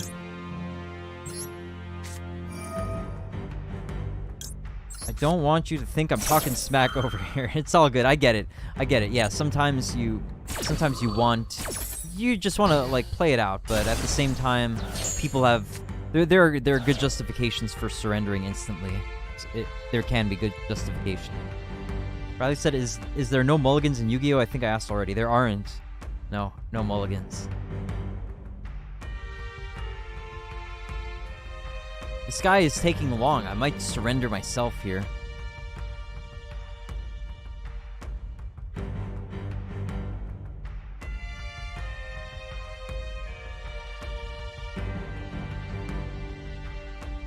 I don't know.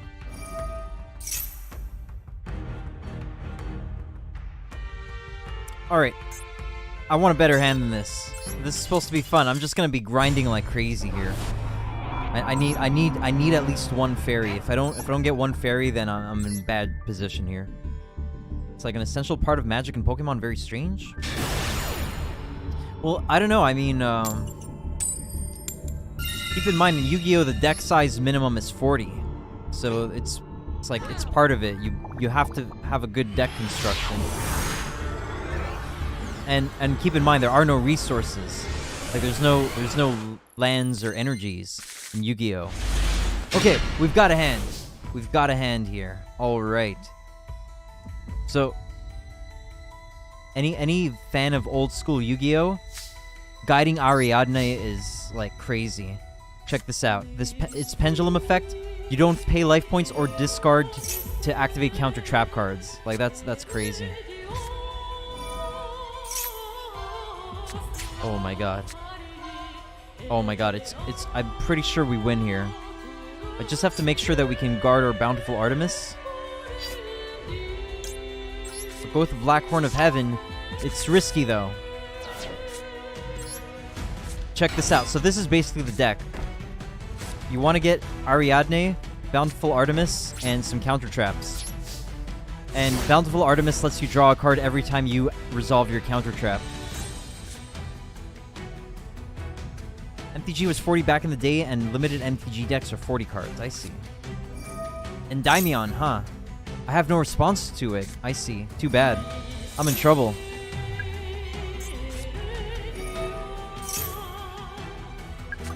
Endymion.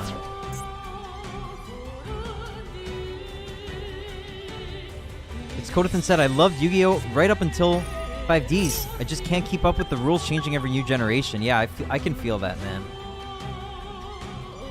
I stopped playing right before the pendulums were releasing. Probably getting a few summons here, so I'm in trouble, actually. Oh my god, he only summoned one! Solemn Strike could have eliminated them all as well, but yeah, Black Horn of Heaven can definitely be used here. Nice. I think we win. It's so funny to win with this deck because it's really jank.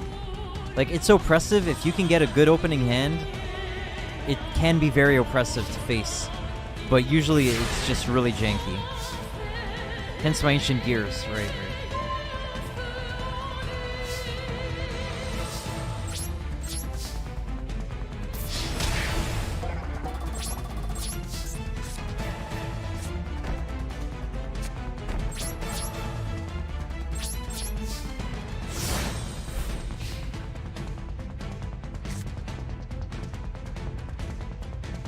Then Gears be Ancient. Alright, am I gonna have... Oh, he's Pendulum Summoning again. So I'm gonna have to use my Solemn Strike this time. They're so ancient, who made them? Who made them? Look at that. It's so funny. I maybe should have not set 3 Divine Wrath, because now I don't have space for both my Curse Seal and Ultimate Providence. I'm thinking Curse Seal is probably good here, actually. I really want him to activate a monster effect so I can get one of my Divine Wraths off the field. I shouldn't have set 3 Divine Wraths. Like, that was a bad call on my part.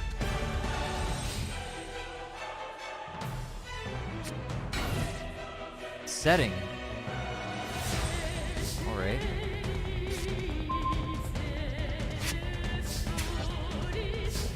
Alright, 1707 Rene.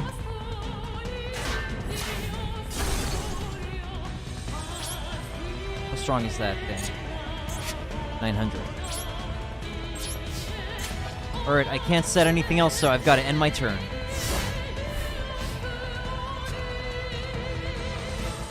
That would be a fun new card, Ancient Gear Architect or something. And that sounds like fun.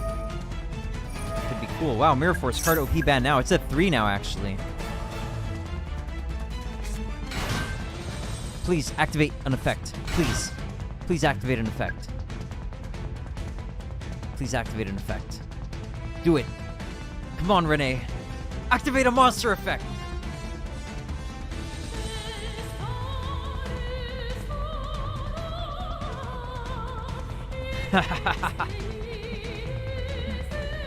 He's really thinking it through. Justice for Pot of Greed. That thing needs to stay banned forever. It's not a fair card. Okay, good. He's got a monster effect, and we can activate our Divine Wrath.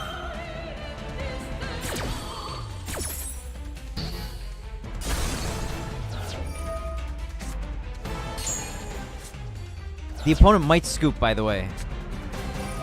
He's got Mighty Master of Endymion. Oh my god! Curse Seal of the Forbidden Spell works against it. Yeah, this thing is very dangerous. We might be getting a scoop right here. We just sealed away the Endymion. Yeah, he scooped. Hey, Kiro Yoshikana. Thanks for coming by, man. Always good to hear from you. Hope you and your family have been feasting well in this year of 2023. Hiro Yoshikana-san. Yes, indeed. Okay, I think I'm gonna go for one more game with this jank counter fairy deck. Hopefully we get a nice draw. Pot of Greed, what does that card do? Draw 2 cards. Logged in earlier before my luncheon and noticed you hadn't started the stream yet. Did you start a little later today? Yeah.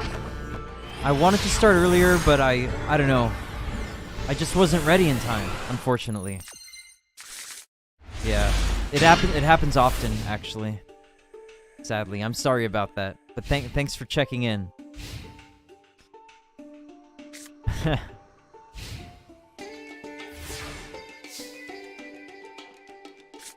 Oh my god. See, look at this.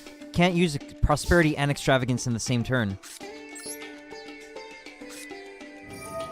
But I'll definitely take the +1 of Extravagance. Oh, he's got Ash Blossom? Man, this sucks. This is really bad. Okay, let's go for the Harpy's Feather Duster. Love Pot of Greed, such iconic art. Yes. Oh no, it's Eldritch! This is bad. I can't get over it. I can't get over the Eldritch. She's gonna beat me to death here.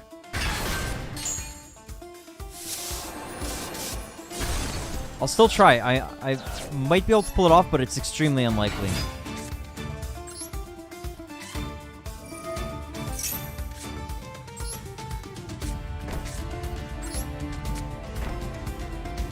If he activates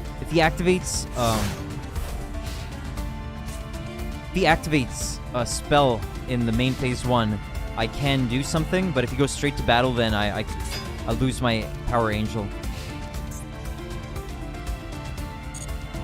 Alright, I do have Extravagance in hand, so I'll give the Extravagance a shot, but we're unlikely to win here. There's a Spirit of the Pot of Greed, which, if it's active, makes your Pot of Greed cards... Pot of Greed draw 1 extra card, right? Indeed.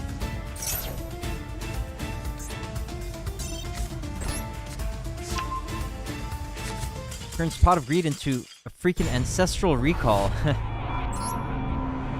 Okay, I do have to get going. But I'll try to get one more good hand here. See what happens. Yes! Going first? Okay, we can get a good hand. I want to make a broken-ass band Yu-Gi-Oh deck now. It's traditional format. It exists. Okay. So we didn't get Artemis, but we do have a nice assortment of counter trap cards.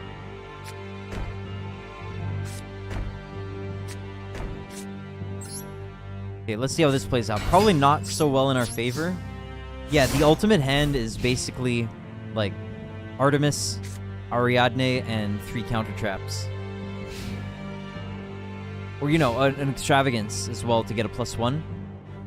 Makes it even better.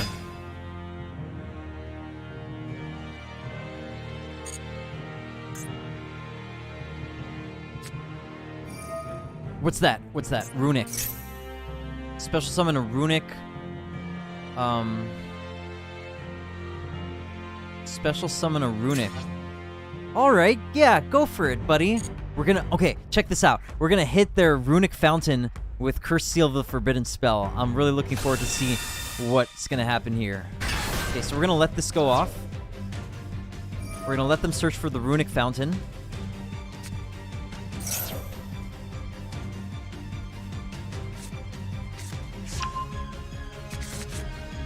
Now check this out.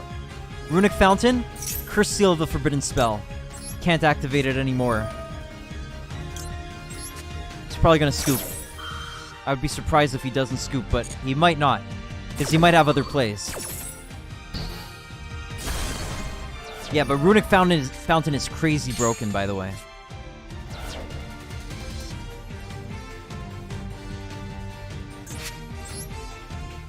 You can activate runic quick play spell cards from your hand during your opponent's turn. Once per turn, if you activate a runic quick play spell card, you can target up to 3 runic quick play spells in your graveyard, place them on the bottom of your deck in any order, then draw the same number of cards. We will negate that.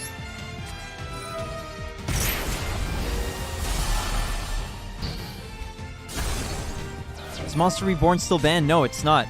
It's at 1, I believe, in every format, maybe? Hiro Yoshikana said the opponent seems intimidating, high-ranked with those foreign characters in his username. The opponent's probably just Asian. So, but maybe you're right. Yeah, it can be intimidating to face Asians. I could see that. Yeah, it definitely can be. I used to be very nervous when facing people when I first started playing this game, but now it's like no big deal.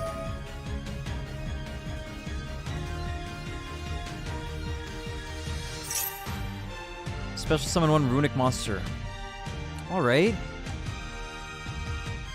Let's let them do it.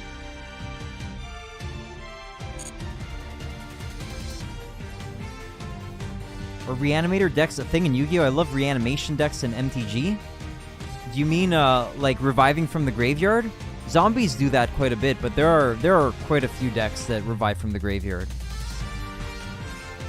Hiro Yoshikana said, yes, you seem calm, composed, relaxed, and well-seasoned, I must say. Thanks, man. He's getting Runic Fountain, but he doesn't realize that Runic Fountain cannot be activated because of Curse Seal of the Forbidden Spell. And if you do that, your opponent cannot activate spell cards for the rest, with that name for the rest of this duel. He probably doesn't know. Alright, now he's going for Monster Gate. Let's not allow that. You put high-powered creatures into the graveyard so you can reanimate them with spells. I would say there's quite a few decks that focus on that.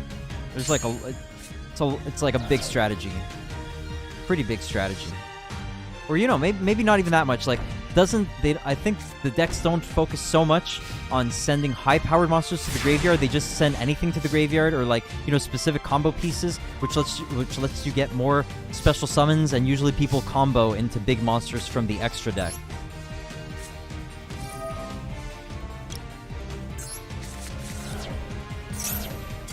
Yep, we got the scoop. That's what I was predicting would happen, because how could he heck?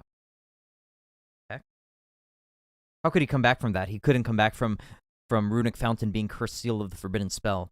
Monster Gate, is that like Watergate?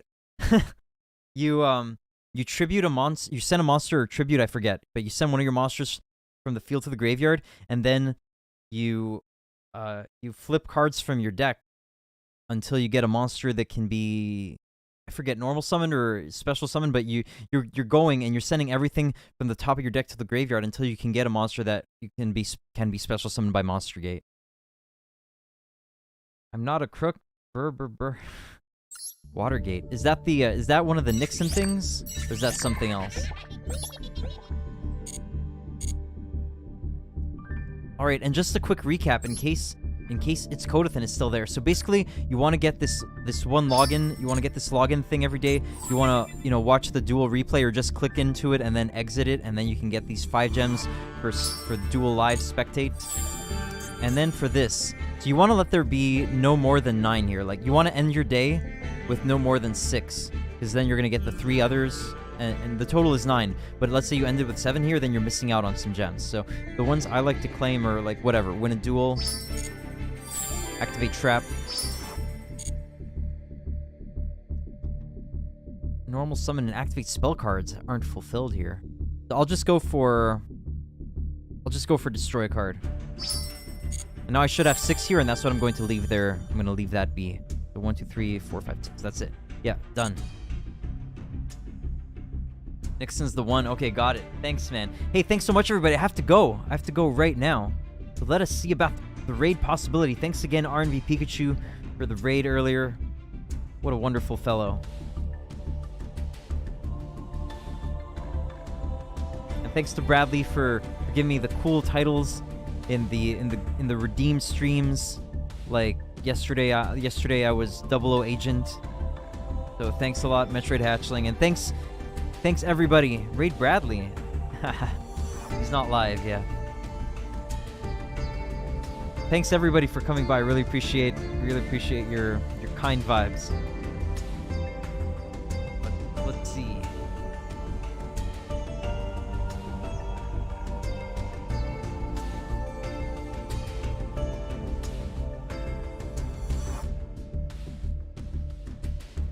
Beanboy Sevens is reading Hitchhiker's Guide to the Galaxy.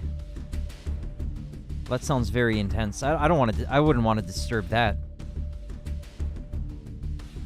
'Cause I have to go eat also, and I think JF is live, so I don't want to be like, oh hey, hi, bye. You know, like I'm interrupting your reading. Goodbye.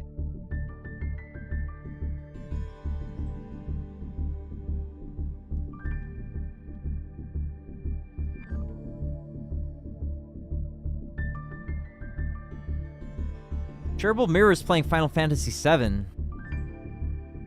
Sephiroth just got banned from Twitter. What? Okay, sure. Beanboy with the 6-7s, right, yeah. Hey, take care, Mike Newmeyer. Thanks again for great to hear from you, and good luck with all your projects.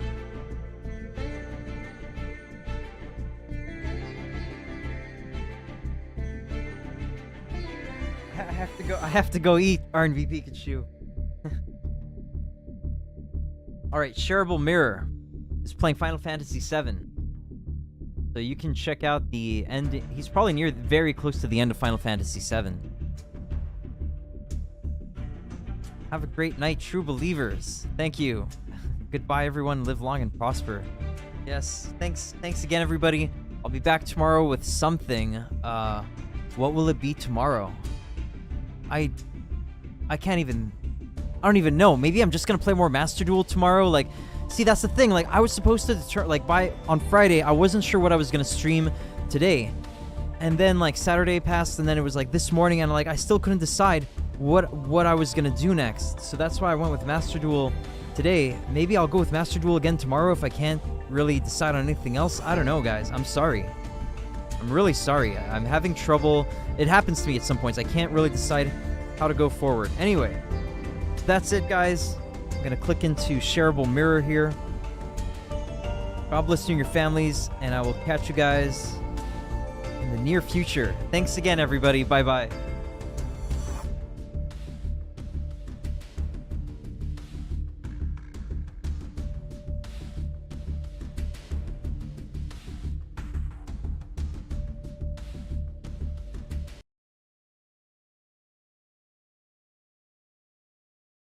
It's just the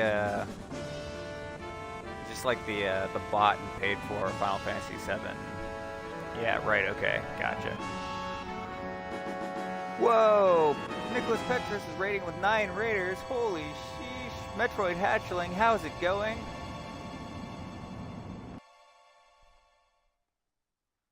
Good to see you guys. Welcome to the channel. I just kind of play anything.